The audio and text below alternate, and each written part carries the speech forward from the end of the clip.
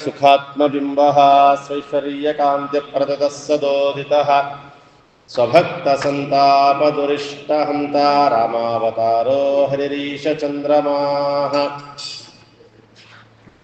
ನಮಸ್ತೆ ಪ್ರಾಣೇಶ ಪ್ರಣತವಿಭವಾಯ ವನಿಮಗಾಃ ನಮಃ ಸ್ವಾಮಿನ್ ರಾಮಪ್ರಿಯತಮ ಹನುಮನ್ ಗುರುಗುಣ ನಮಸ್ತುಭ್ಯಂ ಭೀಮಪ್ರಬಲತಮ ಕೃಷ್ಣೇಷ್ಟ ಭಗವನ್ ನಮಃ ಶ್ರೀಮನ್ಮಧ್ವಪ್ರದಿಶ ಸುದೃಶಂ ನೋ ಜಗಜಯ ಭವತಿ ಯದನುಭಾವಾತ್ತೇಡಮೂಕೋऽಪಿ ವಾಗ್ಮಿ ಜಡಮತಿರಪಿ ಜಂತರ್ಜಾಯತೆ ಪ್ರಾಜ್ಞಮೌಲಿಃ ಸಕಲವಚನಚೇತೋ ದೇವತಾ ಭಾರತೀ ಸಾ ಮಮ ವಚಸಿ ನಿಧತ್ತಾಂ ಸನ್ನಿಧಿಂ ಮಾನಸೇ ಚ ನಮೋವಸ್ತಾತ್ವಿಕಾ ದೇವಾಃ ವಿಷ್ಣುಭಕ್ತಿಪರಾಯಣಾಃ ಧರ್ಮಮಾರ್ಗೇ ಪ್ರೇರಯन्तु ಭವಂತಃ ಸರ್ವಜೈವ ಹಿ ಚಿತ್ರೈಃ ಪದೈಶ್ಚ ಗಂಭೀರೈರ್ವಾಕ್ಯೈರ್ಮಾನೈರ್ಖಂಡಿತೈಃ ಗುರುಭಾವಂ ವ್ಯಂಜಯಂತಿ ಭಾತಿ ಶ್ರೀ ಜಗತೀರ್ಥವಾಕ್ ಅರ್ಥಿಕಲ್ಪಿತಕಲ್ಪೋऽಯಂ ಪ್ರತ್ಯರ್ಥಿಗಜಕೇಸರಿ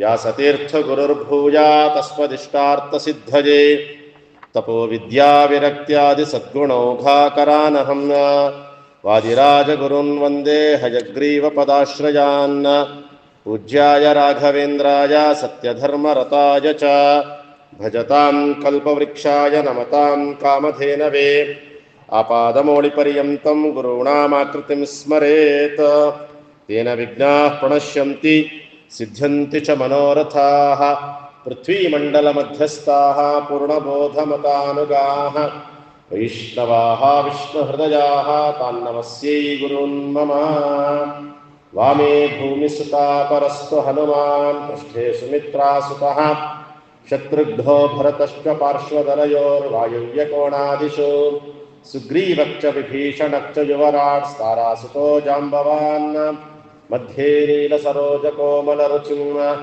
ರಾಮಂ ಭಜೆ ಶ್ಯಾಮಲಂ. ಪೂರ್ವಶ್ಲೋಕಾಂತ ಭಾಗದಲ್ಲಿ ಅತ್ಯಂತ ಪರಮಂಗಳಕರವಾದಂತಹ ಪರಮ ಆನಂದವನ್ನು ಉಂಟು ಮಾಡುವಂತಹ ಸರ್ವೋತ್ತಮನಾದಂತಹ ರಾಮಚಂದ್ರನ ಮಹಿಮೆಯನ್ನು ಹಾಗೂ ಜೀವೋತ್ತಮರಾದಂತಹ ವಾಯುದೇವರು ಹನುಮಂತ ದೇವರಾಗಿ ಬಂದು ಸೀತಾದೇವಿಯ ಹಾಗೂ ರಾಮದೇವರ ಸೇವೆಯನ್ನು ಅದ್ಭುತವಾದ ರೀತಿಯಲ್ಲಿ ಮಾಡ್ತಾರೆ. ರಾಮದೇವರು ಕೊಟ್ಟಂತಹ ಆ ರಾಮಾಂಗುಲೀಯವನ್ನು ಸೀತಾದೇವಿಗೆ ಸಮರ್ಪಣೆ ಮಾಡಿ, ಸೀತಾದೇವಿಯರು ಕೊಟ್ಟಂತಹ ವಾಯುದೇವರಿಂದಲೇ ಅಭಿಮನ್ಯವಾದಂತಹ ಚೂಡಾಮಣಿಯನ್ನು ಅಲ್ಲಿ ಸ್ವೀಕಾರ ಮಾಡಿ ದುಷ್ಟನಾದಂತಹ ರಾವಣನಿಗೆ ಎಚ್ಚರಿಕೆಯನ್ನು ನೀಡಿ ಇಡೀ ಲಂಕಾಪಟ್ಟಣವನ್ನೇ ಸುಡುವ ಮೂಲಕ ಭಗವಂತನಿಗೆ ದೀಪೋತ್ಸವ ಎಂಬ ಚಿಂತನೆಯನ್ನು ಕೂಡ ಮಾಡಿ, ಅದಾದ ಮೇಲೆ ನಂತರದಲ್ಲಿ ಮತ್ತೆ ಪುನಃ ಸಮುದ್ರವನ್ನು ದಾಟಿ ಭಗವಂತನಿಗೆ ಆ ಚೂಡಾಮಣಿಯನ್ನು ಅರ್ಪಣೆ ಮಾಡುವ ಕಾಲಕ್ಕೂ ಕೂಡ ಸರ್ವ ಕಪಿ ವೀರವರೈ ಸಮೇತ ಅಂತ ಹೇಳಿದ ಹಾಗೆ ಎಲ್ಲ ಕಪಿಗಳೊಟ್ಟಿಗೆ ಸೇರಿಕೊಂಡು ಕೇವಲ ನಾನು ಮಾತ್ರ ಮಾಡಿದನೆ ಎಂದು ಹೇಳಿದೆ. ಎಲ್ಲ ಕಪಿಗಳು ಕೂಡ ನಾವೆಲ್ಲರೂ ಕೂಡ ಸೇರಿ ಸೀತಾನ್ವೇಷಣೆಯ ಕಾರ್ಯವನ್ನು ಮಾಡಿದ್ದೀವಿ ಸ್ವಾಮಿ, ಇದು ಭಗವಂತ ಇದರಿಂದ ಪ್ರೀತನಾಗು ಅಂತ ಹೇಳುವ ಅದ್ಭುತವಾದಂತಹ ಕಾರ್ಯವನ್ನು ಮಾಡಿಕೊಂಡು ಬಂದಂತಹ ಯಾವ ಹನುಮಂತ ದೇವರನ್ನ ರಾಮದೇವರು ನೀನು ಮಾಡಿರುವ ಕಾರ್ಯಕ್ಕೆ ಏನು ಕೊಟ್ಟರೂ ಕಮ್ಮಿ ಅಂತ ಹೇಳಿ ಸ್ವಾತ್ಮ ಪ್ರಧಾನಮಧಿಕಂ ಪವನಾತ್ಮಜಸ್ಯ ಕುರ್ವನ್ ಸಮಾಶ್ಲೇಷದವಂ ಪರಮಾಭಿತುಷ್ಟ ಅತ್ಯಂತ ಆನಂದದಿಂದ ಭಗವಂತ ಸಂತೋಷದಿಂದ ಮುಖ್ಯಪ್ರಾಣದೇವರಿಗೆ ಹನುಮಂತ ದೇವರಿಗೆ ತನ್ನ ಗಾಢಾಲಿಂಗನವನ್ನು ಕೊಟ್ಟು ಸಹಭೋಗವನ್ನೇ ಕೊಟ್ಟ ಅಂತ ಹೇಳ್ತಾರೆ. ಮುಂದೆ ಇನ್ನೊಮ್ಮೆ ಬರುತ್ತೆ ಈ ಪ್ರಸಂಗ. ಸಹಭೋಗವನ್ನೇ ಕೊಟ್ಟ ಅಂತ ಹೇಳ್ತಾರೆ. ಏನು ಸಹಭೋಗ ಅಂತ ಹೇಳಿದರೆ ಬರೀ ಆಲಿಂಗನ ಮಾಡಿಕೊಂಡ ಅಂತ ಅಭಿಪ್ರಾಯ ಅಲ್ಲ. ಆಚಾರ್ಯರು ಕೂಡ ತಿಳಿಸ್ತಾರೆ, ಸಹಭೋಗ ಅಂದರೆ ಅನಂತ ಜೀವರಾಶಿಗಳು ಮಾಡುವಂತಹ ಎಲ್ಲ ಪಾಪ ಪುಣ್ಯಗಳ ಪರಿಪೂರ್ಣವಾದ ಭೋಗವನ್ನು ಅನುಭವಿಸುವವನು ಭಗವಂತ.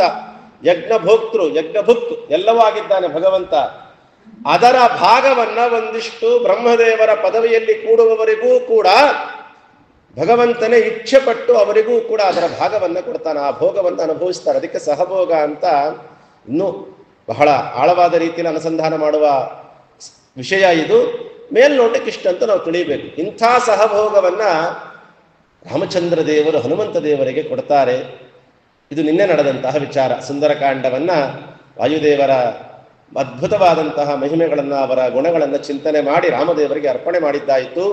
ಅದಾದ ಮೇಲೆ ಅಂತೂ ಕೂಡ ರಾಮದೇವರು, ಸುಗ್ರೀವ, ಹನುಮಂತ ಇವರೇ ಮೊದಲಾದ ಎಲ್ಲ ಕಪಿಗಳು ಕೂಡ ಸೇರಿಕೊಂಡು ಮತ್ತೆ ಮಂತ್ರಾಲೋಚನೆ, ಮತ್ತೆ ಸಭೆಯನ್ನ ಮಾಡ್ತಾರೆ. ಹನುಮಂತ ದೇವರು ಹೇಳ್ತಾರೆ, ಸ್ವಾಮಿ, ನಾನು ಎಷ್ಟು ಎಚ್ಚರಿಕೆ ಕೊಟ್ಟರೂ ಕೂಡ ರಾವಣ ಕೇಳುವಂತ ವ್ಯಕ್ತಿ ಅಲ್ಲ ಅವನು. ಹಾಗಾಗಿ ನಾವೆಲ್ಲರೂ ಕೂಡ ಏನ್ ಮಾಡಬೇಕು ಅಂತ ಹೇಳಿದ್ರೆ, ನಾವೆಲ್ಲ ಹೋಗಿ ರಾವಣನನ್ನ ಸಂಹಾರ ಮಾಡಿ, ಕುಂಭಕರ್ಣನ ಸಂಹಾರ ಮಾಡಿ, ಸೀತಾದೇವಿಯನ್ನ ಕರ್ಕೊಂಡು ಬರೋದು ಬಿಟ್ರೆ ಇನ್ಯಾವುದಂದಲೂ ಕೂಡ ಅವನು ಮಾತು ಕೇಳೋನಲ್ಲ, ಅದೇ ಸರಿಯಾದ ಮಾರ್ಗ ಅಂತ ಹೇಳ್ತಾನೆ. ಆಗಲಿ ಅಂತ ಹೇಳಿ ರಾಮಚಂದ್ರ ಮತ್ತೆ ಸುಗ್ರೀವ, ಹನುಮಂತ ಅವರೆಲ್ಲರೂ ಕೂಡ ತಕ್ಷಣದಲ್ಲಿ ಆ ಸಮುದ್ರದ ದಿಕ್ಕಿನ ಕಡೆ, ದಕ್ಷಿಣದ ದಿಕ್ಕಿನ ಕಡೆ ಹೊರಡಲಿಕ್ಕೆ ಪ್ರಾರಂಭ ಮಾಡ್ತಾರಂತೆ. ಅವರು ಹೊರಡುವ ಕಾಲ ಆ ದಿನ ಆಶ್ವೀಜ ಶುದ್ಧ ದಶಮಿ ಆ ದಿವಸ ಇರತ್ತಂತೆ. ಇದು ಉತ್ತರ ಫಲ್ಗುಣಿ ನಕ್ಷತ್ರ ದಿವಸ ರಾಮದೇವರು ಯುದ್ಧಕ್ಕೆ ಹೊರಡ್ತಾರಂತೆ. ಉತ್ತರ ಫಲ್ಗುಣಿ ನಕ್ಷತ್ರ ಅರ್ಥಾತ್ ಉತ್ತರ ನಕ್ಷತ್ರ ಅದು ರಾಮದೇವರಿಗೆ ಸಾಧಕ ತಾರೆ ಅಂತ, ತಾರಾಬಲ ಅಂತ ಒಂದು ಜ್ಯೋತಿಷ್ ಶಾಸ್ತ್ರದಲ್ಲಿ ಯಾವ ಯಾವ ನಕ್ಷತ್ರಗಳಿಗೆ ಯಾರ್ಯಾರಿಗೆ ಯಾವ ಯಾವ ಬಲ ಅವನ್ನು ತುಂಬಿಕೊಡುತ್ತೆ ಅಂತ ಹೇಳ್ತಾರೆ ಜ್ಯೋತಿಷ್ ಶಾಸ್ತ್ರದ ಪ್ರಕಾರ. 6ನೆಯ ತಾರೆ ಪುನರ್ವಸು, ಭಗವಂತನ ತಾರೆ ನಕ್ಷತ್ರ ಪುನರ್ವಸು, ಪುಷ್ಯ, ಆಶ್ಲೇಷ, ಮಖ, ಪುಬ್ಬ, ಉತ್ತರ. 6ನೆಯ ನಕ್ಷತ್ರ ಅವನಿಗೆ ಉತ್ತರ ನಕ್ಷತ್ರ, ಅದು ಅವನಿಗೆ ಸಾಧನ ತಾರೆ ಅಂತ. ಯಾವ ಕಾರ್ಯವನ್ನ ಮಾಡಬೇಕು ಅಂತ ಅವನು ಹೊರಟಿರ್ತಾನಲ್ಲ, ಅವತ್ತಿನ ದಿವಸ ಅವನಿಗೆ ಅದು ಸಾಧಕವಾಗತ್ತೆ, ಅನ್ಕೊಂಡಿದ್ದು ಆಗತ್ತೆ ಅಂತ ಹೇಳಿ ಯುದ್ಧವನ್ನ ಮಾಡಬೇಕಾದಾಗ್ಲೂ ಕೂಡ ಮುಹೂರ್ತಾದಿಗಳನ್ನ ನೋಡೇ ಯುದ್ಧವನ್ನ ಮಾಡಬೇಕು. ರಾವಣ ಅಪಹರಣ ಮಾಡಿದ್ನಲ್ಲ ಸೀತಾಕೃತಿಯನ್ನ, ಅವತ್ತಿನ ದಿವಸವೂ ಕೂಡ ಮುಹೂರ್ತ ವಿಂದ ಮುಹೂರ್ತ ಅಂತ ಇತ್ತಂತೆ. ಜಟಾಯು ಹೇಳ್ತಾನೆ ಅದನ್ನ, ರಾಮಚಂದ್ರ ಯೋಚನೆ ಮಾಡಬೇಡ, ಸೀತಾದೇವಿ ನಿಂಗೆ ಸಿಕ್ಕೇ ಸಿಗ್ತಾಳೆ ಅಂತ ಹೇಳ್ತಾನೆ.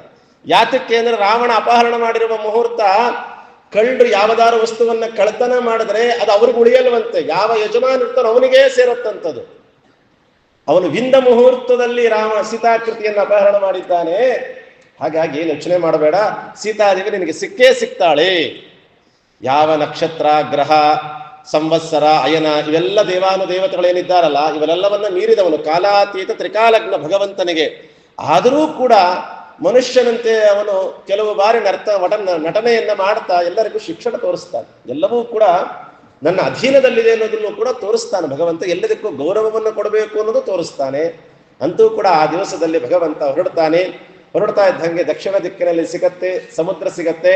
ಅಲ್ಲೇ ಭಗವಂತ ಸಮುದ್ರ ರಾಜನಾದ ವರುಣ ದಾರಿಯನ್ನ ಕೊಡ್ತಾನೇನೋ ಅಂತ ಹೇಳಿ ಕಾಯ್ಲಿಕ್ಕೆ ಪ್ರಾರಂಭ ಮಾಡ್ತಾನಂತೆ. ಯಾಕೆಂದ್ರೆ ಈ ಸಾಮ, ದಾನ, ಭೇದ, ದಂಡ 4 ರೀತಿಯಾದಂತಹ ಮಾರ್ಗಗಳು. ಅದರೊಳಗೆ ಮೊದಲನೇದಾಗಿ ಕಾಯೋಣ, ಸ್ವಲ್ಪ ಹೊತ್ತು ತಾಳ್ಮೆಯಿಂದ ಕಾಯೋಣ, ಬಿಟ್ಟರು ಬಿಡಬಹುದೇ ನೋಡೋಣ ಅಂತ ಹೇಳಿ ಕಾಯಲಿಕ್ಕೆ ಪ್ರಾರಂಭ ಮಾಡ್ತಾನಂತೆ ಸ್ವಾಮಿ. ಗತಾಸ್ತದ ದಿವಾರಾತ್ರಂ ಕ್ವಚಿಸ್ತೃನ್ನತ್ನೇ ಕ್ಷಣಂ ಅಭವತ್ ಶಕುನಾಲಂಕಾನ್ ಗಚ್ಚತೋ ರಾಘವಸ್ಯ ಹಿ. ಅಂತೂ ಕೂಡ ಕಾಯ್ಲಿಕ್ಕೆ ಶುರು ಮಾಡ್ದ. ಸಂಪ್ರಾಪ್ಯ ದಕ್ಷಿಣ ಮಪಾಂ ನಿಧಿಮತ್ರ ದೇವ ಶಿಷ್ಯೇ ಜಗದ್ಗುರುತಮೋಪ್ಯ ವಿಶಕ್ಯ ಶಕ್ತಿ ಅಗ್ರೇಹಿ ಮಾರ್ದವಮನ ಪ್ರಥಯನ್ಸ ಧರ್ಮಂ ಪಂಥಾನಮರ್ಥಿತು ಮಪಾಂ ಪತಿತ ಪ್ರತೀತಃ. ಭಗವಂತ ಏನ್ ಮಾಡ್ತಾನೆ ಅಂದ್ರೆ ತಕ್ಷಣದಲ್ಲೇ ಅಲ್ಲೇ ಒಂದಿಷ್ಟು ದರ್ಭೆಗಳನ್ನು ತಗೊಂಡು ದರ್ಭ ಶಯನನಾಗ್ತಾನಂತೆ. ದರ್ಭೆಗಳನ್ನು ಹಾಸ್ಕೊಂಡು ಅಲ್ಲೇ ಮಲಗುತ್ತಾನಂತೆ ಭಗವಂತ. ಯಾವಾಗ ಜಾಗ ಬಿಡ್ತಾನೆ ನೋಡೋಣ ಅಂತ ಹೇಳಿ ಆದ್ಮೇಲೆ ಸ್ವಲ್ಪ ಹೊತ್ತು ಕಾಯ್ತಾನೆ. 1 ದಿವಸ ಆಯ್ತು, 2 ದಿವಸ ಆಯ್ತು, ಎಷ್ಟು ದಿವಸ ಆದರೂ ಕೂಡ 4-5 ದಿವಸಗಳಾದರೂ ಕೂಡ ರಾಮಚಂದ್ರನಿಗೆ ವರುಣದೇವರು ದಾರಿಯನ್ನು ಕೊಡೋದೇ ಇಲ್ಲ ಅಂತ ಹೇಳ್ತಾರೆ. ಅದೇ ಸಂದರ್ಭದಲ್ಲಿ ವಿಭೀಷಣ ಬರ್ತಾನೆ. ಹನುಮಂತ ದೇವರು ಹೋಗಿ ಉಪದೇಶ ಮಾಡಿ ಬಂದಿರ್ತಾರಲ್ಲ, ಸುಂದರಕಾಂಡ ಸಂದರ್ಭ ನಿನ್ನೆ ಹೇಳಿದೆ. ವಿಭೀಷಣನ ಮನೆಗೂ ಹೋಗಿ ಹನುಮಂತ ದೇವರು ವಿಭೀಷಣನಿಗೆ ಉಪದೇಶ ಮಾಡಿ, ಯೋಚನೆ ಮಾಡಬೇಡ, ನೀನು ರಾಮನೊಟ್ಟಿಗೆ ಸೇರ್ಕೋ, ನಾನು ರಾಮನಿಗೆ ಹೇಳ್ತೀನಿ, ನೀನು ನಮ್ಮ ಪಂಗಡವನ್ನ ಸೇರ್ಕೋ, ಯೋಗ್ಯರಾದವನು ಅಂತ ಹೇಳಿ ವಿಭೀಷಣನಿಗೆ ಉಪದೇಶ ಮಾಡಿ ಬಂದಿರ್ತಾರೆ ಹನುಮಂತ ದೇವರು. ಅದೇ ಕಾಲಕ್ಕೆ ವಿಭೀಷಣನು ಕೂಡ ಬರ್ತಾನೆ. ಯಾರ ವಿಭೀಷಣ ಅಂದ್ರೆ ಹಿಂದಿನ ಜನ್ಮದಲ್ಲಿ ಕಣ್ವ ಋಷಿಗಳವರು. ಇದೇ ವಾಯುದೇವರು ಯಾಗವನ್ನ ಮಾಡಬೇಕು ಅಂತ ಹೇಳಿ ಭೂಮಿಯನ್ನ ಅಗಿಬೇಕಾದಾಗ ನೇಗಿಲು ತಾಕಿದ್ದಕ್ಕೆ ಕಣ್ವ ಋಷಿಗಳು ವಾಯುದೇವರಿಗೆ ಶಾಪ ಕೊಡ್ತಾರೆ. ನಿಮ್ಮ ಮೂಲ ರೂಪ ಯಾವುದೇ ರೀತಿಯಾಗಿ ಪ್ರಸಿದ್ಧಿ ಹೊಂದದೇ ಹೋಗಲಿ, ಕಣ್ವ ಋಷಿಗಳು ಕೊಟ್ಟ ಶಾಪ, ವಾಯುದೇವರಿಗೆ ಏನೂ ಮಾಡೋಕ್ಕಾಗೋದಿಲ್ಲ ಆ ಶಾಪದಿಂದ, ಆದರೂ ವಾಯುದೇವರು ಸ್ವೀಕಾರ ಮಾಡ್ತಾರೆ ಭಗವದಿಚ್ಛಾ ಅಂತ. ಭೃಗು ಋಷಿಗಳು ಬ್ರಹ್ಮದೇವರಿಗೆ ಶಾಪ ಕೊಡಲ್ವೇ? ಅದೇ ರೀತಿಯಾಗಿ ಅದಕ್ಕೆ ವಾಯುದೇವರ ಮೂಲ ರೂಪದ ಚಿಂತನೆ ಮಾಡಬೇಕು, ಇಲ್ಲ ಅಂತಲ್ಲ, ಅಷ್ಟು ಪ್ರಸಿದ್ಧಿಯಾಗಿಲ್ಲ ಅದು. ನಮಗೆ ವಾಯುದೇವರು ಪ್ರಾಣದೇವರು ಅಂತಷ್ಟು ತಲೆಯಲ್ಲಿ ಬರೋದು ಯಾವುದು? ಹನುಮಂತ ದೇವರು ತಲೆಯಲ್ಲಿ ಬರ್ತಾರೆ. ವಾಯುದೇವರ ಮೂಲ ರೂಪದ ವಾಯುದೇವರು ಹೇಗಿರ್ತಾರೆ? ಉದ್ಯದ್ರ ವಿಪ್ರಕರ ಸನ್ನಿಭಮಚ್ಯುತಾಂಕೆ ಸ್ವಾಸೀನಮಸ್ಯ ನತು ನಿತ್ಯ ವಚ ಪ್ರವೃತ್ತಿಂ ಧ್ಯಾಯೇ ಗದಾಭಯಕರಂ ಸುಕೃತಾಂಜಲಿಂತಂ ಪ್ರಾಣಂ ನಥಿಷ್ಠತನಮುನ್ನತ ಕರ್ಮಶಕ್ತಿಂ. ಭಗವಂತನ ಎಡತೊಡೆಯ ಮೇಲೆ ಲಕ್ಷ್ಮೀದೇವಿಯರು ಕೂತಿರ್ತಾರೆ ಯಾವಾಗಲೂ ಕೂಡ. ಭಗವಂತನ ಬಲಗಡೆ ತೊಡೆಯ ಮೇಲೆ ಮುಖ್ಯ ಪ್ರಾಣದೇವರು ಮೂಲ ರೂಪದ ವಾಯುದೇವರು ಕೂತಿರ್ತಾರೆ. ಎರಡು ಕೈಗಳಿಂದ ನಮಸ್ಕಾರ ಮಾಡ್ತಿರ್ತಾರೆ, ಇನ್ನೆರಡು ಕೈಗಳಿಂದ ಗದಾಭಯಗಳನ್ನು ಧಾರಣೆ ಮಾಡಿರ್ತಾರೆ, ಮುದ್ರೆಗಳನ್ನು ಧಾರಣೆ ಮಾಡಿರ್ತಾರೆ ಅಂತ ಹೇಳ್ತಾರೆ. ಅದಕ್ಕೆ ನಾವು ದೇವರಿಗೆ ನಮಸ್ಕಾರ ಮಾಡಬೇಕಾದಾಗ ಬಲಗಡೆಯಿಂದ ನಮಸ್ಕಾರ ಮಾಡ್ರಿ ಅಂತ ಹೇಳ್ತಿರ್ತಾರೆ ತಿಳಿದವರು. ಯಾತಕ್ಕೆ ಅಂದ್ರೆ ಗೊತ್ತಿಲ್ಲ ನಮಗೆ. ಯಾತಕ್ಕೆ ಅಂದ್ರೆ ಎಡಗಡೆಯಿಂದ ಮಾಡಬಾರದು ಅನ್ನೋದಕ್ಕಿಂತ ಬಲಗಡೆಯಿಂದ ಮಾಡಿದ್ರೆ ಭಾರತೀ ರಮಣ ಮುಖ್ಯ ಪ್ರಾಣಾಂತರ್ಗತ, ಬಲಬದಿಯಲ್ಲಿ ವಾಯುದೇವರು ಕೂತಿರ್ತಾರೆ. ನಮ್ಮ ನಮಸ್ಕಾರ ಅವರ ಮುಖಾಂತರ ಭಗವಂತನಿಗೆ. ಅದಕ್ಕೆ ಬಲಬದಿಯಿಂದ ನಮಸ್ಕಾರ ಮಾಡಬೇಕು ದೇವರಿಗೆ ಮಾಡಬೇಕಾದಾಗ. ಇದು ಮುಖ್ಯ ಪ್ರಾಣದೇವರ ಮೂಲ ರೂಪ. ಆದರೆ ನಾನು ಧ್ಯಾನಾವಸ್ಥಿತನಾಗಿ ಇರಬೇಕಾದಾಗ ನೀನು ವಿಘ್ನ ಉಂಟು ಮಾಡಿದೆ ಅಂತ ಹೇಳಿ ವಾಯುದೇವರಿಗೆ ಶಾಪ ಕೊಟ್ಬಿಡ್ತಾರೆ. ಅದಕ್ಕೆ ಮತ್ತು ವಾಯುದೇವರು ಕೂಡ ಮತ್ತೆ ಪುನಃ ಶಾಪ ಕೊಡ್ತಾರೆ, ಅಸುರನಾಗಿ ಹುಟ್ಟ್ರೆ ಅಸುರ ಜನ್ಮದಲ್ಲಿ ಬರಲಿ ಅಂತ. ಆಗ ಕಣ್ವರ್ಷಿಗಳು ಪ್ರಾರ್ಥನೆ ಮಾಡ್ಕೊಂಡಿದ್ದಕ್ಕೆ ಅಸುರ ಜನ್ಮ ಯೋನಿಯಲ್ಲಿ ಇದ್ರೂ ಕೂಡ ಭಗವಂತನ ನಾಮಸ್ಮರಣೆ ಇರಲಿ, ಭಗವಂತನ ಭಕ್ತನಾಗೇ ಇರು ಅಂತ ಹೇಳಿ ಒಂದು ವರ ಕೊಡ್ತಾರೆ. ನಾನೇ ಮತ್ತೆ ಪುನಃ ಬಂದು ನಿನಗೆ ಉಪದೇಶ ಮಾಡಿ ಆ ಜನ್ಮದಿಂದ ನಿನಗೆ ಮುಕ್ತಿಯನ್ನ ಕೊಡಿಸ್ತೀನಿ ಅಂತ ಹನುಮಂತ ದೇವರು ವಾಯುದೇವರು ಕಣ್ವ ಋಷಿಗಳಿಗೆ ಹೇಳಿರ್ತಾರೆ. ಅದನ್ನು ಮತ್ತೆ ಪುನಃ ಲಂಕಾ ದಹನ ಮಾಡುವ ಕಾಲಕ್ಕೆ ಹೋದಾಗ ವಿಭೀಷಣನಿಗೆ ನೆನಪು ಮಾಡಿ ಬಂದಿರ್ತಾರೆ. ಅದಕ್ಕಾಗಿ ವಿಭೀಷಣ ದರ್ಭಶಯನಾದಂಥ ರಾಮನ ಆ ಸಂದರ್ಭದಲ್ಲೇ ವಿಭೀಷಣ ಬರ್ತಾನೆ. ಏನು ಬಂದದ್ದೇ ತಡ, ಎಲ್ಲ ಅವನನ್ನ ಶತ್ರುಗಳ ತರನೇ ನೋಡ್ತಾರೆ. ರಾವಣನ ಕಡೆಯಿಂದ ಬಂದವನು, ಲಂಕಾಪಟ್ಟಣದಿಂದ ಬಂದವನು, ಸೇರಿಸ್ಕೊಳ್ಳೇ ಬಿಡ್ರಿ ಹಾಗೆ ಹೀಗೆ ಅಂತೇಳಿ ಎಲ್ಲರೂ ಕೂಡ ಜಾಂಬವಂತ ಅಂಗದನಿಂದ ಮೊದಲು ಮಾಡಿಕೊಂಡು ಪ್ರತಿ ಒಬ್ಬ ಕಪಿಗಳು ಕೂಡ ವಿಭೀಷಣ ರಾಮನ ಒಟ್ಟಿಗೆ ಬರಬಾರದು, ಸೇರಬಾರದು, ಏನು ಕುಯುಕ್ತಿ ಮಾಡ್ಕೊಂಡಿದ್ದಾರೋ, ಏನೇನು ಸಂಚು ಮಾಡ್ಕೊಂಡಿದ್ದಾರೋ, ಶತ್ರುಗಳ ಕಡೆಯವರು ಇರಬಾರ್ದು ಜೊತೆಯಲ್ಲಿ ಅಂತೇಳಿ ಭಾರೀ ಮಾತನಾಡ್ತಾರೆ. ಅಷ್ಟೆಲ್ಲ ಮಾತಾಡಿದ್ರು ಕೂಡ ಇತ್ಯುಕ್ತವತ್ಯತ ಹನುಮತಿ ದೇವದೇವ ಸಂಗೃಹ್ಯ ತದ್ವಚನಮಾಹ ಯಥೈವ ಪೂರ್ವಂ. ಇಷ್ಟೆಲ್ಲ ಆದರೂ ಕೂಡ ಹನುಮನ ನಂಬಿದ ವಿಭೀಷಣ ಗೆದ್ದ, ಹನುಮನ ನಂಬದ ರಾವಣ ಬಿದ್ದ ಅಂತ ಹೇಳಿದ ಹಾಗೆ ಹನುಮಂತ ದೇವರು ಒಂದೇ ಒಂದು ಮಾತು ಹೇಳ್ತಾರೆ, ಸ್ವಾಮಿ ನಾನು ಮಾತು ಕೊಟ್ಟಿದ್ದೀನಿ, ಹಾಗಾಗಿ ಇವನ ನಮ್ಮ ಪಕ್ಷಕ್ಕೆ ಸೇರಿಸ್ಕೊಳ್ಳೋಣ ಸ್ವಾಮಿ, ಯೋಗ್ಯನಿದ್ದಾನೆ ಅಂತ. ದೀನಂ ದೂನಂ ಅನಾಥಂ ಏನು ಉದ್ಧರ ಇದು ವಿಜ್ಞಾಪನ ಕರ್ತೃಣ. ವಿಭೀಷಣನ ಪರವಾಗಿ ನಿಂತ್ಕೊಂಡು ರಾಮದೇವರ ಮುಂದೆ ಮಾತನಾಡ್ತಾರೆ ಹನುಮಂತ ದೇವರು. ಅದಕ್ಕನುಗುಣವಾಗಿ ರಾಮದೇವರು ಕೂಡ ವಿಭೀಷಣನನ್ನ ಸ್ವೀಕಾರ ಮಾಡ್ತಾರೆ. ಅಷ್ಟಾದ ಮೇಲೆ ವರುಣದೇವರು ಆಗಲೂ ಕೂಡ ಜಾಗವನ್ನು ಕೊಡದೇ ಇದ್ದಕ್ಕಾಗಿ ಬಾಣವನ್ನು ಹೊಡೆ ಬಿಡ್ತಾರಂತೆ. ರಾಮದೇವರು ನಿಗ್ರಹ ಮಾಡ್ತೀನಿ ಅಂತ ಹೇಳಿದ್ರೆ ಬಾಣವನ್ನು ಹುಡ್ತಾರೆ. ಅದಕ್ಕೆ ಅನುಗುಣವಾಗ ಆಗ ತಕ್ಷಣದಲ್ಲಿ ಓಡೋಡಿ ಬರ್ತಾರಂತೆ. ವರುಣದೇವರು ಬಂದು ನಮಸ್ಕಾರ ಮಾಡಿ ವಿಶೇಷವಾಗಿ ಪ್ರಾರ್ಥನೆಯನ್ನ ಮಾಡ್ಕೊಳ್ತಾರೆ. ಆಗ ವರುಣದೇವರನ್ನ ಕ್ಷಮಾ ಮಾಡ್ತಾರೆ. ಆದರೂ ಕೂಡ ಬಾಣ ಹೂಡು ಬಿಟ್ಟಿದ್ದೀನಲ್ಲ ಏನು ಮಾಡೋದು ಅಂತ ಕೇಳಿದಾಗ ಒಂದು ಪ್ರದೇಶವನ್ನು ಸೂಚನೆ ಮಾಡ್ತಾರೆ. ವರುಣದೇವರು ಆ ಪ್ರದೇಶಕ್ಕೆ ಬಿಟ್ಟಾಗ ಅಲ್ಲಿ ಬೇಕಾದಷ್ಟು ಜನ, ನೂರಾರು ಸಾವಿರಾರು ಜನ ದೈತ್ಯರಿರ್ತಾರೆ. ಆ ಬಿಟ್ಟ ಬಾಣದಿಂದ ಎಲ್ಲ ದೈತ್ಯರು ಕೂಡ ಸಂಹಾರ ಆಗ್ತಾರೆ. ಅಂತೂ ಕೂಡ ಮತ್ತೆ ಅಲ್ಲಿ ಪ್ರಾರಂಭ. ಅಂತೂ ಕೂಡ ವರುಣದೇವರು ಪ್ರಾರ್ಥನೆ ಮಾಡ್ಕೊಳ್ತಾರೆ, ಸ್ವಾಮಿ ತಕ್ಷಣದಲ್ಲಿ ನೀವು ಸೇತುವೆಯನ್ನು ನಿರ್ಮಾಣ ಮಾಡ್ರಿ. ಯಾಕಂದ್ರೆ ಹನುಮಂತ ಒಬ್ಬ ಸಮರ್ಥನಿದ್ದಾನೆ ದಾಟ್ಲಿಕ್ಕೆ, ಉಳುಕಿದ ಎಲ್ಲ ಕಪಿಗಳಿಗೂ ಸಾಮರ್ಥ್ಯ ಇಲ್ಲ, ದಾಟುವ ಸಾಮರ್ಥ್ಯ ಇಲ್ಲ. ಹಾಗಾಗಿ ಆ ಸಂದರ್ಭದಲ್ಲಿ ವರುಣದೇವರೇ ರಾಮದೇವರಿಗೆ ಪ್ರಾರ್ಥನೆ ಮಾಡ್ತಾರೆ, ಸ್ವಾಮಿ ದಯಮಾಡಿ ಸೇತುವೆಯನ್ನು ನಿರ್ಮಾಣ ಮಾಡಬೇಕು ಅಂತ ಹೇಳ್ತಾರೆ. ಕೃತ್ವೇರಣಂ ತದಥ ಮೂಲ ಫಲಾನಿ ಚಾತ್ರ ಸಮ್ಯಕ್ ವಿಧಾಯ ಭವಶತ್ರು ರಮೋಗ ಚೇಷ್ಟ. ಈ ಸಂದರ್ಭದಲ್ಲೆಲ್ಲ ಆಚಾರ್ಯ ನಿರ್ಣಯ ಶ್ಲೋಕಗಳು ನೋಡ್ತಾ ಇದ್ರೆ ಬಹಳ ಸುಂದರವಾಗಿದೆ. ಅದ್ಭುತವಾದ ಚಿತ್ರಣವನ್ನು ಕೊಟ್ಬಿಡ್ತಾರೆ ಶ್ರೀಮದ್ ಆಚಾರ್ಯರು ನಮಗೆ. ಯಾಕೆ ಅಲ್ಲಿದ್ದು ನೋಡಿದವರು, ಅನುಭವಿಸಿದವರು ಹನುಮಂತ ದೇವರಾಗಿ ಶ್ರೀಮದ್ ಆಚಾರ್ಯರು. ತಕ್ಷಣದಲ್ಲಿ ರಾಮದೇವರು ಗಣಪತಿಯ ಪೂಜೆಯನ್ನ ಮಾಡ್ತಾರಂತೆ, ನಿರ್ವಿಘ್ನತೆ ಉಂಟು ಆಗಲಿ ಅಂತ ಹೇಳಿ. ದುಷ್ಟಾನಾಂ ವಿಘ್ನಕರ್ತ ಸುಚರಿತ ಸುಜನ ಸ್ತೋಮ ವಿಜ್ಞಾಪಹರ್ತ ತಸ್ಮಾದ್ ವಿಜ್ಞಾದಿಪೋಹಂ ಮತೇತ ಸುದಜ ಸ್ಪಷ್ಟಮಾ ಜ್ಞಾಪನಾಯ ಪೌಲಸ್ಥೇ ಚಾಂತರಾಜ ಸುರಮುರಣಿಕರ ಅಭೀಷ್ಟ ಸಂಪ್ರಾಪ್ತ್ಯುಪಾಯ ಶ್ರೇಯೋ ವಿಘ್ನಾದಿರಾಜ ಪ್ರತಿಶತ ಸತತಂ ಭೂರಿ ಗೌರೀತನೋಜ. ವಾದರಾಜರು ಬಹಳ ಸುಂದರವಾಗಿ ಸ್ತೋತ್ರ ಮಾಡ್ತಾರೆ. ವಿಘ್ನೇಶ್ವರ ಅಂತ ಕರೀತಾರಂತ ಗಣಪತಿಯನ್ನು. ಏನಂಗಂದ್ರೆ ವಿಘ್ನಗಳಿಗೆ ಒಡೆಯ ಅಂತ ಕೇಳ್ತಾರೆ ವಾದರಾಜರು. ಕೊಡೋದಕ್ಕೆ ಒಡೆಯನೋ ಕಳೆಯೋದಕ್ಕೆ ಒಡೆಯನೋ ಅಂತ. ವಿಘ್ನಗಳಿಗೆ ಒಡೆಯ ಸರಿ, ಕೊಡ್ತಾನೋ ಕಳೀತಾನೋ ಎರಡೂ ಮಾಡ್ತಾನೆ. ದುಷ್ಟಾನ ವಿಘ್ನಕರ್ತ, ದುಷ್ಟರು ದುಷ್ಟ ಕಾರ್ಯ ಮಾಡಿದರೆ ವಿಘ್ನ ಉಂಟು ಮಾಡ್ತಾನೆ. ಸುಚರಿತ ಸುಜನ ಸ್ತೋಮ ವಿಘ್ನ ಅಪಹರ್ತ, ಒಳ್ಳೆಯವರು ಸುಜೀವಿಗಳು ಒಳ್ಳೆ ಕೆಲಸ ಮಾಡಕ್ ಹೊರದ್ರೆ ವಿಘ್ನಗಳನ್ನ ಪರಿಹಾರ ಮಾಡ್ತಾನೆ. ಅದಕ್ಕೆ ಉದಾಹರಣೆ ಪೌಲಸ್ಥೆ ಚಾಂತರಾಜ. ರಾವಣ ಆತ್ಮಲಿಂಗವನ್ನ ತಗೊಂಡು ಹೋಗ್ಬೇಕಾದಾಗ ಬೇಕಂತ ವಿಘ್ನ ಉಂಟು ಮಾಡಿದ್ರು ಅವರಿಗೆ. ಅದೇ ಪಾಂಡವರು ಯುದ್ಧವನ್ನು ಪ್ರಾರಂಭ ಮಾಡಬೇಕಾದಾಗ ಗಣಪತಿಯನ್ನ ಆರಾಧನೆ ಮಾಡಿದ್ದರಿಂದ ನಿರ್ವಿಘ್ನವಾಗಿ ಯುದ್ಧವನ್ನ ಮಾಡಿ ಯುದ್ಧದಲ್ಲಿ ಜಯವನ್ನು ಗಳಿಸಿದ್ರು. ಮಹಾಭಾರತದಲ್ಲಿ ಹೇಳ್ತಾರೆ. ಅದು ರಾಮನು ಕೂಡ ತೋರಿಸಿಕೊಟ್ಟ. ಗಣಪತಿ ಪೂಜೆಯನ್ನು ಮಾಡ್ತಾರೆ. ನವಗ್ರಹ ಪೂಜೆ ಆಗಬೇಕು, ಪಿತೃಗಳ ಸ್ಮರಣೆ ಉಂಟಾಗಬೇಕು. ಯುದ್ಧ ಮಾಡಬೇಕಾದಾಗ, ಪ್ರಾರಂಭ ಮಾಡಬೇಕಾದಾಗ ಅದಕ್ಕೆ ಭಗವಂತ ಅಲ್ಲೇ ನವಗ್ರಹಗಳನ್ನ ಸ್ಥಾಪನೆ ಮಾಡ್ತಾನೆ. ನಾವು ಇವತ್ತಿಗೂ ಕಾಣಬಹುದಲ್ಲ, ನವಗ್ರಹಗಳನ್ನ ಪ್ರತಿಷ್ಠೆ ಮಾಡ್ತಾನೆ, ನವಗ್ರಹಗಳನ್ನ ಸ್ಥಾಪನೆ ಮಾಡ್ತಾನೆ. ಸರಿ, ಸೇತುವೆ ನಿರ್ಮಾಣ ಆಗಬೇಕು, ಹೇಳಕ್ಕೆ ಅಂತ ಕುತ್ಕೊಂಡ್ವಿ ಅಂದ್ರೆ ಯುದ್ಧದ ಪ್ರಸಂಗವೇ ತಿಂಗಳಾನುಗಟ್ಟಲೆ ಹೇಳಬೇಕ್ರಿ. ಅಂಥ ಯುದ್ಧ, ರಾಮರಾವಣರ ಯುದ್ಧದ ಪ್ರಸಂಗ. ಆದರೂ ಕೂಡ ಒಂದು ಅರ್ಧ ಗಂಟೆಯಲ್ಲಿ ಎಲ್ಲ ಮುಗಿಸ್ಬೇಕು, ಹಾಗಿದೆ ಪ್ರಸಂಗ. ಅದು ಕೂಡ ಆ ಸೇತುವೆಯನ್ನು ನಿರ್ಮಾಣ ಮಾಡಬೇಕು. ನಿರ್ಮಾಣ ಮಾಡೋದು ಅಂದ್ರೆ ಏನು? ಕಲ್ಲು ತಗೊಂಡು ಬರಬೇಕು, ಕಲ್ಲಿಟ್ರೆ ಮುಳುಗೋಗುತ್ತೆ. ಮತ್ತೇನ್ ಮಾಡ್ಬೇಕು ಹಾಗಾದ್ರೆ? ಅದಕ್ಕೆ ಹನುಮಂತ ದೇವರು ಹೇಳ್ತಾರಂತೆ, ಎಲ್ಲರೂ ನಾವೆಲ್ಲ ಸೇರ್ಕೊಂಡು ಕಲ್ಲು ತರೋಣ, ಆದರೆ ಸಮುದ್ರದ ಒಳಗೆ ಕಲ್ಲು ಹಾಕ್ಬೇಕಾದ್ರೆ ನಲ ಅವನು ಮಾತ್ರ ಕಲ್ಲು ಹಾಕ್ಲಿ ಅಂತ ಹೇಳ್ತಾನೆ. ಕಲ್ಲು ಹಾಕೋದು ಎರಡು ತರ ಕಲ್ಲು ಹಾಕೋದ್ರಿ. ಇವಾಗ್ನವ್ರು ಹಾಕ್ತಿರ್ತಾರೆ ಮಾಡೋ ಕೆಲಸಕ್ಕೆಲ್ಲ ಕಲ್ಲು ಹಾಕೋದು ಅಂತ. ಈ ತರ ಕಲ್ಲು ಹಾಕೋದಲ್ಲ ಅದು.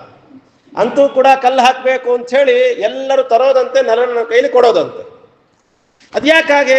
ನಲ ಹಾಕಿದ್ರೆ ಮಾತ್ರ ಅದು ಬೀಳ್ತಾ ಇರ್ಲಿಲ್ವಂತದ್ದು, ಮುಳುಗ್ತಾ ಇರ್ಲಿಲ್ಲ, ತೇಲ್ತಾ ಇತ್ತಂತದ್ದು. ಅದು ಯಾಕೆ ಅಂದ್ರೆ ನಳ ಅಂದ್ರೆ ವಿಶ್ವಕರ್ಮ, ದೇವತೆಗಳ ಶಿಲ್ಪಿ, ದೇವಶಿಲ್ಪಿ ಅವನು. ಆದ್ರೆ ಅವನಿಗೆ ಅವನ ಜೀವನದಲ್ಲಿ ಒಂದು ಘಟನೆ ನಡೆದಿತ್ತಂತ. ಏನು ಅಂದ್ರೆ, ದ್ವಿಜಸ್ಯ ಜಾಹ್ನವೀತೋಯೇ ಸಾಲಿಗ್ರಾಮ ಸ್ತನೇನಹಿ ತ್ಯಕ್ತಸ್ತದಾ ತೇನ ಶಬ್ದಃ ಪಾಷಾಣಾದಿ ತರಿಷ್ಯತಿ ತದ್ದಸ್ತಾದಿತಿ ಶಾಪೋಯಂ ವರಯೇ ಮಾತ್ರ ಸಂಸ್ಕೃತಃ. ನಲ ವಿಶ್ವಕರ್ಮನ ಅವತಾರ. ಒಂದ್ಸತಿ ಚಿಕ್ಕವನಿರ್ಬೇಕಾದಾಗ ಕಪಿ ಅವತಾರ ಏನ್ ಮಾಡಿದ್ದ ಅಂತಂದ್ರೆ, ಬ್ರಾಹ್ಮಣರು ನದಿ ತೀರದಲ್ಲೆಲ್ಲ ಕುತ್ಕೊಂಡು ಪೂಜೆ ಮಾಡ್ತಿರ್ಬೇಕಾದಾಗ ಸರಸರ ಹೋಗೋದಂತೆ ಆ ಸಾಲಿಗ್ರಾಮ ತಗೊಳ್ಳೋದು ಮುಳುಗಿಸ್ಬಿಡೋದು, ನದಿ ಒಳಗೆ ಶಂಖ ತಗೊಳ್ಳೋದು ಮುಳುಗಿಸ್ಬಿಡೋದು. ಯಾರು ಇರೋದೋ ಒಂದ ಎರಡೋ ಸಾಲಿಗ್ರಾಮ ಪಾಪ ಇಟ್ಕೊಂಡಿರ್ತಾರೆ ಆಚಾರ್ಯಗಳು. ಅದು ಯಾತ್ರೆಗಂತ ಹೋದಾಗಲ್ಲ ಅಂತೂ ಅದು ಯಾತ್ರಾದೇ ಒಂದು ಚಿಕ್ಕದೊಂದು ಇಟ್ಕೊಂಡಿರ್ತಾರೆ ಪಾಪ. ಅದನ್ನ ತಗೊಂಡೋಗೋದು ಹಾಕ್ಬಿಡೋದು, ಇದನ್ನೇ ಮಾಡ್ತಿರ್ತಾನಂತೆ ಯಾವಾಗ್ಲೂ. ಯಾರ ಪೂಜೆ ಕೂತ್ರು ಹಿಂಗೆ ಅಂತ. ಅದಕ್ಕೆ ಒಬ್ಬ ಬ್ರಾಹ್ಮಣನ್ ಭಾರಿ ಸಿಟ್ಟು ಬಂದು ಶಾಪ ಕೊಟ್ಬಿಡ್ತಾನಂತೆ. ಗಂಗಾ ನದಿ ತೀರದಲ್ಲಿ ಪೂಜೆ ಮಾಡಬೇಕಾದಾಗ, ಇವತ್ತಿನಿಂದ ನಲ ನೀನ್ ಏನೇ ನೀರೊಳಗೆ ಹಾಕಿದ್ರು ಅದು ತೇಲಬೇಕು, ಮುಳುಗಬಾರದು ಅಂತ ಹೇಳಿರ್ತಾರಂತೆ. ಯಾವುದೇ ವಸ್ತುವನ್ನ ನೀನು ಹಾಕಿದ್ರು ಕೂಡ, ಮುಳುಗುವಂತ ವಸ್ತು ಹಾಕಿದ್ರು ಕೂಡ ಅದು ತೇಲಬೇಕು. ಅದು ಶಾಪೋಯಂ ವರವೇ ಮಾತ್ರ ಸಂಸ್ಕೃತ. ಅದು ಕೊಟ್ಟದ್ದು ಶಾಪ, ಆದ್ರೆ ಅದು ಆದದ್ದು ವರ. ಈ ವಿಷಯ ಗೊತ್ತವರು ಸರ್ವಜ್ಞಾಚಾರ್ಯರು ಹನುಮಂತ ದೇವರು ಹೇಳ್ತಾರೆ, ನಾವೆಲ್ಲ ತಗೊಂಡು ಬರೋಣ, ನಲನ ಕೈಯಲ್ಲಿ ಕೊಡೋಣ, ನಲ ನೀರಿನೊಳಗೆ ಹಾಕ್ತಾನೆ, ಕಲ್ಲು ಮುಳುಗಲ್ಲ. ಏನಾಯ್ತು, ಕಲ್ಲುಗಳು ತರಬೇಕೀಗ, ಹೋಗೋದಂತೆ ತರೋದಂತೆ ವಾರ ಎಷ್ಟೆಷ್ಟೆಷ್ಟು ಆಗುತ್ತೋ ಅಷ್ಟು ಯೋಗ್ಯತೆಗೆ ತಕ್ಕ ತರ್ತಿದ್ರಂತೆ. ಹನುಮಂತ ದೇವರು ಕಲ್ಲುಗಳನ್ನ ತರ್ತಾ ಇದ್ದಂತೆ. ಹೇಗ್ ತರ್ತಿದ್ರು ಅಂತಂದ್ರೆ, ಈ ಭುಜದ ಮೇಲೆ 10 ಬಂಡೆಗಳು, ಈ ಭುಜದ ಮೇಲೆ 10 ಬಂಡೆಗಳು, ತಲೆ ಮೇಲೆ 10 ಬಂಡೆಗಳು, ಅಷ್ಟು ಬಿಟ್ಟು ಹೀಗೆ ಈ ಕೈ ಮೇಲೆ ಒಂದು 10 ಬಂಡೆಗಳು, ಈ ಕೈಯಲ್ಲಿ ಒಂದು 10 ಬಂಡೆಗಳಂತೆ. ಹೆಂಗ್ರಿ ಸಾಧ್ಯ ಇದು ಅಂದ್ರೆ, ಈ ಸಾಮಾನ್ಯ ಹಳ್ಳಿಗಳ ಕಡೆ ಆಗಿನ ಕಾಲದ ಹೆಣ್ಮಕ್ಳುಗಳೆಲ್ಲ ನೀರುಗಳು ತರಬೇಕಾದ್ರೆ ಮೇಲೊಂದು 3 ಕೊಡ, ಇಲ್ಲೊಂದು 3 ಕೊಡ, ಕೈಗಳೊಂದು 2 ಕೊಡ ಹಿಂಗೆಲ್ಲ ತರ್ತಿದ್ರು ಅಂತ ಕೆಲವ್ರು ಕೇಳಿರ್ತೀರಿ, ಕೆಲವ್ರು ನೋಡಿರ್ತೀರಿ, ಕೆಲವರು ಮಾಡಿರೋರು ಇದ್ರು ಇರಬಹುದು, ಪರವಾಗಿಲ್ಲ. ಅಂದ್ರೆ 4-5 ಕೊಡ ನಾವುಗಳೇ ತರ್ತೀವಿ ಅಂತಂದ್ರೆ ಎಲ್ಲಿ ಹನುಮಂತ ದೇವರ ಸಾಮರ್ಥ್ಯ. 10 ಬೆಟ್ಟಗಳು ಬಂಡೆಗಳು ಹಿಡ್ಕೊಂಡು ಬರ್ತಿದ್ರಂತೆ. ನಡ್ಕೊಂಡು ಬರ್ಬೇಕಾದ್ರೆ ಹಾಗೆ ಬರ್ತಿರ್ಲಿಲ್ವಂತೆ, ಕಾಲಲ್ಲಿ 4 ಒದ್ಕೊಂಡು ಬರ್ತಿದ್ರಂತೆ. ಬೇಗ ಮುಗಿಬೇಕು ಅಂತ 5 ದಿವಸದಲ್ಲಿ ಕಟ್ಬಿಡ್ತಾರೆ. ಈ ಕಡೆಯಿಂದ ಹಿಡ್ಕೊಂಡು ಆ ಕಡೆ ತನಕ ಸೇತುವೆ 5 ದಿವಸ. ಇಲ್ಲಿ ನೋಡ್ರಿ 2.5 ವರ್ಷ ಆಯ್ತು, ಇನ್ನೂ ಮುಗಿದಿಲ್ಲ ಅದು. ಇಲ್ಲಿಂದಲ್ಲಿ ಕಟ್ಟಕ್ ಮತ್ತೆ. ಇದು ಹನುಮಂತ ದೇವರ ಸಾಮರ್ಥ್ಯ. ಬರ್ತಾ 4 ಒದ್ಕೊಂಡು ಬರ್ತಿದ್ರಂತೆ. ಎಲ್ಲ ತರೋದಂತೆ ದರದಂತಂದು ಹಾಕ್ಬಿಡೋದು, ಬೆಟ್ಟದಷ್ಟು ಆಗೋಗ್ತಿದೆ. ನಲ ಒಬ್ಬನೇ ಹಾಕೊಂಡು ಕೂತ್ಕೊಂಡ್ರೆ ಮುಗಿಯೋದವಾಗ 7 ಕಾಲ ಆಯ್ತಾಗ್ಲ, ಮುಗಿಯೋದವಾಗ ಅದು. ಅದಕ್ಕೆ ಹನುಮಂತ ದೇವರು ಹೇಳ್ತಾರೆ, ಒಂದ್ ಕೆಲಸ ಮಾಡು, ಇದು ಆಗಂಗಲ್ಲ ಹೋಗಂಗಲ್ಲ, ನಿನ್ ಪಾಡಿ ನೀನ್ ಹಾಕ್ತಿರೋ, ಯಾರೇ ಎಲ್ರು ಹಾಕಕ್ ಶುರು ಮಾಡ್ರಿ. ಯಾರೇ ಹಾಕ್ಬೇಕಾದ್ರೂ ಕಲ್ ಮೇಲೆ ಶ್ರೀರಾಮ ಅಂತ ಬರೀರಿ, ಹಾಕ್ರಿ ಕುದುರತ್ತೆ. ಅಲ್ಲ, ಶ್ರೀರಾಮ ಅಂತ ಹಾಕ್ಬಿಟ್ರೆ ಅದ್ ಯಾಕೆ ಮುಳುಗಲ್ಲ ಅಂತ. ಅದಕ್ಕೆ ಹನುಮಂತ ದೇವರು ಹೇಳ್ತಾರೆ, ರಾಮ ಯಾವತ್ತು ಮುಳುಗ್ಸೋನಲ್ಲ, ಎಲ್ರನ್ನು ತೇಲ್ಸೋನು ಅಂತ ಹೇಳ್ತಾರೆ. ಇದಕ್ಕೆ ನಾನೇ ಸಾಕ್ಷಿ, ನಾನೇ ಧೈರ್ಯ, ಇದಕ್ಕೆ ಈ ಮಾತಿಗೆ ನಾನೇ ಸಾಕ್ಷಿ ಅಂತ ಹನುಮಂತ ದೇವರು ಹೇಳ್ತಾರಂತೆ. ಬರೋರೆಲ್ಲರೂ ಕೂಡ ತಂದು ಹಾಕೋದು ಹನುಮಂತ ದೇವರು, ಉಳ್ಕೋದಲ್ಲ ಶ್ರೀರಾಮ ಅಂತ ಬರೆಯೋದು, ಹಾಕೋದು, ತೇಲೋದು, ಕಟ್ತಾ ಹೋದು. ಅಲ್ಲೇ ದೂರದಲ್ಲಿ ಒಂದು ಅಳಿಲ್ ಕೂತಿತ್ತಂತೆ ಪಾಪ. ಅಳಿಲಿ ಅದಕ್ಕೆ ಸೇವೆ ಮಾಡಬೇಕು ಅಂತ ಆಸೆ, ಬಟ್ ಕಲ್ ತರ್ಲಿಕ್ಕಾಗತ್ತಾ ಅಳಿಲಿಗೆ? ಅದು ಯೋಚನೆ ಮಾಡ್ತಾನೆ, ನಾನು ಕಲ್ಲು ತಗೊಳಕ್ಕಂತೂ ಹೋಗಕ್ಕಾಗಲ್ಲ. ಈ ಕಲ್ಲುಗಳು ಒಂದ್ರ ಪಕ್ಕ ಹಿಂಗೆಲ್ಲ ಜೋಡಿಸ್ಕೊಂಡು ಹೋದ್ರೆ ಮಧ್ಯೆ ಇಷ್ಟಿಷ್ಟು ತೂತುಗಳಿರುತ್ತೆ. ಪ್ಯಾಚ್ ವರ್ಕ್ ಬೇಕಲ್ಲ, ಸಿಮೆಂಟ್ ಹಾಕಿದ್ರೆ ಆಗೋಗ್ತಿತ್ತು. ಸಿಮೆಂಟ್ ಗಿಮೆಂಟ್ ಯಾವಿಲ್ಲ ಅವಾಗ, ಮತ್ತೇನ್ ಮಾಡ್ಬೇಕು? ಈ ಅಳಿಲು ಪುರಾಣ ಅಂತ ಹೇಳ್ತಾರೆ, ಅಳಿಲು ಏನ್ ಮಾಡ್ತಿತ್ತು ಅಂದ್ರೆ ಆ ಮರಳಲ್ಲಿ ನೀರಲ್ಲಿ ಮುಳುಗೋದು, ದಡಕ್ಕೆ ಹೋಗೋದು, ಮರಳಲ್ಲಿ ಉರುಳಾಡೋದಂತೆ. ಅದು ಬಂದು ಆ ತೂತುಗಳ ಹತ್ರ ಮೈ ಜಾಡಿಸ್ತಾರೆ. ಯಾವಾಗ ಮುಗಿಯೋದು? ಒಂದು ತೂತು ಮುಳುಗ್ಲಿಕ್ಕೆ ಎಷ್ಟೋ ಬೇಕಾಗತ್ತೆ.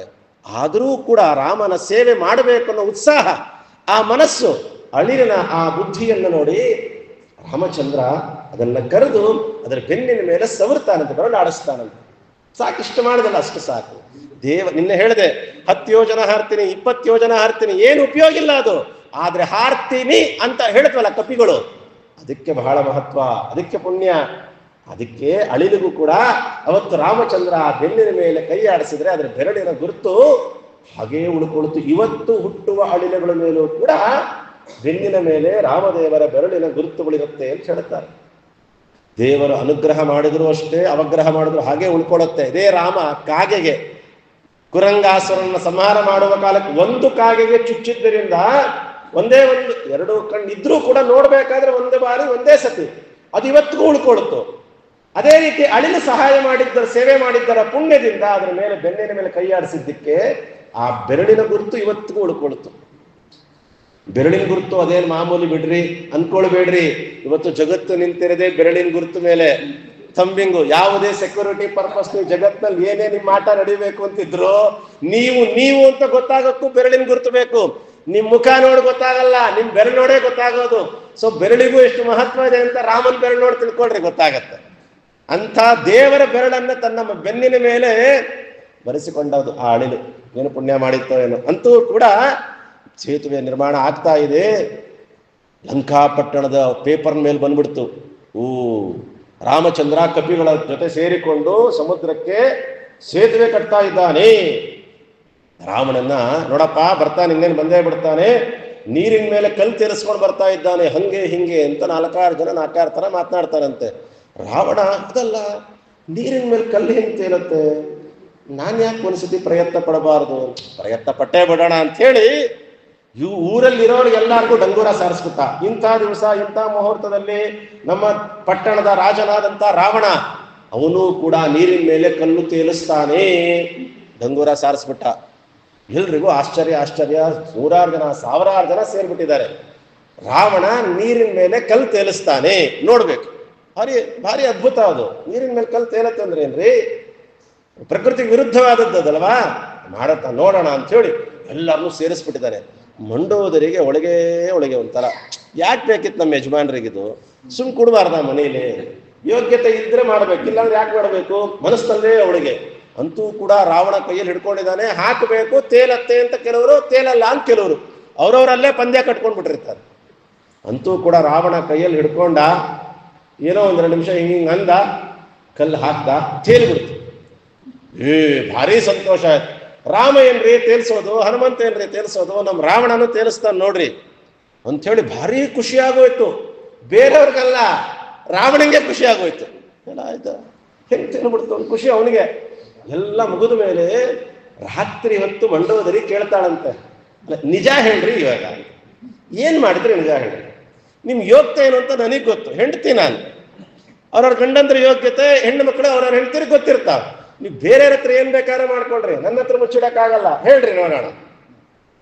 ರಾವಣ ಅಂದ, ಯಾರಿಗೂ ಹೇಳಿಲ್ಲ ಅಂದ್ರೆ ಹೇಳ್ತೀನಿ, ಮೈಕಲ್ಲಿ ಹೇಳ್ತೀನಿ ನಿಧಾನಕ್ಕೆ ಅಂತ. ಏನು ಅಂತಂದ್ರೆ, ಆ ಕಲ್ಲಿನ ಕೈಲಿ ಹಿಡ್ಕೊಂಡು ಏನೋ ಮಂತ್ರ ಹೇಳಿದ್ನಲ್ಲ, ಮಂತ್ರ ಇಲ್ಲ ಕಂತ್ರ ಇಲ್ಲ ಏನೇನಿಲ್ಲ. ಮತ್ತೇನ್ ಹೇಳಿದೆ ಅಂತಂದ್ರೆ, ಆ ಕಲ್ಲಿಗೆ ಹೇಳಿದೆ, ನಾನು ಹಾಕಿದಾಗ ನೀನೇನಾದ್ರೂ ಮುಳುಗು ಬಿಟ್ರೆ ರಾಮನ ಮೇಲೆ ಆಣೆ ನೋಡು ಅಂತ ಹೇಳಿದೆ. ಹಂಗನ್ಬಿಟ್ಟು ರಾಮನ ಸ್ಮರಣೆ ಮಾಡ್ತಾ ಕಲ್ಲಿನ ಹಾಕಿಬಿಟ್ಟೆ, ಕಲ್ಲು ತೇಲಿಬಿಡ್ತು ಅಂತ ವಾಲ್ಮೀಕಿಗಳು ಹೇಳ್ತಾರೆ. ಈ ಸಂದರ್ಭದಲ್ಲಿ ರಿಪೂಣಾಮಪಿ ವತ್ಸಲಹ ಅನ್ನೋ ಪದವನ್ನ ಉಪಯೋಗಿಸ್ತಾರೆ. ಶತ್ರುಗಳಿಗೂ ಕೂಡ ಕೇಡನ್ನು ಬಯಸ್ತಲ್ವಂತೆ. ಆ ಸಂದರ್ಭದಲ್ಲಿ ರಾವಣನ ಮರ್ಯಾದೆ ಉಳಿಸ್ತಾನಂತೆ ರಾಮಚಂದ್ರ. ರಾಮನ ಮೇಲೆ ಆಣೆ ಅಂತ ಹೇಳಿದ್ರೆ ಜಡ ಪದಾರ್ಥಗಳು ಅಲ್ಲವೂ ಕೂಡ ಅದರೊಳಗಿರುವಂತಹ ದೇವತೆಗಳು ಕೂಡ ಮಾತು ಕೇಳ್ತಾರೆ ರಾಮನ ಮೇಲಿನ ಭಕ್ತಿಗೋಸ್ಕರ. ರಾವಣನಿಗೆ ಕೆಟ್ಟ ಹೆಸರು ಬರಬಾರ್ದು, ಅವಮಾನ ಆಗಬಾರದು ಅಂತ ಹೇಳಿ ಈ ರೀತಿ ಉಪಾಯ ಮಾಡ್ಕೊಂಡಿರ್ತಾನಂತೆ. ರಾಮನ್ ಕೆಲಸ ಹೇಳಿದ್ರೆ ಆಗದೇ ಇದ್ದದ್ದು ಆಗತ್ತೆ ಅನ್ನೋದು ರಾವಣನಿಗೂ ಗೊತ್ತಿತ್ತು ಅಂತ. ಹೀಗೆ ಅಂತೂ ಇಂತೂ ಮಾಡಿ ಸೇತುವೆಯನ್ನು ನಿರ್ಮಾಣ ಮಾಡ್ತಾರೆ. ಆ ಸೇತುವೆ ನಿರ್ಮಾಣ ಆಗ್ತಾ ಇದ್ದಂಗೆ ಅಲ್ಲಿ ಹೊರಡ್ತಾರೆ. ಹೋಗ್ತಾ ಇದ್ದಂಗೆ ಮೊದಲು ಮಾಡೋ ಕೆಲಸ ಏನು ಗೊತ್ತಾ? ಮೊದಲು ಅಂಗದನನ್ನ ಕರೀತಾರಂತೆ. ಅಂಗದನನ್ನ ಕರೆದು ರಾಯಭಾರಿಯಾಗಿ ಕೊಟ್ಟು ಕಳಿಸ್ತಾರಂತೆ. ಅಂಗದಂ ದಕ್ಷಿಣ ದ್ವಾರಂ ವಾಯುಪುತ್ರಂತು ಪಶ್ಚಿಮಂ ನಲಂ ಸೈನ್ಯೇನ ಪ್ರಾಗ್ವಾರಂ ಸುಷೇಣಂ ದ್ವಾರಮುತ್ತರಂ. ಎಲ್ಲರನ್ನೂ ಒಂದೊಂದು ದ್ವಾರಗಳ ಮುಖಾಂತರ ಪ್ರವೇಶ ಮಾಡಬೇಕು ಅಂತ ಸುಗ್ರೀವನ ಆಜ್ಞೆ ಆಗತ್ತೆ. ಅಂಗದ ಪ್ರಧಾನವಾಗಿ ಮೊದಲು ರಾವಣನ ಹತ್ರ ರಾಯಭಾರಿಯಾಗಿ ಹೋಗ್ತಾನಂತೆ. ರಾಯಭಾರಿಯಾಗಿ ಹೋದ ತಕ್ಷಣನೇ ಯಾರು ನೀನು ಅಂತ ಕೇಳ್ತಾನಂತೆ. ಭಾರಿ ದುರಹಂಕಾರದಿಂದ ಕೇಳ್ತಾನೆ ರಾವಣ. ಯಾರು ನೀನು ಅಂತ ಕೇಳ್ತಾನಂತೆ. ನಾನು ಯಾರು ಗೊತ್ತಾಗ್ಲಿಲ್ವಾ ಅಂತ ಕೇಳ್ತಾನೆ ಅಂಗದ. ಯಾರು ಗೊತ್ತಾಗ್ಲಿಲ್ವಾ ನಾನು? ನನ್ನ ಪರಿಚಯ ಹೇಳಲ್ಲ ಅಂತ ಕೇಳ್ತಾನಂತೆ. ಹೆಂಗ್ ಹೇಳ್ತಾನೆ ಗೊತ್ತಾ ಪರಿಚಯ? ನಾನು ಯಾರು ಅಂದ್ರೆ ಯಾರೋ ದಶಾನನ ಅಂತ ಒಬ್ಬಿದ್ದ, ಅವನು ಇಡೀ ಜಗತ್ತನ್ನೇ ಗೆಲ್ತಿದ್ದ. ಆದ್ರೆ ಒಂದ್ಸತಿ ನಾನು ಮಗು ಆಗಿರ್ಬೇಕಾದ್ರೆ ಬಹಳ ಹಠ ಮಾಡ್ತಿದ್ದೆ ಅಂತ ಹೇಳಿ ನಮ್ಮಪ್ಪ ಆ ರಾವಣನ್ ತಂದು ನನ್ನ ತೊಟ್ಲಿ ಕಟ್ಟಿದ್ದ ಅಂತ ಹೇಳ್ತಾನೆ. ನಾನು ಯಾವ್ದೋ ಹುಳ ಅನ್ಕೊಂಡು ಅದನ್ನ ನೋಡಿ ನೋಡಿ ನೋಡಿ ನಗ್ತಾ ಇದ್ದೆ ನಾನು. ಅಂಥ ವಾಲಿ ಮಗ ನಾನು ಅಂತ ಹೇಳ್ತಾನಂತೆ. ಕಟ್ಟಿದ್ದು ಯಾರನ್ನು ಗೊತ್ತಾಯ್ತಲ್ವಾ ಅಂತ ಕೇಳ್ತಾನಂತೆ ಅಂಗದ. ನಿನ್ನೆನೆ ಕಟ್ಟಿದ್ದು ವಾಲಿ ಮಗ ನಾನು ಅನ್ನೋದನ್ನ ಇಷ್ಟು ಚಮತ್ಕಾರ ಮಾಡಿ ಹೇಳ್ತಾನಂತೆ. ಅಲ್ಲಿ ಎದೆ ಹುಡುಕೊಂಡ್ಬಿಡ್ತಾನೆ. ತಂದೆ ಅಂತ ಮಗ ಬಿಡಪ್ಪ ನೀನು, ಭಾರಿ ಧೈರ್ಯ, ನಿನ್ನ ಮಾತಲ್ಲೇ ಗೊತ್ತಾಗ್ತದೆ ಎಷ್ಟು ಧೈರ್ಯ ನಿನಗೆ ಅಂತ ಹೇಳ್ತಾನಂತೆ. ಅಂಗದ ಹೇಳ್ತಾನಂತೆ, ಈಗ ಸ್ವಲ್ಪ ದಿವಸದ ಕೆಳಗೆ ಬಂದಿದ್ನಲ್ಲ ಒಂದು ಕಪಿ, ಅಂಥ ಕಪಿಗಳು ನನ್ನಂಥ ಕಪಿಗಳು 200-300 ಕೋಟಿ ಇರುವರು ಅಂತ ವಾದರಾಜರು ಹೇಳ್ತಾರಲ್ಲ. ಬೇಕಾದಷ್ಟು ಜನ ನನ್ನ ಸ್ವಾಮಿಯ ಬಳಿ, ರಾಮದೇವರ ಬಳಿ ಈಗಲೂ ಒಂದು ಅವಕಾಶ ಕೊಟ್ಟಿದ್ದಾನೆ ರಾಮಚಂದ್ರ. ನಾವೆಲ್ಲ ನಿನ್ನ ಪಟ್ಟಣದ ತೀರದಲ್ಲಿ ನಿಂತಿರೋರು ನಾವೆಲ್ಲರೂ ಕೂಡ ರಾಮದೇವರು ಹೇಳಿ ಕಳಿಸಿದ್ದಾರೆ. ಈಗಲೂ ಸೀತಾದೇವಿಯನ್ನ ಕೊಟ್ಟು ಕಳಿಸಿದ್ರೆ ನಿನ್ನನ್ನು ಕ್ಷಮಿಸಿ ಬಿಟ್ಬಿಡ್ತಾನೆ, ನಿನ್ನ ಪಟ್ಟಣವನ್ನ ಹಾಗೇ ಬಿಡ್ತಾನೆ. ಏನ್ ಹೇಳ್ತೀಯ? ಅಷ್ಟೇ ದುರಹಂಕಾರದಿಂದಲೂ ಕೂಡ ರಾವಣ ಆಗೋದಿಲ್ಲ, ಅದೇನಾಗತ್ತೋ ಆಗಲಿ ಅಂತ ಹೇಳಿ ದಶಾಸ್ಯಪಿ ಗೃಹಂಗತ್ವ ಅಲ್ಲಿ ಹೋಗಿ ಅವನ ಮನೆಯನ್ನ ಹೋಗಿ ಹುಡುಕಿ ಇಷ್ಟೆಲ್ಲ ಮಾತನಾಡಿ ಹೇಳಿ ಕಳಿಸ್ತಾನಂತೆ. ಆದ್ಮೇಲೆ ಅಂಗದ ಅಷ್ಟೇ ದಿಟ್ಟತನದಿಂದ ಬಂದು ರಾಮದೇವರಿಗೆ ಹೇಳ್ತಾನೆ, ಸ್ವಾಮಿ ಅವನು ರಿಪೇರಿ ಆಗೋ ಗಾಡಿ ಅಲ್ಲ, ಅದು ಗುಜರಿಗೆ ಹಾಕೋ ಗಾಡಿ ಅಂತ. ಮಹಾಭಾರತದಲ್ಲಿ ಕೇಳಬೇಕು, ದುರ್ಯೋಧನಿಗೆ ಎಷ್ಟು ಬುದ್ಧಿ ಹೇಳಿದ್ರು ಕೇಳೋದಿಲ್ಲ. ಅದು ನೀವು ಏನೇ ಹೇಳಿದ್ರು ಅದು ಅಷ್ಟೇ. ಅದು ಗಾಡಿ ಕೆಲವು ಗಾಡಿ ಇರ್ತಾವೆ ರಿಪೇರಿ ಆಗುತ್ತೆ, ಕೆಲವು ಬಿಸಾಕುವಂತ ಗಾಡಿ ಇರ್ತಾವೆ. ಹಂಗೆ ರಾವಣ ಅವನು ಸರಿ ಹೋಗುವಂಥವನಲ್ಲ ಅಂತ ಹೇಳಿ ಅಂತೂ ಕೂಡ ಯುದ್ಧವನ್ನ ಪ್ರಾರಂಭ ಮಾಡೇ ಬಿಡೋಣ ಅಂತ ಹೇಳಿ ಪ್ರಾರಂಭ ಮಾಡ್ತಾರಂತೆ. ಏನು ಯುದ್ಧದಲ್ಲಿ ಎಷ್ಟು ಜನ ದೈತ್ಯರು, ಎಷ್ಟು ಜನ ರಾಕ್ಷಸರನ್ನ ಒಬ್ಬೊಬ್ಬರು ಒಂದೊಂದು ರೀತಿಯಲ್ಲಿ ಅದ್ಭುತವಾದ ರೀತಿಯಲ್ಲಿ ಯುದ್ಧವನ್ನ ಮಾಡ್ತಾರೆ. ಅದರಲ್ಲಿ ಕೆಲವುದನ್ನ ಆಯ್ಕೆ ಮಾಡ್ಕೊಂಡು ಹೇಳ್ತೀನಿ. ತಥೋ ಅತಿಕಾಯೋ ಅತಿರಥೋ ರಥೇನ ಸ್ವಯಂಭು ದತ್ತೇನ ಹರೀನ್ ಪ್ರಮುದ್ರನ್ ಚಚಾರ ಕಾಲಾನನ ಸನ್ನಿಕಾಶ ಗಂಧರ್ವಿಕಾಯಾಂ ಧರಿತೋ ದಶಾಸ್ಯಾತ್. ಅದರಲ್ಲಿ ಅನೇಕ ಜನ ದೈತ್ಯರಲ್ಲಿ ಅತಿಕಾಯ ಅನ್ನೋನೊಬ್ಬ, ಅತಿಕಾಯ ಅನ್ನೋನು, ಅವನು ಲಕ್ಷ್ಮಣನ ಹತ್ರ, ಅವನು ಮತ್ತೆ ಲಕ್ಷ್ಮಣನ ಯುದ್ಧ ಆಗ್ತಾ ಇರುತ್ತೆ. ಲಕ್ಷ್ಮಣ ಏನ್ ಮಾಡ್ತಿರ್ತಾನೆ, ಅವನಿಗೆ ಬಾಣವನ್ನ ಪ್ರಯೋಗ ಮಾಡಿದಾಗ ಅವನ ಕೈ ಬಿತ್ತು ಅಂದ್ರೆ ಜೊತೆಲಿ 2 ಕೈ ಹುಟ್ಟುತ್ತಿತ್ತು. ಒಂದು ಕೈ ಬಿದ್ದರೆ 2 ಕೈ ಹುಟ್ಕೊಳತ್ತೆ, ಒಂದು ಕಾಲು ಬಿತ್ತು ಅಂದ್ರೆ 2 ಕಾಲು ಹುಟ್ಕೊಳತ್ತೆ, ನೀವು ತಲೆ ಬಿತ್ತು ಅಂದ್ರೆ ತಲೆ ಮತ್ತೆ ಇನ್ನೊಂದು ತಲೆ, 2 ತಲೆ ಬರುತ್ತೆ. ನೀನ್ ಏನು ಮಾಡ್ತೀಯೋ ಅತಿಕಾಯ, ನೀನೇನು ಎಷ್ಟು ಅವನನ್ನು ಸಂಹಾರ ಮಾಡ್ಲಿಕ್ಕೆ ನಾಶ ಮಾಡ್ಲಿಕ್ಕೆ ಹೋಗ್ತಿರ್ತೀಯೋ ಅಷ್ಟು 2 ಪಟ್ಟು 3 ಪಟ್ಟು ಆಗ್ತಾ ಹೋಗ್ತಿರ್ತಾನೆ. ಏನು ಮಾಡಿದ್ರು ಆಗೋದೇ ಇಲ್ಲ. ಶರೇಹಿ ಶರಾನಸ್ಯ ನಿವಾರ್ಯ ವೀರ ಸೌಮಿತ್ರಿ ರಸ್ತ್ರಾಣಿ ಮಹಾಸ್ತ್ರ ಜಾಲೈಹಿ ಚಿಚ್ಛೇದ ಬಾಹು ಶಿರಸಾ ಸಹೀವ ಚತುರ್ಭುಜೋಭು ಸಪುನರ್ದ್ವಿಶೀರ್ಷಃ. ಚಾರ್ಯ ಹೇಳ್ತಾರೆ, ಎಷ್ಟೆಷ್ಟು ಮಾಡ್ತೀವಿ 2 ಪಟ್ಟು ಮಾಡ್ತು ಮತ್ತೆ ಹುಟ್ಕೊಳ್ತಾ ಇತ್ತಂತ. ಅದು ಹಾಗೆ ಆಸೆಗಳು, ನಾವು ಅದನ್ನು ಸರಿಯಾದ ಕ್ರಮದಲ್ಲಿ ನಾವು ಅದನ್ನು ನಾಶ ಹೊಂದಿಸ್ಬೇಕು. ಆಸೆಗಳನ್ನು ನಾವು ಹೇಗೆ ನಾಶ ಹೊಂದಿಸ್ಬೇಕು ಅಂದ್ರೆ ಸಾತ್ವಿಕವಾದ ರೀತಿಯಲ್ಲಿ. ಇಲ್ಲ ಅಂದ್ರೆ ಆಸೆಗಳಿಗೆ ನಾವು ಬೆಂಕಿಗೆ ತುಪ್ಪ ಹಾಕದಂಗೆ. ನೀವು ಒಂದನ್ನು ನಾಶ ಮಾಡಕ್ಕೆ ಹೋಗಿ 2 ಆಗುತ್ತೆ, 2 4 ಆಗ್ತಾ ಹೋಗುತ್ತೆ. ಇನ್ನು ಹೇಳಿದ್ನಲ್ಲ, ಮನಸ್ಸಿಗೆ ಬಹಳ ಬೇಜಾರಾಗ್ತಿದೆ ಅಂದ್ರೆ ಸಿನಿಮಾ ನೋಡ್ಲಿಕ್ಕೆ ಹೋಗೋದು, ಪಾರ್ಕಿಗೆ ಹೋಗ್ಬಾರ್ದು. ರಾಮನ ಕಥೆ ಕೇಳ್ರಿ. ಇವತ್ತೊಂದು ದಿವಸ ತಿಂದ್ಬಿಟ್ಟು ಮುಗಿಸ್ಬಿಡ್ತೀರಪ್ಪ, ಮತ್ತೆ ನಾಳೆ ಅದ್ರ ಕಡೆ ನೋಡೋದೇ ಇಲ್ಲ ಅಂತ ಇವತ್ತು ನೀವು ತಿನ್ಲಿಕ್ಕೆ ಹೋದ್ರೆ, ಅಯ್ಯೋ ಚೆನ್ನಾಗಿದೆ, ಇಂಥದ್ದನ್ನು ಬಿಡ್ಬೇಕಾ? ಯಾರು ಹೇಳಿದಾರೆ ಬಿಡಕ್ಕೆ? ಇನ್ನೊಂದು 4 ತಿಂಗಳು ತಿಂದೇ ಬಿಡೋಣ ಅಂತ ಅನ್ಸುತ್ತೆ. 1 ತಿಂಗಳು ಹೋಗಿದ್ದು 4 ತಿಂಗಳು ಮುಂದೆ ಹೋಯ್ತದೆ. ಅತಿಕಾಯ. ಹಿಂಗೆ ವಾಯುದೇವರು ಬರ್ತಾರೆ.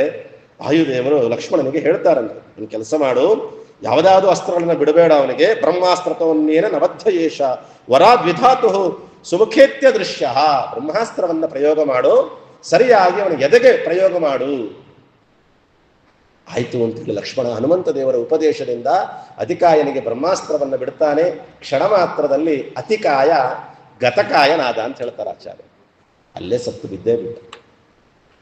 ಯಾರು ಯಾರನ್ನ ಸಂಹಾರ ಮಾಡಿದರೂ ಆ ಸಂಹಾರದಲ್ಲೂ ಒಂದು ಸಂದೇಶ ಇಟ್ಟಿದ್ದಾರೆ ವಾಲ್ಮೀಕಿ ಋಷಿಗಳು, ಶ್ರೀಮದಾಚಾರ್ಯ.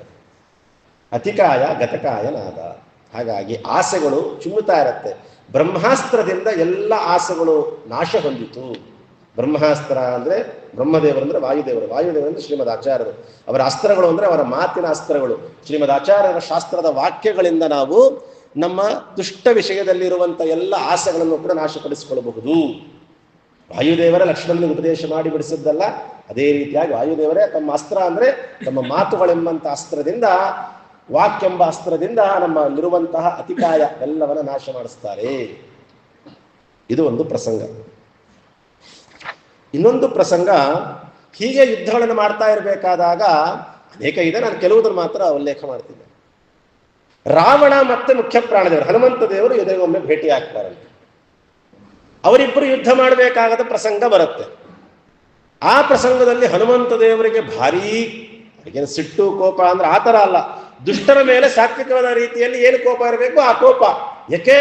ಆ ಮರದ ಮೇಲೆ ಕೂತಾಗ ಸೀತಾದೇವಿ ಹತ್ರ ಮಾತನಾಡಿದ್ದೆಲ್ಲ ಕೇಳಿಸ್ಕೊಂಡಿದ್ರಲ್ಲ, ಅಂತಃಪುರಕ್ಕೆ ಹೋದಾಗ ರಾಮನ ಬಗ್ಗೆ ವ್ಯತ್ಯಾಸ ಮಾಡಿದ್ದು ಕೇಳಿಸಿದ್ರಲ್ಲ, ಅವಾಗ ಹೊಡಿಯಕ್ಕಾಗಿರ್ಲಿಲ್ಲ ಅವರಿಗೆ. ಬರೀ ಲಂಕಾಪಟ್ಟಣಕ್ಕೆ ಬೆಂಕಿ ಹಚ್ಚಿ ಮಾತ್ರ ಬಂದಿದ್ರು.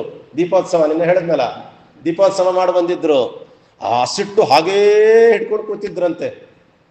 ಯಾವತ್ತಾದ್ರೂ ಸಿಗಲಿ ಯುದ್ಧದ ಕಾಲಕ್ಕೆ ರಾವಣನ ಒಂದು ಕೈ ನೋಡ್ಕೊಳ್ತೀನಿ ಅಂತ, ಅದಕ್ಕೆ ಕಾಯ್ತಾ ಕೂತಿದ್ರಂತೆ. ಅಥೋ ಹನುಮಾನ್ ಉರಗೇಂದ್ರ ಭೋಗ ಸಮಂ ಸ್ವಬಾಹು ವೃಷಮನ್ನಮಯ್ಯ ತತಾಡ ವಕ್ಷಸ್ಯ ದಿಪಂತು ರಕ್ಷಸ ಮುಖೇನ ಸರಕ್ತಂ ಪ್ರವಯನ್ ಪಪಾತ. ಒಳ್ಳೆ ಸಮಯ ಸಿಕ್ತು, ಕರೆಕ್ಟಾಗಿ ಎದುರುಗಡೆ ಬಂದು ನಿಂತ್ಕೊಂಡಂತೆ. ಇದೇ ಸರಿಯಾದ ಸಂದರ್ಭ ಅಂತ ಹೇಳಿ ಮುಷ್ಟಿ ಮಾಡಿ ಅವನ ಎದೆಗೆ ಒಂದು ಸುಮ್ಮನೆ ಸ್ಪರ್ಶ ಮಾಡ್ತಾರಂತೆ. ಸ್ಪರ್ಶ ಮಾಡಿದ್ದಕ್ಕೇನೆ ರಕ್ತಂ ಪ್ರವಮನ್ ಪಪಾತ, ಆ ಕೆಳಗೆ ಬಿದ್ದು ರಕ್ತವಾಂತಿ ಮಾಡ್ಕೊಂಡು ಪ್ರಜ್ಞೆ ತಪ್ಪಿ ಬೀಳ್ತಾನಂತೆ. ಅರ್ಥ ಆಗಂಗೆ ಹೇಳಬೇಕಂದ್ರೆ ಅನ್ಕಾನ್ಶಿಯಸ್, ಲೌಕಿಕ ಜಗತ್ತಿನ ಪ್ರಜ್ಞೆಯೇ ಇಲ್ಲ ಅವನಿಗೆ, ಮೂರ್ಛೆಗೆ ಹೋಗ್ಬಿಟ್ಟಿದ್ದಾನೆ, ರಕ್ತ ವಾಂತಿ ಮಾಡಿಕೊಂಡು. ಅದಾದ ಮೇಲೆ ಎದ್ದೇಳ್ತಾನಂತೆ. ಶತ್ರುವಾದಂತಹ ರಾವಣ, ಇಡೀ ಜಗತ್ತನ್ನ ಗೆದ್ದಂತಹ ರಾವಣ ಹನುಮಂತ ದೇವರನ್ನು ನೋಡಿ ಒಂದು ಮಾತನಾಡ್ತಾನಂತೆ. ನಿರ್ಣಯದಲ್ಲಿ ಆಚಾರ್ಯ ಬಹಳ ಚೆನ್ನಾಗಿ ಹೇಳ್ತಾರೆ. ಸಲಬ್ಧ ಸಂಘ ಪ್ರಶಂಸ ಮಾರುತಿಂ ತ್ವಯಾ ಸಮೋ ನಾಸ್ತಿ ಪುಮಾನ್ಹಿ ಕಶ್ಚಿತ್. ಶತ್ರುಗಳ ಕೈಯಲ್ಲೂ ಹೊಗಳಿಸಿಕೊಳ್ಳುವ ಸಾಮರ್ಥ್ಯ ಹನುಮಂತ ದೇವರು. ಭೀಮಸೇನ ಸಮೋ ನಾಸ್ತಿ ಅಂತ ಅಲ್ಲಿ ಸೇನೆಯೋರುಭಯೋರಪಿ ಅಂತ ಹೇಳಿ ದುರ್ಯೋಧನ ಹೊಗಳುತ್ತಾನೆ ಭೀಮಸೇನ ದೇವರನ್ನ. ಇಲ್ಲಿ ರಾವಣ ಹನುಮಂತ ದೇವರಿಗೆ ಹೇಳ್ತಾನಂತೆ, ಏನು ಹೊಡೆದೇವ ಮಹಾರಾಜ, ಒಂದ್ ಮಾತು ಹೇಳ್ತೀನಿ ಕೇಳಿಸ್ಕೋ, ಜಗತ್ತಿನಲ್ಲಿ ಇಡೀ ಜಗತ್ತಿನ ನಿನಗೆ ಸಮನಾದ ಗಂಡಸೇ ಇಲ್ಲ, ಹೋಗ್. ರಾವಣ ಹೇಳ್ತಿರೋ ಮಾತಿದು. ಭೀಮಸೇನ ದೇವರು ಜರಾಸಂಧನನ್ನ ಸಂಹಾರ ದುಶ್ಯಾಸನನ್ನ ಸಂಹಾರ ಮಾಡಬೇಕಾದಾಗ ಎದೆ ಮೇಲೆ ಕಾಲಿಟ್ಬಿಟ್ಟು ಸುತ್ತಲೂ ಕರ್ಣ, ದುರ್ಯೋಧನ ಎಲ್ಲರೂ 100 ಜನ ಅತಿರಥರು ಮಹಾರಥರು ಅಂತ ಯಾರ್ಯಾರಿದ್ದಾರೆ ಎಲ್ಲ ನಿಂತಿರ್ತಾರಂತೆ. ಆ ಸಭಾ ಮಧ್ಯದಲ್ಲಿ ದುಶ್ಯಾಸನನ್ನ ಕೆಳಗೆ ಹಾಕಿ ಎದೆ ಮೇಲೆ ಕಾಲಿಟ್ಟು ಭೀಮಸೇನ ದೇವರು ಹೇಳ್ತಾರಂತೆ, ಸುತ್ತಲೂ ನೋಡ್ಬಿಟ್ಟು ಹೇಳ್ತಾರಂತೆ, ಇಲ್ಲಿ ಯಾರಾದ್ರೂ ಒಬ್ರು ಗಂಡಸು ಅನ್ನೋರಿದ್ರೆ ಬಂದು ಬಿಡಿಸ್ಕೊಳ್ರಿ ನೋಡೋಣ ಅಂತ ಹೇಳ್ತಾರೆ. ಉಳಿಸ್ಕೊಳ್ರಿ ಎಲ್ಲ ಬಿಡಿಸ್ಕೊಳ್ರಿ ನೋಡೋಣ ಅಂತ ಹೇಳ್ತಾರಂತೆ. ಕರ್ಣ ದುರ್ಯೋಧನ ತಮಗೆ ಗೊತ್ತಿಲ್ಲದೆ 4 ಹೆಜ್ಜೆ ಹಿಂದೆ ಹೋಗ್ಬಿಟ್ಟಿರ್ತಾರಂತೆ. ದುರ್ಯೋಧನ ಕರ್ಣ ಹಿಂದೆ ಹೋಗ್ಬಿಟ್ಟಿರ್ತಾರಂತೆ. ದುರ್ಯೋಧನ ಪಕ್ಕದಲ್ಲಿ ನೋಡಿದ್ರೆ ಕರ್ಣ ಇಲ್ಲ, ಎಲ್ಲಿ ಹಿಂದೆ ಹೋಗ್ಬಿಟ್ಟಿರ್ತಾರಂತೆ. ಕರ್ಣ ಹೇಳ್ತಾನೆ ದುರ್ಯೋಧನಿಗೆ, ಬಾರೋ ಮಹಾರಾಜ, ನೀನ್ ಅಣ್ಣ ತಮ್ಮ ತಗೊಂಡೇನ್ ಮಾಡ್ತೇವೆ, ಬದುಕಿದ್ರೆ ನಾವು ನಾಳೆ ಭೇಟಿ ಆಗ್ಬೋದಾ, ಹೊರಡೋಣ ಅಂತ ಹೇಳಿ ದುರ್ಯೋಧನ ಕರ್ಕೊಂಡು ಹೋಗ್ಬಿಡ್ತಾನಂತೆ ಕರ್ಣ. ಇದು ಭೀಮಸೇನ ದೇವರ, ವಾಯುದೇವರ, ಹನುಮಂತ ದೇವರ ಅವರ ಪೌರುಷತ್ವಕ್ಕೆ ನಿದರ್ಶನಗಳು. ಪುಮಾನ್ಯ ಕಶ್ಚಿತ್, ನಿನ್ನಂತ ಗಂಡಸೇ ಇಲ್ಲ ಜಗತ್ತಿನಲ್ಲಿ ಅಂತ ಹೇಳ್ತಾರಂತೆ. ಇದಕ್ಕೆ ಹನುಮಂತ ದೇವರು ಹೇಳ್ತಾರಂತೆ, ಅತ್ಯಲ್ಪಮೇತತ್ ದುಪಾತ್ತ ಜೀವಿತ ಪುನಸ್ತಮಿತ್ಯುಕ್ತ ಉವಾಚ ರಾವಣ. ಅತ್ಯಲ್ಪಮೇತತ್ ಯದುಪಾತ್ತ ಜೀವಿತ. ರಾವಣ ಒಂದು ಮಾತು ಹೇಳಲ್ಲ ಅಂತ ಕೇಳ್ತಾರಂತ ಹನುಮಂತ ದೇವರು. ನಾನು ಹೊಡೆದ ಮೇಲೂ ನೀನು ಮತ್ತೆ ಎದ್ದು ಮಾತನಾಡ್ತಿದೀಯ ಅಂದ್ರೆ ನಾನು ಹೊಡೆದೇ ಇಲ್ಲ ಅಂತ ಇಟ್ಕೋ ಅಂತ ಹೇಳಿದ್ರು. ಅತ್ಯಲ್ಪಮೇತತ್, ಏನೋ ನಿನ್ನ ಮುಟ್ಟಿದ್ದಷ್ಟೇ, ಯಾಕಂದ್ರೆ ನಿನ್ನನ್ನು ಸಾಯಿಸೋದು ನನಗೆ ಕ್ಷಣ ಸಾಕು, ಆದ್ರೆ ನನ್ನ ಸ್ವಾಮಿ ಸಂಕಲ್ಪ ಮಾಡಿದ್ದಾನೆ, ಅವನು ಸಂಕಲ್ಪ ಇದೆ, ಅವನೇ ನಿನ್ನನ್ನು ಕೊಲ್ಲಬೇಕು ಅಂತ. ರಾವಣ ಕುಂಭಕರ್ಣನ ಸಂಹಾರ ಭಗವಂತನೇ ಮಾಡಬೇಕು ಅಂತ ಅವನ ಸಂಕಲ್ಪ, ಅದಕ್ಕಾಗಿ ನಿನ್ನನ್ನು ಬಿಟ್ಟಿದ್ದೀನಿ. ನಾನು ಹೊಡೆದ ಮೇಲೂ ನೀನು ಬರೀ ರಕ್ತವಾಂತಿ ಮಾಡ್ಕೊಂಡು ಮತ್ತೆ ಪುನಃ ಮಾತನಾಡ್ತೀವಿ ಅಂದ್ರೆ ನಾನು ನಿನಗೆ ಬರೀ ಕೇವಲ ಮುಟ್ಟಿದ್ದಷ್ಟೇ. ರಾವಣ ತಲೆ ತಿರುಗಿ ಬಿದ್ಬಿಟ್ಟಂತ ಕೇಳಿ, ಮುಟ್ಟಿದ್ರೆ ಹಿಂಗೆ, ಏನು ಹೊಡೆದ್ರೆ ಏನೋ ಗೊತ್ತಿ ಅಂತ ಅನ್ಕೊಳ್ತಾನೆ. ಅಲ್ಲಿಂದ ಹೊರಟೇ ಬಿಟ್ಟ ಅವನು. ಇದು ಯಾವಾಗ ಹನುಮಂತ ದೇವರು ರಾವಣನಿಗೆ ಈ ರೀತಿ ಮಾಡಿದ್ದನ್ನೆಲ್ಲ ದೂರ ನಿಂತ್ಕೊಂಡು, ನೀಲ ಅಗ್ನಿ, ಅವನು ಅಗ್ನಿ ಅವತಾರ, ಅವನು ನಿಂತ್ಕೊಂಡು ನೋಡ್ತಾ ಇರ್ತಾನಂತೆ. ಅವರೆಲ್ಲ ಸಣ್ಣ ಸಣ್ಣ ಸಣ್ಣ ಕಪಿಗಳು, ನೀಲ ನೋಡ್ತಿರ್ತಾನಂತೆ. ಅಬ್ಬಾ, ಅವನು ಧೈರ್ಯ ಬಂದ್ಬಿಡ್ತಂತೆ ನೀಲನ್ಗೆ. ನಮ್ ಕಡೆ ರಾವಣನಿಗೆ ಎಷ್ಟು ಚೆನ್ನಾಗಿ ಹೊಡೆದ್ರು ನೋಡೋಣ, ಅವನೇ ಹೊಡೆದ ಮೇಲೆ ನಾನು ಹೊಡಿತೀನಿ, ನಾನು ಪ್ರಯತ್ನ ಪಡ್ತೀನಿ ಅಂತ ನೀಲ ರಾವಣನ ಮೇಲೆ ಯುದ್ಧಕ್ಕೆ ಹೋಗ್ತಾನಂತೆ. ಹೆಂಗ್ ಹೋಗ್ತಾನೆ ಯುದ್ಧಕ್ಕೆ ಅಂತಂದ್ರೆ, ರಾವಣನಿಗೆ 10 ತಲೆ. ಏನ್ ಮಾಡ್ತಿರ್ತಾನೆ ಅಂದ್ರೆ ಒಂದೊಂದು ತಲೆ ಮೇಲೆ ಕುಣಿತಾ ಇರ್ತಾನಂತೆ. ಕಪಿಚೇಷ್ಟೆ, ಕಪಿಗಳು ಈ ತಲೆಯಲ್ಲಿ ಕುಣಿತಿರ್ತಾನಂತೆ. ಅದನ್ನ ಹಿಂಗ್ ಸರಿಸ್ಕೊಳಕ್ ಹೋರೆ ಅಲ್ಲಿಂದ ಠಂಗ್ ಅಂತ ಈ ಕಡೆ ಹಾರೋದಂತೆ, ಈ ಕಡೆ ಸರ್ಸಕ್ ಹೋರೆ ಈ ಕಡೆ ಹಾರೋದಂತೆ. ಒಂದು ಇರಿಟೇಷನ್ ಮಾಡುತ್ತೆ ನೋಡ್ರಿ ನೀಲ ಅನ್ನೋ ಕಪಿ. ಸಾಕಾಗಿ ಹೋಗ್ಬಿಡುತ್ತೆ. ರಾಮಾಯಣದಲ್ಲಿ ಹೇಳ್ತಾರೆ ವಾಲ್ಮೀಕಿ ಋಷಿಗಳು, ಬೇಸತ್ತಲ್ವಂತೆ, ಸುಸ್ತಾಗ್ಬಿಟ್ಟಂತೆ ರಾವಣ. ಆ ನೀಲ ಅನ್ನುವ ಕಪಿ ಅಷ್ಟು ಆಟ ಆಡಿಸ್ಬಿಡ್ತಂತೆ. ಒಂದು ಆನೇನ್ ಬೇಕಾದ್ರೂ ಹೊಡಿಬೋದ್ರಿ, ಯಾರು ಜಗತ್ತಲ್ಲಿ ನಾವು ನೊಣನ ಹೊಡಿಲಿಕ್ಕಾಗತ್ತೆ ಅಂದ್ರೆ ತಕ್ಷಣ ಹೊಡಿಯಕ್ಕಾಗಲ್ಲ ನಮ್ಮ ಕೈಲಿ. ನೀವ್ ಏನೇ ಮಾಡ್ರಿ ಹಿಂಗ ಅನ್ನೋಷ್ಟೊಳಗೆ ಓಡೋಗ್ಬಿಡುತ್ತೆ, ಹಾರೋಗ್ಬಿಡುತ್ತೆ. ನೊಣ ಸಿಗೋದೇ ಇಲ್ಲ ಕೈಗೆ, ಭಾರಿ ಕಷ್ಟ ನಿಮ್ಗೆ. ಹೆಂಗೋ ನೊಣ ಆಟ ಆಡಿಸ್ದಂಗೆ ಆಟ ಆಡಿಸ್ಬಿಡ್ತಾನಂತೆ. ಅದನ್ನೇ ಹೇಳ್ತಾರೆ ರಾಮಾಯಣದಲ್ಲಿ. ಒಂದು ಮಕ್ಷಿಕ, ಒಂದು ನೊಣ ಹೇಗೆ ಆಟ ಆಡ್ಸತ್ತೋ ಹಾಗೆ ಆಟ ಆಡಿಸ್ಬಿಟ್ಟಂತೆ ನೀಲ. ಭಾರಿ ಸಿಟ್ಟು ಬಂದ್ಬಿಡುತ್ತಂತೆ ರಾವಣನಿಗೆ. ಎಂತೆಂಥ ಪರಾಕ್ರಮಗಳನ್ನು ಹೊಡೆದು ಬಿಸಾಕಿದ್ದೀನಿ ನಾನು, ಇದು ಯಾವ್ದು ಒಂದು ಸಣ್ಣ ಕೋತಿ ಇಷ್ಟು ಆಟ ಆಡಿಸ್ತಿದೆ ಅಲ್ಲ, ಮಾಡ್ತೀನಿ ತಡಿ ಅಂತ ಹೇಳಿ ಆಗ್ನೇಯ ಅಸ್ತ್ರ ಬಿಡ್ತಾನಂತೆ. ಆಗ್ನೇಯ ಅಸ್ತ್ರ, ಅದಕ್ಕೆ ಭಾರಿ ಬಲ ಬಂದು ಕುಣಿಯೋ ಜಾಸ್ತಿ ಮಾಡ್ಬಿಡ್ತಂತೆ. ಅಲ್ಲ, ಆಗ್ನೇಯ ಅಸ್ತ್ರ ಬಿಟ್ರೆ ಇದಕ್ಕೆ ಯಾಕೆ ಅಂದ್ರೆ ವಾಲ್ಮೀಕಿ ಋಷಿಗಳು ಹೇಳ್ತಾನೆ, ಅದು ಅಗ್ನಿ ಅವತಾರ. ಅದು ಅಗ್ನಿಗೆ ಕೊಟ್ರೆ ನಾವು ಮಾತಿಗೆ ಹೇಳ್ತಿರ್ತೇವಲ್ಲ, ಸೂರ್ಯಂಗೆ ಟಾರ್ಚ ಅಂತಿರ್ತಾರೆ ಕೆಲವರು, ಹಂಗೆ ಆಗ್ನೇಯ ಅಸ್ತ್ರವನ್ನ ಅಗ್ನಿಗೆ ಕೊಟ್ಟಿದ್ದಕ್ಕೆ ಭಾರಿ ಬಲ ಬಂದು ಇನ್ನೂ ಆಟ ಆಡ್ಸಕ್ ಶುರು ಮಾಡ್ಬಿಡ್ತು. ಭಾರಿ ಸುಸ್ತಾಗ್ಬಿಡುತ್ತಂತೆ. ಕಡೆಗೆ ಹೇಗೋ ಹಾಗೂ ಹೀಗೂ ಮಾಡಿ ತಪ್ಪಿಸ್ಕೊಂಡು ಹೋದ ರಾವಣ ಅಂತ ಹೇಳ್ತಾರೆ ನೀಲನ ಕೈಯಲ್ಲಿ. ದೇವರ ಇಚ್ಛೆ, ನಾವು ಸೋಲಬೇಕು, ಸಾಯ್ಬೇಕು ಅಂತಿದ್ರೆ ಒಂದು ಸಣ್ಣ ಕ್ರಿಮಿ ಕೀಟವೂ ಕೂಡ ನಮ್ಮನ್ನು ಏನು ಬೇಕಾದ್ರೂ ಆಟ ಆಡ್ಸತ್ತೆ. ದೇವಾನು ದೇವತೆಗಳನ್ನ ಗೆದ್ದಂತಹ ರಾವಣ ಅವನು, ಸಾಮಾನ್ಯ ಅಂತ ತಿಳ್ಕೊಳ್ಬೇಡ್ರಿ. ಇದು ಒಂದು ಪ್ರಸಂಗ. ಇನ್ನೊಂದು ಪ್ರಸಂಗ ಇದೆ ಬಹಳ ಅದ್ಭುತವಾದದ್ದು. ರಾವಣ ಒಮ್ಮೆ ಇದ್ದಕ್ಕಿದ್ದ ಹಾಗೆ ಲಕ್ಷ್ಮಣನ ಮುಂದೆ ಬಂದು ನಿಂತ್ಕೊಳ್ತಾನೆ. ಅವನ ಹಣೆಗೆ ಚೆನ್ನಾಗಿ ಮುಷ್ಟಿ ಮಾಡಿ ಹೊಡಿತಾನಂತೆ. ರಾವಣ ಪ್ರಜ್ಞೆ ತಪ್ಪಿ ಬಿದ್ದು ಬಿಡ್ತಾನೆ. ಪ್ರಜ್ಞೆ ತಪ್ಪಿ ಬಿದ್ದ ಕೂಡಲೇ ಅವನನ್ನು ಎಳ್ಕೊಂಡು ಹೋಗ್ತಾ ಧರ ಧರ ಧರ ಧರ ಎಳ್ಕೊಂಡು ಹೋಗ್ತಾ ಇರ್ತಾನೆ. ನಿವಾರಿ ತಸ್ತೇನ ದಶಾರನೋ ವೃಷಂ ವೃಷಾನ್ವಿತೋ ಬಾಣ ಮಮೋಘ ಮುಗ್ರಂ ಸ್ವಯಂಭುದತ್ತಂ ಪರಿಕೃಷ್ಯತಾಶು ಲಲಾಟ ಮಧ್ಯೆ ಪ್ರಮುಮೋಚ ತಸ್ಯ. ಹಣೆಯ ಮಧ್ಯದಲ್ಲಿ ಒಂದು ಮುಷ್ಟಿ ಮಾಡಿ ಗುದ್ದ ತಕ್ಷಣನೇ ಲಕ್ಷ್ಮಣ ಪ್ರಜ್ಞೆ ತಪ್ಪಿ ಬಿದ್ದುಬಿಟ್ಟ ರಾವಣನ ಬಲಕ್ಕೆ. ಅವನನ್ನು ಹೋಗಿ ಅವನನ್ನು ಕಟ್ಟಾಕ್ಬಿಡೋಣ. ಬಹಳ ಪ್ರಧಾನವಾದವರು ರಾಮ, ಲಕ್ಷ್ಮಣ, ಸುಗ್ರೀವ, ಹನುಮಂತ. ಅದ್ರಲ್ಲಿ ಒಬ್ಬನ್ನ ಸಿಕ್ಕಿಬಿಟ್ಟ ಸರಿಯಾಗಿ ಅಂತ ಹೇಳಿ ಧರ ಧರ ಧರ ಎಳ್ಕೊಂಡು ಹೋಗ್ತಾ ಇರ್ತಾನಂತೆ. ಇದನ್ನು ದೂರದಲ್ಲಿ ಯಾರೋ ಜೊತೆ ಯುದ್ಧ ಮಾಡ್ತಿರ್ಬೇಕಾದ್ರೆ ಹನುಮಂತ ದೇವರು ಗಮನಿಸ್ತಾರೆ. ತಕ್ಷಣ ಲಕ್ಷ್ಮಣನ ಹತ್ರ ಬರ್ತಾರಂತೆ. ಲಕ್ಷ್ಮಣನ ಹತ್ರ ಬಂದು ಹೇಳ್ತಾರಂತೆ, ಸಂಪ್ರಾಪ್ತ ಸಂಜ್ಞಾಂ ಸುವಿಕ್ಫಲ ರೂಪಿ ಸಸ್ಮಾರ ರೂಪಂ ನಿಜಮೇವ ಲಕ್ಷ್ಮಣ. ಹನುಮಂತ ದೇವರು ಲಕ್ಷ್ಮಣನ ದೇವನ, ಕೆಲವು ಕಡೆ ಹನುಮಂತ ದೇವರು, ಕೆಲವು ಕಡೆ ರಾಮದೇವರು ಅಂತಿದೆ. ಲಕ್ಷ್ಮಣನ ಕಿವಿಯಲ್ಲಿ ಉಪದೇಶ ಮಾಡ್ತಾರಂತೆ. ಲಕ್ಷ್ಮಣ, ಯಾಕೆ ಹೀಗೆ ರಾವಣ ಎಳ್ಕೊಂಡು ಹೋಗ್ತಾ ಇದ್ರೆ ಎಳ್ಕೊಂಡು ಹೋಗ್ತೀಯಾ? ನೀನು ಅಂದ್ರೆ ಯಾರು?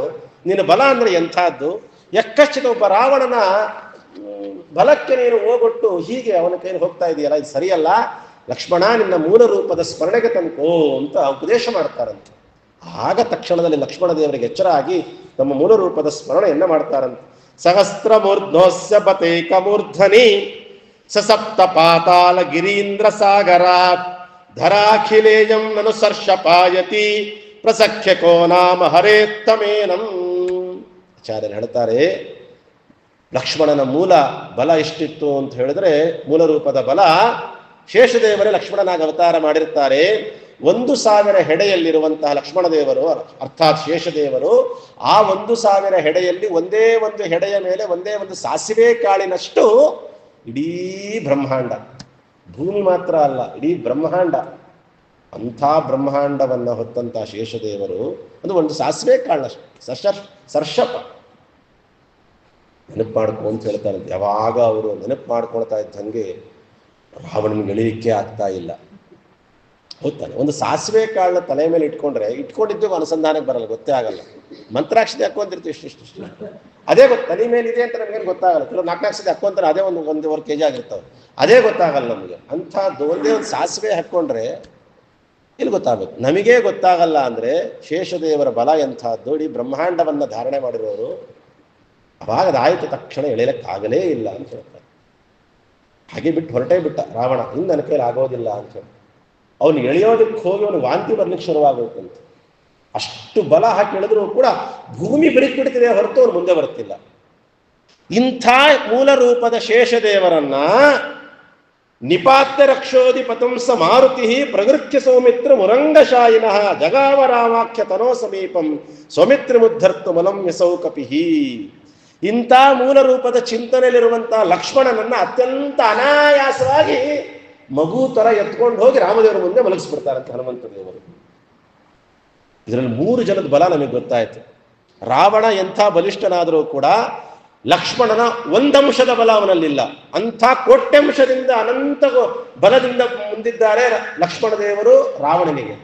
ಅಂಥ ಮೂಲ ರೂಪದ ಸ್ಮರಣೆಯಲ್ಲಿದ್ದಂತಹ ಲಕ್ಷ್ಮಣನನ್ನ ಒಳ್ಳೆ ಮಗು ನಿಂತ್ಕೊಂಡು ಅತ್ಯಂತ ಅನಾಯಾಸವಾಗಿ ಅನಾಮತ್ತಾಗಿ ತಗೊಂಡೋಗಿ ರಾಮನ ಮುಂದೆ ಮಲಗಿಸ್ಬಿಟ್ರು ಅಂದ್ರೆ ಜೀವೋತ್ತಮರಾದಂತಹ ವಾಯುದೇವರ ಬಲ ಇನ್ನೆಷ್ಟು ಲೆಕ್ಕ ಹಾಕಿರಿ. ಇಂಥ 1000 ಹೆಡೆಯಲ್ಲಿ 1 ಹೆಡೆಯಲ್ಲಿ 1 ಸಾಸಿವೆಯಷ್ಟು ಹೊತ್ತಂತಹ ಶೇಷದೇವರು ಅವ್ರ ಮುಂದೆ ಬ್ರಹ್ಮಾಂಡೇನಲ್ಲ. ಆದರೆ 1000 ಹೆಡೆಯ ಪೂರ್ಣ ಬಲ ಉಳ್ಳಂತ ಶೇಷದೇವರನ್ನ ಹೊತ್ತವರು ಯಾರು? ವಾಯುಕೂರ್ಮಾಯ ನಮಃ. ಅಂಥ ಶೇಷದೇವರನ್ನ ಹೊತ್ತವರು ಕೂರ್ಮ ರೂಪದಿಂದ ವಾಯುದೇವರೇ. ಭಗವಂತನ ಕೂರ್ಮ ರೂಪ ಅಷ್ಟೇ ಅಲ್ಲ ರೀ, ವಾಯುದೇವರದು ಒಂದು ಕೂರ್ಮ ರೂಪ ಇದೆ. ಉಪನಿಷತ್ತುಗಳಲ್ಲಿ ಹೇಳ್ತಾರೆ, ಭಾಷ್ಯದಲ್ಲಿ ತಿಳಿಸ್ತಾರೆ ಆಚಾರ್ಯರು, ತಂತ್ರಸಾರ ಸಂಗ್ರಹದಲ್ಲಿ ಹೇಳ್ತಾರೆ, ವಾಯುದೇವರದು ಒಂದು ಕೂರ್ಮ ರೂಪ ಇದೆ. ಆ ಕೂರ್ಮ ರೂಪದಿಂದಲೇ ಬ್ರಹ್ಮಾಂಡವನ್ನ ಹೊತ್ತಂತ ಶೇಷದೇವರನ್ನ ಅತ್ಯಂತ ಅನಾಯಾಸವಾಗಿ ಹೊತ್ತಿರ್ತಾರೆ ವಾಯುದೇವರು. ಇದು ವಾಯುದೇವರ ಬಲ, ಜೀವೋತ್ತಮರು ಅಂತ ಹೇಳ್ತಾರೆ. ಹೀಗೆ ಲಕ್ಷ್ಮಣನಿಗಿಂತಲೂ ಅನಂತ ಪಟ್ಟು ಬಲದಲ್ಲಿ ಆಧಿಕ್ಯ ಉಳ್ಳವರು ವಾಯುದೇವರು ಅನ್ನೋದು ನಮಗೆ ಈ ಪ್ರಸಂಗದಿಂದ ಗೊತ್ತಾಗತ್ತೆ. ಇದು ಒಂದು ಪ್ರಸಂಗ. ಇದಾದ ಮೇಲೆ ಅದೇ ದಿವಸ ಯುದ್ಧ ಮಾಡಬೇಕಾದಾಗ ಇನ್ನೊಂದು ಪ್ರಸಂಗ. ರಾಮ ಮತ್ತೆ ರಾವಣನಿಗೆ ಯುದ್ಧ ಪ್ರಾರಂಭ ಆಯಿತು. ಒಂದು ಕಡೆ ರಾವಣ, ಇನ್ನೊಂದು ಕಡೆ ರಾಮದೇವರು ಯುದ್ಧವನ್ನ ಮಾಡ್ಲಿಕ್ಕೆ ಶುರು ಮಾಡಿದ್ರಂತೆ. ರಾವಣನಿಗೆ ರಥ ಇದೆ, ಬಂಗಾರದ ರಥದಲ್ಲಿ ಬಂದು ಯುದ್ಧವನ್ನ ಮಾಡ್ತಿರ್ತಾನಂತೆ ಪ್ರಾರಂಭ. ಆದರೆ ರಾಮದೇವರು ನೆಲದ ಮೇಲೆ ನಿಂತ್ಕೊಂಡು ಯುದ್ಧ ಮಾಡ್ತಿರ್ತಾರೆ. ರಥ ಗೀತ ಏನಿಲ್ಲ, ಹಾಗೆ ನಡ್ಕೊಂಡು ಬಂದವರು, ಏನೇನಿಲ್ಲ ಅವನ ಕೈಯಲ್ಲಿ. ರಾಮನ ಹತ್ರ ನೆಲದ ಮೇಲೆ ನಿಂತ್ಕೊಂಡೇ ಯುದ್ಧ ಮಾಡ್ತಿರ್ತಾನಂತೆ. ಅದಕ್ಕೆ ರಥೇ ಸ್ಥಿತೇಸ್ಮಿನ್ ರಜನೀಚರೇಶೆ ನಮೇ ಪತಿರ್ ಭೂಮಿ ತಲೆ ಸ್ಥಿತಸ್ಯ ಇತಿ ಸ್ವಪುತ್ರ ಪವನಸ್ಯ ರಾಮಂ ಸ್ಕಂಧಂ ಸಮಾರೋಪ್ಯ ಏವುಚ ರಾಕ್ಷಸಂ. ಹನುಮಂತ ದೇವರು ಹೇಳ್ತಾರಂತೆ, ಸ್ವಾಮಿ ನಿನಗೆ ನಾನೇ ರಥ ಅಂತ ಹೇಳಿ ಬರೋದು ವಾಯುವಾಹನ. ತಕ್ಷಣ ಓಡೋಗಿ ರಾಮದೇವರನ್ನ ತಮ್ಮ ಹೆಗಲ ಮೇಲೆ ಕೂಡಿಸ್ಕೊಂಡು, ಸ್ವಾಮಿ ಇವಾಗ ಯುದ್ಧವನ್ನ ಮಾಡು ಅಂತ ಹೇಳಿ ನಾನೇ ನಿನಗೆ ರಥ ಅಂತ ಹೇಳ್ತಾರಂತೆ. ಭಗವಂತನಿಗೆ ನಿಜವಾದ ರಥ ಯಾರು ಅಂದ್ರೆ ಮುಖ್ಯ ಪ್ರಾಣದೇವರೇ. ಮೊದಲನೇ ಆಭಾಸಕರು, ಮೊಟ್ಟ ಮೊದಲನೇ ಪ್ರತಿಬಿಂಬರು ಭಗವಂತನಿಗೆ ಯಾರು ಅಂತ ಹೇಳಿದರೆ ಮುಖ್ಯ ಪ್ರಾಣದೇವರು. ಭಗವಂತನ ಪೂರ್ಣ ಸನ್ನಿಧಾನ ಎಲ್ಲಿರುತ್ತೆ ಅಂದ್ರೆ ನಿಷ್ಕಲ್ಮಶವಾದಂತಹ ಕಲ್ಯಾದ ಆವೇಶಗಳಿಂದ ರಹಿತವಾದಂತಹ ಮುಖ್ಯ ಪ್ರಾಣದೇವರೇ ಭಗವಂತನ ಅತ್ಯಂತ ಸನ್ನಿಧಾನಕ್ಕೆ ಪಾತ್ರವಾದ ಮೊದಲನೇ ಪ್ರತಿಬಿಂಬ. ಅವರೇ ನಿಜವಾದ ರಥ ಅವರಿಗೆ. ಆ ಹನುಮಂತ ದೇವರ ಮೇಲೆ ಕುತ್ಕೊಂಡು ಸ್ವಾಮಿ ಅತ್ಯಂತ ವೀರತ್ವದಿಂದ ಯುದ್ಧವನ್ನ ಮಾಡ್ತಿರ್ತಾರಂತೆ. ಇದನ್ನ ಇಂದ್ರದೇವರು ನೋಡ್ತಾರೆ. ಇದು ನನಗೆ ಸೇವಾ ಮಾಡುವ ಸಮಯ ಅಂತ ಹೇಳಿ ತಕ್ಷಣದಲ್ಲಿ ಇಂದ್ರದೇವರು ತನ್ನ ದೂತನ ಕೈಯಲ್ಲಿ ಒಂದು ಬಂಗಾರದ ದೇವತೆಗಳು ಉಪಯೋಗ ಮಾಡುವಂತಹ ಒಂದು ಅದ್ಭುತವಾದಂತಹ ಸೋಲನ್ನೇ ಕಾಣದೇ ಇರುವಂತಹ ಅದ್ಭುತವಾದ ಒಂದು ರಥವನ್ನ ದೂತನ ಮುಖಾಂತರ ಕೊಟ್ಟು ಕಳಿಸ್ತಾರಂತೆ. ಆಗ ಹನುಮಂತ ದೇವರು ಆ ಭಗವಂತನನ್ನ ರಥದಲ್ಲಿ ಕೂಡಿಸ್ತಾನೆ. ರಥಸ್ಥಂ ಕೇಶವಂ ದೃಷ್ಟ ಪುನರ್ಜನ್ಮನ ವಿದ್ಯತೆ ಅಂತ ರಥಸ್ಥನಾದಂತಹ ರಾಮನಿಗೆ ನಮಸ್ಕಾರ ಮಾಡಿ ಅವರು ಮತ್ತೆ ಮುಂದಿನ ಯುದ್ಧಕ್ಕೆ ಹೊರಡ್ತಾರಂತೆ ಹನುಮಂತ ದೇವರು. ಈ ಕೃಷ್ಣ ಪರಮಾತ್ಮನಾಗಿರ್ಬೇಕಾದಾಗ್ಲೂ ಕೂಡ ರುಕ್ಮಿಣಿ ಸ್ವಯಂವರಕ್ಕೆ ಬಂದಾಗ ಕೃಷ್ಣನಿಗೆ ಆಸರವೇ ಕೊಡಬಾರದು ಅಂತ ಸಾಲ್ವ ಇತ್ಯಾದಿಗಳೆಲ್ಲರೂ ಕೂಡ ಉಪಾಯ ಮಾಡ್ತಾರೆ. ಆದರೆ ಇಂದ್ರದೇವರು ತಮ್ಮ ಸೇವಾ ಅಂತ ಹೇಳಿ ತಮ್ಮ ಸ್ವರ್ಗದಿಂದಲೇ ಅದ್ಭುತವಾದಂಥ ಒಂದು ಸಿಂಹಾಸನವನ್ನ ಕೃಷ್ಣನ ಕೈ ಕೊಟ್ಟು ಕಳಿಸ್ತಾರೆ ಅಂತ ನಾವು ಕೇಳ್ತೀವಿ. ಭಾಗವತದಲ್ಲಿ, ಮಹಾಭಾರತದಲ್ಲೂ ಕೇಳ್ತೀವಿ. ಅದೇ ರೀತಿಯಾಗಿ ಇಂದ್ರದೇವರು ರಥವನ್ನ ಕೊಟ್ಟು ಕಳಿಸ್ತಾರಂತೆ. ಆ ರಥದಿಂದ ಕೂತು ರಾವಣನನ್ನ ಸೋಲಿಸ್ತಾನೆ ಭಗವಂತ. ರಥವನ್ನ ನಿರ್ನಾಮ ಮಾಡ್ತಾನೆ. ಅವನ ಉಡುಗೆ ತೊಡುಗೆ, ಕಿರೀಟ, ಆಭರಣ, ಆಯುಧಗಳು ಎಲ್ಲವನ್ನು ಸರ್ವನಾಶ ಮಾಡಿಟ್ಬಿಡ್ತಾನೆ ರಾಮ. ಎಲ್ಲವೂ ನಾಶ ಆಗೋಯ್ತು. ಆಗ ರಾವಣನಿಗೆ ಒಂದು ಮಾತು ಹೇಳ್ತಾನಂತೆ ರಾಮಚಂದ್ರ, ಈಗಲೂ ನಿಮಗೊಂದು ಅವಕಾಶ ಕೊಡ್ತೀನಿ. ಇಂಥ ಔದಾರ್ಯ ನೋಡ್ರಿ ರಾಮನ ಔದಾರ್ಯ. ಈಗಲೂ ತಿದ್ಕೊಂಡ್ರೆ ನಿನ್ನನ್ನೇನೂ ಮಾಡಲ್ಲ ನಾನು. ಹೋಗು, ಇವತ್ತು ಮನೆಗೆ ವಾಪಸ್ ಹೊರಟುಬಿಡು, ಮನೆಗೆ ಹೋಗು, ಏನೇನು ಬೇಕೋ ಸುಖ ಸೌಭಾಗ್ಯ ಭೋಗ ಏನೇನಿದೆ ಎಲ್ಲ ಅನುಭವಿಸು. ಮತ್ತೆ ಮುಂದಿನ ಸತಿ ನೀನು ಯುದ್ಧಕ್ಕೆ ಬರಬೇಕಾದ್ರೆ ಒಂದು ಅನ್ಕೊಂಡು ಬಾ, ಇನ್ನು ಮತ್ತೆ ನಾನು ಮನೆಗೆ ವಾಪಸ್ ಹೋಗಲ್ಲ ಅಂತ ಅನ್ಕೊಂಡೇ ಬಾ. ಮುಂದಿನ ಸತಿ ಮಾತ್ರ ರಾಮನವಮಿ ಕೋಸಂಬರಿನೇ ರಾವಣನ ದೇಹ, ಮುಲಾಜ ಇಲ್ಲ. ಈ ಒಂದು ಅವಕಾಶ ಕೊಡ್ತೀನಿ ಎರಡಕ್ಕೆ. ಒಂದು ಹೋಗಿ ಬುದ್ಧಿ ಒಂದು ಸೀತಾದೇವಿನ ಒಪ್ಸಿದ್ರೆ ಮಗನೇ ಬದುಕ್ತೀಯ, ಇಲ್ಲ ಯುದ್ಧಕ್ಕೆ ಬರ್ತೀಯ ಅಂತ ನಾಳೆ ಬೆಳಗ್ಗೆ ಬರಬೇಕಾದ್ರೆ ಮನೆಯಲ್ಲೇ ಸಂಕಲ್ಪ ಮಾಡ್ಕೊಂಡು ಬಾ, ಮನೆಯವರಿಗೆಲ್ಲ ಹೇಳಿಬಿಡು ರೆಡಿ ಮಾಡೋದಕ್ಕೆ. ಯಾವ್ದು ಬೇಕೋ ನಿನಗೆ, ಹೋಗು ಹೊರಡು ಅಂತ ಹೇಳಿ ಕೊಟ್ಟು ಕಳಿಸ್ತಾನೆ ಅಂತ ರಾಮಚಂದ್ರ. ಅಂದ್ರೆ ಶತ್ರುಗಳಿಗೂ ಎಷ್ಟು ಬಾರಿ ಅವಕಾಶ ಕೊಡೋದ್ರಿ. ಶತ್ರುಗಳಿಗೆ ಅಷ್ಟು ಅವಕಾಶ ಕೊಡ್ತಾನೆ ಅಂದ್ರೆ ಸಜ್ಜನರಿಗೆ ಶಿಷ್ಟರಿಗೆ ಇನ್ನೆಷ್ಟು ಬಾರಿ ಅವಕಾಶ ಕೊಟ್ಟಿರ್ತಾನೆ ರಾಮ. ಅಷ್ಟು ಅವಕಾಶ ನಮಗೆಲ್ಲ ಭಗವಂತ ಕೊಟ್ಟರೂ ಕೂಡ ನಾವು ಅದನ್ನು ಎಷ್ಟು ಚೆನ್ನಾಗಿ ಉಪಯೋಗ ಮಾಡ್ಕೊಳ್ತೀವಿ ಯೋಚನೆ ಮಾಡಿ ನೋಡೋಣ. ಎಷ್ಟು ಅವಕಾಶ ಕೊಟ್ಟಿರ್ತಾನೆ ಸ್ವಾಮಿ ಗೊತ್ತಾ ನಮಗೆ. ಸಾಧನ ಶರೀರವಿದು ನೀ ದಯದಿ ಕೊಟ್ಟದ್ದು ಸಾಧಾರಣವಲ್ಲವೋ ಸಾಧು ಪ್ರಿಯನೇ. ಮಾನವ ಜನ್ಮ ದೊಡ್ಡದು, ಇದನ್ನ ಹಾನಿ ಮಾಡದಿರಿ ಹುಚ್ಚಪ್ಪಗಳಿರ. ತತ್ರಾಪಿ ಜನ್ಮ ಶತಕೋಟಿಷು ಮಾನುಷತ್ವಂ, ತತ್ರಾಪಿ ಜನ್ಮ ಶತಕೋಟಿಷು ಬ್ರಾಹ್ಮಣತ್ವಂ ವೈಷ್ಣವತ್ವಂ ಮತ್ಪರತ್ವಂ. ಎಷ್ಟು ಅವಕಾಶ ಕೊಟ್ಟಿದ್ದಾನೆ ಸ್ವಾಮಿ. ಅಷ್ಟೆಲ್ಲ ಅವಕಾಶ ಕೊಟ್ಟರೂ ಕೂಡ ನಾವು ಹೇಗೆ ಬೇಕೋ ಹಾಗೆ ಜೀವನ ಮಾಡಿಕೊಂಡು ಬರೀ ಜಗತ್ತಿನ ಚಿತ್ತೆಯಲ್ಲೇ ಸಂಸಾರದ ಅವಸ್ಥೆಯಲ್ಲಿ ಮುಳುಗಿ ಜಗನ್ನಾಥರ ಚಿಂತೆ ನಮ್ಗೆ ಬಿಟ್ಟೇ ಬಿಡ್ತೀವಿ. ಅದ್ರ ಕಡೆ ಗಮನವೇ ಇಲ್ಲ ನಮಗೆ. ಆದರೂ ಅದೇ ರೀತಿಯಾಗಿ ರಾವಣನಿಗೂ ಇಲ್ಲಿ ಕೊಟ್ಟು ಕಳಿಸ್ತಾನೆ. ಹಾಗೆ ಮಾಡ್ಕೊಳ್ಬಾರ್ದು ನಾವು, ರಾವಣನ ಥರ ಆಗಬಾರ್ದು ನಾವೆಲ್ಲ. ಅವಕಾಶ ಕೊಟ್ಟಾಗ ಅದನ್ನು ಉಪಯೋಗ ಮಾಡಿಕೊಂಡ್ರೆ ಭಗವಂತ ಇನ್ನೊಮ್ಮೆ ಅವಕಾಶ ಕೊಡ್ತಾನೆ. ನಿನಗೆ ಅವಕಾಶ ಕೊಟ್ಟರು ಉಪಯೋಗ ಮಾಡ್ಕೊಳ್ಳಿಲ್ಲ ಅಂದ್ರೆ ಮತ್ತೆ ಮನುಷ್ಯನನ್ನು ಯಾಕೆ ಹುಟ್ಟಿಸ್ಲಿ? ಯಾವುದೋ ಪ್ರಾಣಿಯಾಗಿ ಹುಟ್ಟು ಸಾಕಷ್ಟೇ. ಎದೇಳ್ತೀಯ, ತಿಂತೀಯ, ಮಲಗ್ತೀಯ ಅಂದರೆ ಅದಕ್ಕೆ ಪ್ರಾಣಿಯೇ ಆಗ ಸಾಕು, ಮನುಷ್ಯ ಯಾಕಾಗಬೇಕು ಅದಕ್ಕೆ? ಒಂದು ಯೂನಿವರ್ಸಿಟಿಲಿ ಒಂದು ಸೀಟ್ ನಿಮಗೆ ಕೊಟ್ಟಿದ್ದಾರೆ ಅಂದರೆ ತಕ್ಕನಂಗೆ ಓದಬೇಕು ನೀವು. 3 ವರ್ಷ 4 ವರ್ಷ ಫೇಲ್ ಆದರೆ ನೀನು ಬೇಡವೇ ಬೇಡ, ಕಾಲೇಜು ಬೇಡ, ನೀನು ಬೇಡ ಅಂತ ಕಾಲೇಜನ್ನು ಒಂದು ಹೊರಗೆ ಹಾಕ್ಬಿಡ್ತಾರೆ. ನಿನ್ನ ಸೀಟ್ ಒಂದು ವೇಸ್ಟ್ ಯಾಕೆ ಮಾಡಲಿ, ಇನ್ನೊಬ್ಬ ಓದೋ ಹುಡುಗನು ಕೊಡ್ತೀನಿ ಅಂತಾರೆ. ಹಂಗೆ ಸ್ವಾಮಿನೂ ಅಷ್ಟೇ ಅಲ್ವಾ. ಅವಕಾಶಗಳನ್ನು ಕೊಟ್ಟಾಗ ಉಪಯೋಗ ಮಾಡಿಕೊಳ್ಳುವನೇ ಬುದ್ಧಿವಂತರು. ರಾವಣ ಹೊರಟ ಮನೆಗಂತೂ ಕೂಡ ಸೋತ, ಅರ್ಧ ಸತ್ತೇ ಹೋಗ್ಬಿಟ್ಟಿದ್ದ. ಅಂತೂ ಹೊರಟ ಮೊದಲು ಮಾಡಿದ ಕೆಲಸ ಏನು ಗೊತ್ತಾ? ಹೋಗಿ ಮೊದಲು ಕುಂಭಕರ್ಣನ ಎಬ್ಬಿಸ್ಬೇಕು ಅಂತ. ಕುಂಭಕರ್ಣನ ಎಬ್ಸೋದಕ್ಕೆ ರಾವಣ ಅನ್ಕೊಂಡಂತೆ, ಅಲ್ಲೋ ಮಾರಾಯ, ನಿನ್ನ ಎಬ್ಸೋಕ್ಕಿಂತ ರಾಮದೇವ್ರ ಮುಂದೆ ಯುದ್ಧ ಮಾಡೋದೇ ಬೆಟರು ಅನ್ಕೊಂಡ. ಹೇಳೋವಲ್ಲ ಅವನು, ಏನು ಕೂಗುತ್ತಷ್ಟೇ ಎದ್ದೇಳೋ ವ್ಯಕ್ತಿನ ಅವನು. ಹೇಳ್ತಾನೆ ಇಲ್ಲ, ಕೂಗುದ್ರಿಲ್ಲ, ಹೊಡೆದ್ರಿಲ್ಲ, ಬಡದ್ರಿಲ್ಲ, ಏನೇನೇನೇನೇನೇನು ಮಾಡಿದ್ರೂ ಕೂಡ ಇಲ್ಲ. ಕೆಲವ್ರು ಹಂಗೆ ರೀ, ನಿದ್ದೆ ಹೊಡಿತಾರ ನೋಡ್ರಿ. ಒಂದು ಸತಿ ನಿದ್ದೆ ಮಾಡಿಬಿಟ್ರು ಅಂದ್ರೆ ಮೈ ಮೇಲೆ ಒಂದು ಬಕೆಟ್ ನೀರು ಚೆಲ್ಲಿದ್ರೆ ಅಷ್ಟೇ ಎದ್ದೇಳೋದು. ಏನು ಮಾಡಿದ್ರು ಹೇಳಲ್ಲ. ಕಣ್ಣಿದ್ದೆ ಮಾಡೋದು ಬೇರೆ, ನಿಜವಾದ ನಿದ್ದೆ ಮಾಡಿದವರು ಹೇಳೋದೇ ಇಲ್ಲ. ಏನು ಹೊಡ್ಕೊಂಡ್ರೆ, ಶಂಕ ಹೊಡ್ಕೊಂಡ್ರೆ ಹೇಳೋದಿಲ್ಲ. ಕುಂಭಕರ್ಣನ ಆವೇಶ ಇತ್ತು ಹಂಗೆ. ಇಲ್ಲ, ರಾತ್ರಿ ಹೊತ್ತು ಈ ನಿದ್ದೆ ಮಾಡಿದ್ರೆ ಪರವಾಗಿಲ್ಲ. ಉಪನ್ಯಾಸಕ್ಕೆ ಕೂತಾಗ ಹಿಂಗೆ ಮಾಡ್ಬಿಟ್ರಿ ಏನು ಗತಿ? ಆಚಾರ್ಯ ಎಂಥ ಉಪನ್ಯಾಸ ನಿಮ್ದು ಉಪನ್ಯಾಸ. ದಿನ 6:45 7:45 ಒಳ್ಳೆ ನಿದ್ದೆ ಮಾಡ್ತಿದ್ವಿ ಆಚಾರ್ಯ. ಏನು ಚಲೋ ಉಪನ್ಯಾಸ ಮಾಡ್ತೀರ ಆಚಾರ್ಯ, ಒಳ್ಳೆ ನಿದ್ದೆ ಬರ್ತಿತ್ತು ಆಚಾರ್ಯ ಅಂತ ಹೇಳಿದ್ರೆ ಏನು ಗತಿ ಆಗಬೇಕು? ಕುಂಭಕರ್ಣನನ್ನು ಎಬ್ಬಿಸ್ಲಿಕ್ಕೆ ರಾವಣ 10,000 ಜನ ಬಿಡ್ತಾನಂತೆ. 10,000 ಜನ ಬೇಕು ಅವನು ಎಬ್ಬಿಸ್ಲಿಕ್ಕೆ. ಅವನನ್ನು ಎಬ್ಸಿದ್ದಕ್ಕೇನೆ ಕನಿಷ್ಠ ಪಕ್ಷ ವಾಲ್ಮೀಕಿಗಳು ಅವ್ರನ್ನ ಹೆಂಗೆ ಎಬ್ಸಿದ್ರು ಅಂತ ರಾಮಾಯಣದಲ್ಲಿ ಹೇಗೆ ಹೇಳ್ತಾರೆ ಅಂದ್ರೆ, ಅದು ಹೇಳಲಿಕ್ಕೆ 1.5 ದಿನ ಬೇಕು ನನಗೆ. ಅವನಿಗೆ ಹೊಟ್ಟೆ ಮೇಲೆ ಹತ್ತಲಿಕ್ಕೆ ಏಣಿ ಹಾಕೊಂಡು ಹತ್ತಬೇಕಂತೆ. ಆ ಹೊಟ್ಟೆ ಮೇಲೆ ಬಿಸಿ ಎಣ್ಣೆ ಸುರಿತಿದ್ರಂತೆ, ಕಿವಿ ಒಳಗೆ ಬಿಸಿ ಎಣ್ಣೆ ಸುರಿತಿದ್ರಂತೆ, ಮೂಗೊಳಗೆಲ್ಲ ಹೋಗ್ತಿದ್ರಂತೆ, ಬರ್ತಿದ್ರಂತೆ. ಸಾಮಾನ್ಯ ಎಂಥ ಗಟ್ಟಿ ಮನುಷ್ಯನೇ ಇರಲಿ, ಮೂಗಿಗೆ ಹೊಡೆದ್ರೆ ಕಣ್ಣಲ್ಲಿ ನೀರು ಬರುತ್ತೆ, ಎಚ್ಚರ ಆಗ್ಬಿಡ್ತಾನೆ. ಕೈ ಬೆನ್ನು ಗಿನ್ನು ಪರವಾಗಿಲ್ರಿ, ಮೂಗಿಗೆ ಹೊಡೆದ್ರೆ ನೋವು ಬಂದ್ಬಿಡುತ್ತೆ. ಮೂಗಿಗೆ ಸುತ್ತಿಗೆ ತಗೊಂಡು ಹೊಡೆದ್ರೆ ಸುತ್ತಿಗೆ 2 ಹೋಳಾಗ್ತಿತ್ತು. ಇಷ್ಟಾದ್ರೂ ಹೇಳವಲ್ಲ ಅವನು ಮನುಷ್ಯ. ಯಾರೋ ಕುಂಭಕರ್ಣ. ನಿದ್ರಾವತ್ವಂ ದೇಹಿ ಮೊನ್ನೆ ಹೇಳಿದ್ನಲ್ಲ, ಅದೇ ಹಣೆ ಬಾರ. ನಿದ್ದೆ ಮಾಡ್ತಿದ್ದಾನೆ ರಾವಣ ಅನ್ಕೊಂಡ, ಬಿಡ್ರ ಹಾಳಾಗ್ಲತ್ತಾಗಿ ಇವನು ಎಬ್ಸೋಕ್ಕಿಂತ ಅಲ್ಲೋ ನಾನು ಯುದ್ಧ ಮಾಡಿ ಸಾಯದೇ ವಾಸಿ ಅತ್ತ. ಅಂತೂ ಹಂಗೂ ಹಿಂಗೂ ಮಾಡಿ 10,000 ಜನ ಸೇರ್ಕೊಂಡು ಆನೆಗಳ ಕೈಯಲ್ಲಿ ಅವನ ಹೊಟ್ಟೆ ಎದೆ ಮೇಲೆ ತುಳಿಸ್ತಿದ್ರಂತೆ. ಯೋಜನಾನಾಂ 3,00,000 ಹಿ ಕುಂಭಕರ್ಣ ಅಭ್ಯವರ್ಧತ ಪೂರ್ವಂ ಪಶ್ಚಾ ಸಂಚುಕೋಚ ಲಂಕಾಯ ಮುಷಿತಿಂ ಸ್ವಯಂ. ಚಿಕ್ಕದಾಗಿದ್ದೇ ಆಗಿರ್ಬೇಕಾದಾಗ್ಲೇ ಈ ದೇಹ ಅವಸ್ಥೆ.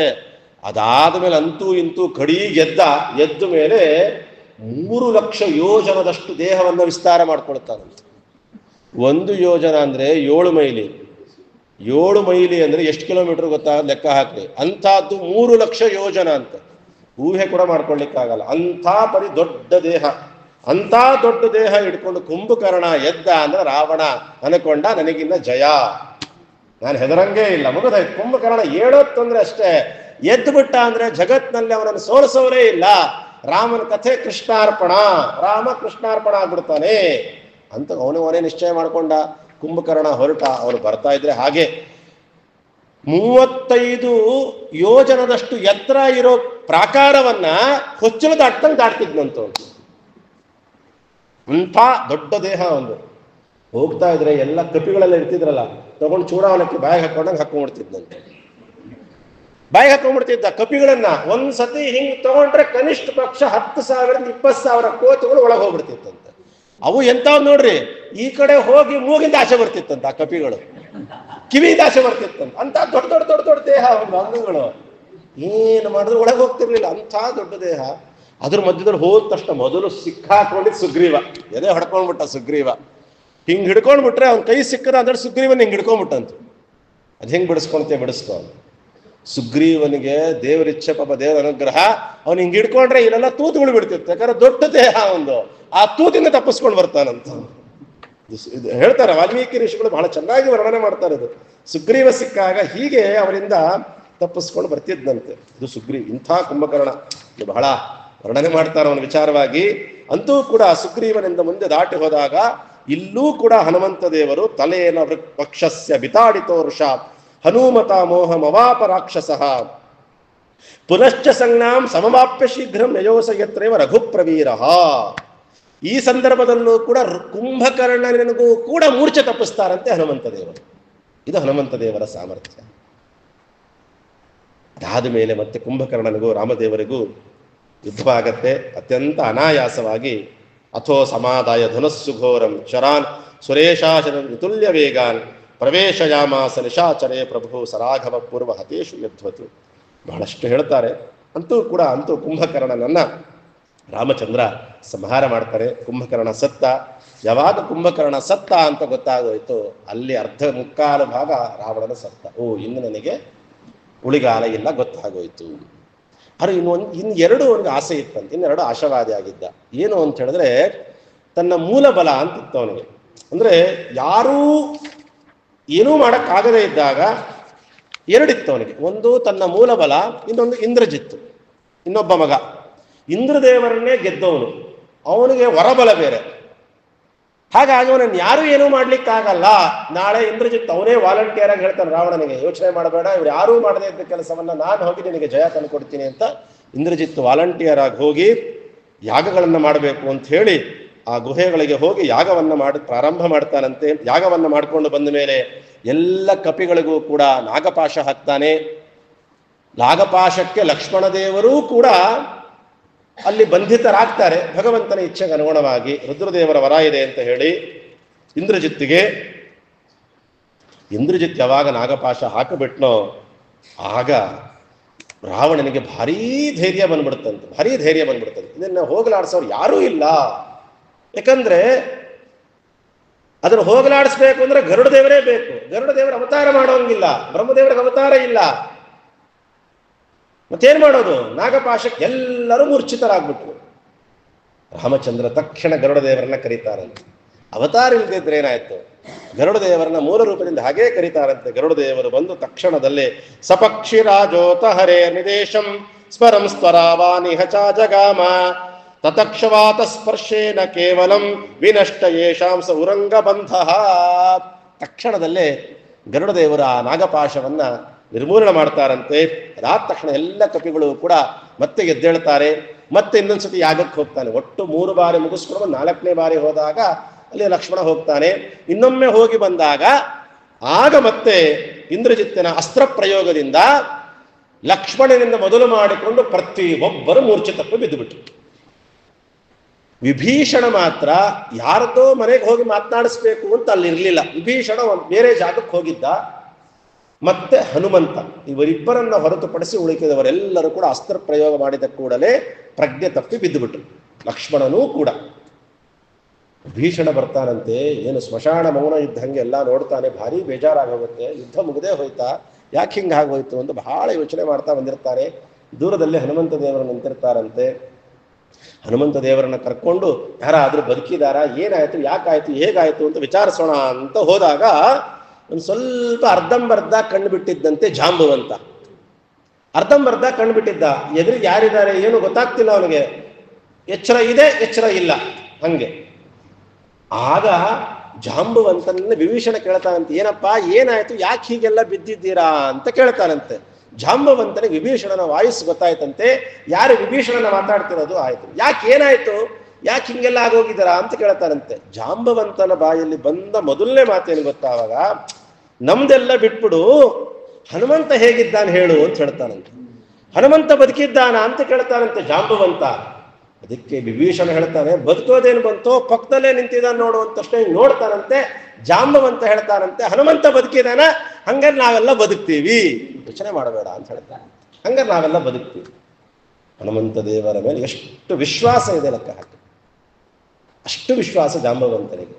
ಯಾಕೆ ಏನ್ ಮಾಡಬೇಕು ಅಂತ ವಿಭೀಷಣ ಕೇಳಿದಾಗ ಹನುಮಂತನಿಗೆ ಹೇಳ್ತಾನಂತೆ, 2000 ಯೋಜನದಿಂದ ವಿಸ್ತೃತವಾದದ್ದು, ಅಲ್ಲಿಂದ 50,000 ಯೋಜನದ ದೂರದಲ್ಲಿರುವಂತಹ ಗಂಧಮಾದನ ಪರ್ವತ. ಆ ಪರ್ವತಕ್ಕೆ ಹೋಗಿ ಅಲ್ಲಿ ಔಷಧಿ ಇರುವಂತಹ ಆ ಪರ್ವತದಲ್ಲಿ ಅದು 100 ಯೋಜನದಿಂದ ವಿಸ್ತೃತವಾದದ್ದು. 2000 ಯೋಜನ ವಿಸ್ತಾರವಾದದ್ದು ದೊಡ್ಡ ಪರ್ವತ ಗಂಧಮಾದನ. ಆದರೆ ಜಾಂಬವಂತ ಹೇಳಿದಂತಹ ಮೂಲಿಕೆಗಳು ಇರುವ ಜಾಗ ಅದು 100 ಯೋಜನ. ಮೇಲ್ನೋಟಕ್ಕೆ ಕತೆ ಹೇಗೆ ಹೇಳ್ತಾರೆ ಅಂತಂದ್ರೆ, ಹನುಮಂತ ದೇವರಲ್ಲಿ ಹೋಗ್ತಾರೆ, ಅವ್ರಿಗೇನೂ ಗೊತ್ತಾಗೋದಿಲ್ಲ, ಯಾವ ತರಬೇಕೋ ಗೊತ್ತಾಗಲ್ಲ, ಏನ್ ಮಾಡ್ಬೇಕೋ ಗೊತ್ತಾಗೋದಿಲ್ಲ. ಅದಕ್ಕೆ ತಕ್ಷಣದಲ್ಲೇ ಅದನ್ನ ಪರ್ವತವನ್ನೇ ಕಿತ್ಕೊಂಡು ಬಂದ್ಬಿಡ್ತಾರೆ ಅಜ್ಞಾನದಿಂದ. ಎಲ್ಲಿ ಅಜ್ಞಾನ ವಾಯುದೇವರಿಗೆ, ಹನುಮಂತ ದೇವರಿಗೆ. ಸರ್ವಾತ್ಮನ ಹಾಗಲ್ಲ, ಬೇಕಂತಲೇ ಆ ರೀತಿಯಾಗಿ ಮಾಡೋದು. ಅಂತೂ ಕೂಡ ಕ್ಷಣ ಮಾತ್ರದಲ್ಲಿ ಪ್ರಾಕ್ಪಂಚಾಶತ್ಸಹಸ್ರೈರ್ ವ್ಯವಹಿತಮಮಿತಂ ಯೋಜನೆ ಪರ್ವತಂತ್ವಂ. 50,000 ಯೋಜನ ದೂರದಲ್ಲಿರುವಂತಹ ಆ ಗಂಧಮಾದನ ಪರ್ವತಕ್ಕೆ ಕ್ಷಣ ಮಾತ್ರದಲ್ಲಿ ಹನುಮಂತ ದೇವರು ಛಂಗಂತ ಹಾರಿ ಅಲ್ಲಿರ್ತಾರಂತೆ. ಆ ಗಿಡಮೂಲಿಕೆಗಳು ಇರುವಂತಹ ಆ ಪ್ರದೇಶವನ್ನ ತಕ್ಷಣದಲ್ಲೇ ಅದನ್ನು ಒಂದೇ ಕ್ಷಣದಲ್ಲಿ ಕಿತ್ಕೊಳ್ತಾರೆ. ಒಂದೇ ಕ್ಷಣದಲ್ಲಿ ಮತ್ತೆ ಲಕ್ಷ್ಮಣನ ಹತ್ರ ಬಂದೇ ಬಿಡುತ್ತಾರಂತೆ. ಸಂಧಾನಕರಣಿ ಅಂತ, ವಿಶಲ್ಯಕರಣಿ, ಸವರ್ಣಕರಣಿ ಅಂತ 3 ವಿಧವಾದ ಗಿಡಮೂಲಿಕೆಗಳು ಪ್ರಧಾನವಾಗಿ, ಇನ್ನೂ ಅನೇಕ ಇದೆ. ಸಂಧಾನಕರಣಿ ಅಂದ್ರೆ ಕೈಕಾಲುಗಳೆಲ್ಲ ಕಟ್ಟಾಗಿರ್ತಾವಲ್ಲ ಕಪಿಗಳದು, ಹೊಡೆದಿದ್ದ ಪಾಶದಿಂದ ಅಸ್ತ್ರದಿಂದ. ಆ ಸಂಧಾನಕರಣಿಯನ್ನ ಹಚ್ಚಿಬಿಟ್ಟು ಅಂದ್ರೆ ಎಲ್ಲ ಮತ್ತೆ ಜಾಯಿಂಟ್ ಆಗ್ಬಿಡುತ್ತೆ. ಫೆವಿಕಾಲ್ ನೋಡ್ತಿರಲ್ಲ, ಒಂದಕ್ಕೊಂದು ಹಿಂಗಂದ್ರೆ ಅಂಟ್ಕೊಂಡ್ಬಿಡುತ್ತೆ. ಅದು ಯಾವತ್ ಬೇಕಾದ್ರೂ ಬರ್ಬೋದು. ಆದ್ರೆ ಹನುಮಂತ ದೇವರು ಸಂಧಾನಕರಣಿ ಮಾಡೋದ ಬರುವಂತದ್ದಲ್ಲ. ಅದು ಅರ್ಥ ಆಗ್ಲಿ ಹೇಳಿದೆ ಅಷ್ಟೇ. ಸಂಧಾನಕರಣಿ ಅಂತ. ಇನ್ನು ವಿಶಲ್ಯಕರಣಿ ಎಂತಿದೆ, ಅದೇನು ಅಂದ್ರೆ ಬಾಣಗಳು ಹೊಡೆದಿರ್ತಾರೆ, ಗೀಟಿ ಚುಚ್ಚದಾಗ ಒಳಗೆ ಹೋಗ್ಬಿಟ್ಟಿರ್ತಾವವು. ಈ ವಿಶಲ್ಯಕರಣಿ ರಸವನ್ನ, ಮೂಲಿಕೆಯನ್ನ ಅದ್ರ ಮೇಲೆ ಹಾಕಿದ್ರೆ ತನ್ನಷ್ಟಕ್ಕೆ ತಾನೇ ಆಚೆ ಬರ್ತಿತ್ತಂತೆ. ಹಳ್ಳಿಗಳ ವಾಸ ಮಾಡಿದವರಿಗೆ ಈ ಜಾಲಿ ಮುಳ್ಳು ಅಂತ ಕಾಲಿಗೆ ಚುಚ್ಕೊಂಡ್ಬಿಟ್ರೆ ಒಳಗೆ ಹೋಗ್ಬಿಡ್ತಾವ ತಕ್ಷಣಕ್ಕೆ. ಅದು ನೀವು ಏನ್ ಮಾಡಿದ್ರು ಆಚೆ ಬರಲ್ಲ, ಪಿನ್ನು ಸಾಕಾಗಲ್ಲ ಅವಕ್ಕೆ. ಕಳ್ಳಿ ಹಾಲು, ಎಕ್ಕದ ಹಾಲು ಇರ್ತಾವಲ್ಲ ಅಂತ ಅದನ್ನ ಅದ್ರ ಮೇಲೆ ಹಾಕ್ಬಿಟ್ರೆ ತಕ್ಷಣ ಆಚೆ ಬಂದ್ಬಿಡುತ್ತೆ. ನಾವು ನಮ್ಮನ್ನು ಸುತ್ತಮುತ್ತ ಇರೋ ಈ ಔಷಧಿಗಳಿಗೆ ಇಷ್ಟು ಶಕ್ತಿ ಇರೋದಾದ್ರೆ, ಒಂದು ದೇವತೆಗಳು ಇಟ್ಟಂತಹ ಔಷಧಿಗಳನ್ನು ಅತ್ಯಂತ ಅನಾಯಾಸವಾಗಿ ಆಗತ್ತದು. ಇನ್ನೊಂದಿದೆ ಸವರ್ಣಕರಣಿ ಅಂತ. ಅದು ಹೇಗೆ ಅಂದ್ರೆ, ಈ ಮುಳ್ಳು ಗಿಳ್ಳು ಅಥವಾ ಇದೆಲ್ಲ ಆದ್ರೆ ನಿಮಗೆ ಮೈ ಮೇಲೆ ಹಸಿರು ಗಟ್ಟೋದಾಗೋದು, ನೀಲಿ ಗಟ್ಟೋದಾಗೋದೆಲ್ಲ ಆಗ್ತಿರುತ್ತೆ. ಹೆದರಿಕೆ ಆಗ್ಬಿಡತ್ತೆ ವಿಷ ಒಳಗೆ ಹೋಯ್ತು ಅಂತಂದ್ರೆ. ಹಂಗೆ ಮತ್ತೆ ಆ ಸವರ್ಣಕರಣಿ ಅದನ್ನು ಹಾಕದು ಅಂತ ಹೇಳಿದ್ರೆ ಎಲ್ಲ ಸರಿ ಹೋಗ್ತಿತ್ತಂತೆ. ಇನ್ನೂ ಕೆಲವು ಸಸ್ಯಗಳಿತ್ತು, ಗಿಡಮೂಲಿಕೆಗಳು, ವಾಸನೆಯಿಂದನೇ ಎಚ್ಚರ ಆಗ್ಬಿಡ್ತಿತ್ತಂತೆ. ಅದಕ್ಕೆ ವಾದರಾಜರೊಂದು ಪ್ರಶ್ನೆ ಹಾಕೊಳ್ತಾರೆ ಈ ಸಂದರ್ಭದಲ್ಲಿ, ಅದನ್ನು ತಗೊಂಡು ಬರ್ಬೇಕಾದ್ರೆ ಅಲ್ಲಿ ದೈತ್ಯರು ಇದ್ರು, ಅವ್ರಿಗೆಲ್ಲ ಎಚ್ಚರ ಆಗ್ಬಿಡ್ತಿತ್ತು. ಹಾಗಾದ್ರೆ ಅಂದ್ರೆ ಅವ್ರನ್ನೆಲ್ಲ ಕೆಲವು ಕಪಿಗಳು, ಅಸ್ತ್ರಕ್ಕೆ ಸಿಲುಕದ ಕೆಲವು ಕಪಿಗಳಿದ್ರು, ಅವರೆಲ್ಲ ಮಾಡಿದ ಮೊದಲನೇ ಕೆಲಸ ಏನ್ ಗೊತ್ತಾ, ಈ ದೈತ್ಯರನ್ನು ತೆಗೆದು ಸಮುದ್ರದಲ್ಲಿ ಹಾಕಿದ್ರು, ಬದುಕಬಾರ್ದು ಇವು ಅಂತ. ಕಪಿಗಳು ಮಾತ್ರ ಬದುಕುದುವಂತೆ. ಲಕ್ಷ್ಮಣನನ್ನು ಕೂಡ ಹನುಮಂತದೇ ಲಕ್ಷ್ಮಣ ಪ್ರಾಣದಾತ ಚ, ಲಕ್ಷ್ಮಣನಿಗೂ ಕೂಡ ಔಷಧಿಯನ್ನ ಕೊಟ್ಟು ಲಕ್ಷ್ಮಣನಿಗೂ ಮತ್ತೆ ಪುನಃ ಪ್ರಾಣ ಸಂಚಾರ ಆಗುವಂತೆ ಮಾಡ್ತಾನೆ ಅಂತ ಹೇಳ್ತಾರೆ. ಮತ್ತೆ ಅದನ್ನ ಇಡಬೇಕು ಅಂತ ಹೋಗ್ತಾರಲ್ಲ, ಮತ್ತೆ 50,000 ಯೋಜನೆ ಹೋದ್ರ, ಕ್ಷಿಪ್ತ ಪಶ್ಚಾತ್ ಸಲೀಲಂ ಶತಮತನುಮತೆ ಯೋಜನಾನಾಂ ಸವಚ್ಚ ಸ್ಥಾವಿದ್ದಿಸ್ತಾರಣಾಂಶ್ಚ ಪಿಪುಲಲೈವ ವ್ರಗ್ರಬುದ್ಧ್ಯಾತ್ವಯಾತಃ. ಒಂದೇ ಒಂದು ಚೂರು ಜಾಗ ವ್ಯತ್ಯಾಸವಾಗದೆ ತಾವು ನಿಂತ ಜಾಗದಿಂದ ಅದನ್ನು ಸರಿಯಾಗಿ ಗುರಿ ಇಟ್ಟು ಹಾಕಿದ್ರೆ ಅದು ಎಲ್ಲಿ ಕಿತ್ತಿದ್ರೋ ಅಲ್ಲೇ ಹೋಗಿ ಸರಿಯಾಗಿ ಕುತ್ಕೊಳ್ಳುತ್ತಂತೆ. ತೇನವ ಕೌಶಲಾಯ ಅಂತ ಹೇಳ್ತಾರೆ ಪಂಡಿತಾಚಾರ್ಯರು. ಎಂಥ ಕೌಶಲ, ಎಂಥ ಯೋಗ, ಎಂಥ ಉಪಾಯ, ಎಂಥ ಗುರಿ, ಹನುಮಂತನ ಗುರಿ. ಕ್ಷಣ ಮಾತ್ರದಲ್ಲಿ ಇಷ್ಟು ವ್ಯವಸ್ಥೆ ಮಾಡಿಟ್ಟಿರ್ತಾರಂತೆ. 2 ಬಾರಿ ತರ್ತಾರೆ ಅಂತ ಹೇಳ್ತಾರೆ. 2ನೇ ಬಾರಿನೂ ಅಷ್ಟೇ, ಅದೇ ಸಮಯಕ್ಕಲ್ಲ, ಅಲ್ಲಿ ಹೋಗ್ಬೇಕು, ಅಲ್ಲಿ ಇಡಬೇಕು. ಎಂಥ ಗುರಿ, ಕಾಣಿಸ್ತಾನೇ ಇಲ್ಲ. ಮತ್ತೆ ನಾವು ಹಚ್ಕೊಂತಿರ್ತೀವಿ, 30 ವರ್ಷದ ಅಂಗಾರಕ್ಷತೆ ಹಚ್ಕೊಳ್ತಾನೆ ಇರ್ತೀವಿ ದಿನ ಆಗಿ. ಕರಡಿ ಇಲ್ಲ ಅಂದ್ರೆ ಇಲ್ಲ 9 ಆಗಿರುತ್ತೆ, ಇಲ್ಲ 10 ಆಗಿರುತ್ತೆ ಅಂಗಾರಕ್ಷತೆ. ಮತ್ತೆ ಯಾರಿಗೋ ಹಚ್ಚೋದೇನಲ್ಲ, ನಮಗೆ ನಾವೇ ಹಚ್ಕೊಳ್ಳೋದು. 35 ವರ್ಷದ ಅಂಗಾರಕ್ಷತೆ ಹಚ್ಕೊಳ್ಳೋದು. ಅಂಗಾರದ ಕೆಳಗೆ ಅಕ್ಷತೆ ಬಂತ, ಎದುರುಗಡೆ ಇರೋನು ಕೇಳಬೇಕು, ಇಲ್ಲ ಕರಡಿ ನೋಡ್ಬೇಕು, ಇಲ್ಲ ನಮ್ಮ ಅಪ್ರಾಣಿ ಬರಲ್ಲ. ಇಲ್ಲ 9 ಆಗಿರುತ್ತೆ, ಇಲ್ಲ 10 ಆಗಿರುತ್ತೆ ಅಂಗಾರಕ್ಷತೆ. ಇದು ನಮ್ಮ ಗುರಿ, ನಮ್ಮ ಸಾಧನೆ. ಇದು ಹನುಮಂತ ದೇವರ ಸಾಧನೆ. ತೇನವ ಕೌಶಲಾಯ ಅಂತಾರೆ ಪಂಡಿತಾಚಾರ್ಯ. ಇಂಥ ಗುರಿ, ಇಂಥ ಶಿಸ್ತು ಹನುಮಂತ ದೇವರು, ಇಂಥ ಸಾಮರ್ಥ್ಯ. ಹಾಗಾಗಿ ಬಹಳಷ್ಟು ಇದು ಹನುಮಂತ ದೇವರು ಈ ರೀತಿಯಾಗಿ ಲಕ್ಷ್ಮಣನನ್ನು ಕೂಡ ಕಾಪಾಡ್ತಾರೆ. ಅದಾದ ಮೇಲೆ ಮರು ದಿವಸ ಮೂಲ ಬಲವನ್ನ ತಗೊಂಡು ಬರ್ತಾನಂತೆ ರಾವಣ. ಮುಗಿಸೋಣ ಸಾಕು. ರಾವಣ ಬರ್ತಾನಂತೆ. ಆ ರಾವಣ ಬರಬೇಕಾದಾಗ ತನ್ನ ಮೂಲ ಬಲವನ್ನ ತರ್ತಾನಂತೆ. ಅವನ ಮೂಲ ಬಲ ಅಂದ್ರೆ ಎಷ್ಟು ಗೊತ್ತಾ? ಆಚಾರ್ಯರು ಹೇಳ್ತಾರೆ, ಅವನ ಮೂಲ ಬಲ ಎಷ್ಟಿತ್ತು ಅಂತ ಹೇಳಿದರೆ 36 ಸಂಖ್ಯೆ ಬರೆದು 36 ಅದನ್ನು ಬರೆದ್ರೆ ಅದರ ಮುಂದೆ 63 ಸೊನ್ನೆ ಹಾಕಬೇಕು. ಎಷ್ಟು? 36 ಬರೆದು ಅದರ ಮುಂದೆ 63 ಸೊನ್ನೆ ಹಾಕಿದ್ರೆ ಇದು ರಾವಣ. ಅಷ್ಟು ಅಕ್ಷೋಹಿಣಿ ಸೈನ್ಯ, ಅಷ್ಟು ಜನ ಅಲ್ಲ, ಮತ್ತೆ ಅಷ್ಟು ಅಕ್ಷೋಹಿಣಿ ಸೈನ್ಯ ರಾವಣನ ಮೂಲಬಲ ಅಂತ. ನಾವು 18 ಅಕ್ಷೋಹಿಣಿ ಸೈನ್ಯ ಮಹಾಭಾರತದ ಯುದ್ಧನೇ ಮಹಾಯುದ್ಧ ಅಂತ ಕರೆಯೋದಾದ್ರೆ 30,000 ಮಹೌಘಕಾನಾಂ ಅಕ್ಷೋಹಿಣೀನಾಂ ಸಹ 6,000 ಶ್ರಮೇಣ ಸಂಯೋಜ ಯಥಾಶುರಾಮಂ ಸಜ್ಜೀವ ಭವಾನಿತಿ ದಿದೇಶ ರಾವಣ. 36ರ ಮುಂದೆ 63 ಸೊನ್ನೆ ಹಾಕಿದ್ರೆ ಅಷ್ಟು ಮಹೋಘ ಅಕ್ಷೋಹಿಣಿ ಸೈನ್ಯ ಅಂತ ಹೇಳಿದ್ರೆ, ಒಂದು ಅಕ್ಷೋಹಿಣಿ ಅಂತ ಹೇಳಿದ್ರೆ ಎಷ್ಟು ಸಾವಿರಾರು ಆನೆಗಳು, 21,000ಕ್ಕಿಂತಲೂ ಹೆಚ್ಚು ಆನೆ, ಅಷ್ಟು ಕುದುರೆ, ರಥ 65,000 ರಥ, ಕಾಲಾಳುಗಳು, ಇವೆಲ್ಲ ಸೇರಿದ್ರೆ ಒಂದು ಅಕ್ಷೋಹಿಣಿ. ಇಂಥದ್ದು 36 ಮುಂದೆ 63 ಸೊನ್ನೆ ಹಾಕಿ ಅಷ್ಟು ಅಕ್ಷೋಹಿಣಿ ಸೈನ್ಯ. ತಪಶಕ್ತಿ ಅವನ ವರಬಲದಿಂದ ಕಾಪಾಡಿಕೊಂಡಿರ್ತಾನೆ. ಅದಿಷ್ಟು ಸೈನ್ಯ ಎಲ್ಲಿರುತ್ತೆ ಗೊತ್ತಾ? ಅವನ ಕಿವಿಯ ಹಿಂಭಾಗದಲ್ಲಿರುತ್ತಂತೆ. ಅವನಿನ್ನೆಂಗಿದ್ದ ಲೆಕ್ಕ ಹಾಕ್ರಂಗ. ಅಂಥ ರಾವಣನ ಅತ್ಯಂತ ಅನಾಯಾಸವಾಗಿ ಕೊಂದಿರೋನು ನಮ್ಮ ರಾಮಚಂದ್ರ. ಇಲ್ಲಿರೋ ಯಾರು ರಾಮಚಂದ್ರ ಅಲ್ಲ, ಮತ್ತೆ ಸರ್ವೋತ್ತಮನಾದ ರಾಮಚಂದ್ರ.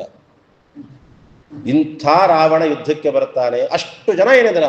ಅದಕ್ಕೆ ಭಗವಂತ ಅಲ್ಲಿ ನೋಡಲು ರಾಮ, ಇಲ್ಲಿ ನೋಡಲು ರಾಮ ಅಂತ ಹೇಳಿದ ಹಾಗೆ ಭಗವಂತ ಅವ್ರನ್ನೆಲ್ಲ ನೋಡಿ ಕಂಗೆಟ್ಬಿಟ್ರಂತೆ. ಲಕ್ಷ್ಮಣನಿಂದ ಮೊದಲು ಮಾಡಿಕೊಂಡು ತಕ್ಷಣದಲ್ಲೇ ರಾಮದೇವರು ಅನಂತ ರೂಪಗಳನ್ನು ಸ್ವೀಕಾರ ಮಾಡ್ತಾರಂತೆ. ಅನಂತ ರೂಪಗಳನ್ನು ಸ್ವೀಕಾರ ಮಾಡಿ ಅಷ್ಟು ಕ್ಷಣ ಮಾತ್ರದಲ್ಲಿ ವರದಿಂದ ಬಲಿಷ್ಠರಾದ ಬ್ರಹ್ಮದೇವರ ವರದಿಂದ ಬಲಿಷ್ಠರಾದ ರಾವಣನ ಮೂಲ ಬಲವನ್ನು ಕ್ಷಣ ಮಾತ್ರದಲ್ಲಿ ಕೊಂದು ಹಾಕ್ಬಿಡ್ತಾನೆ. ಅಲ್ಲಿಗೆ ಪೂರ್ಣ ಸತ್ತಂದೆ. ಇನ್ನು ಅವನಿಗೆ ಯಾರಿಲ್ಲ, ಅವನೇ ಕಾಪಾಡ್ಕೊಳ್ಬೇಕು. ಆಗ ಮುಂದೆ ಬಂದು ನಿಂತ್ಕೊಳ್ತಾನೆ.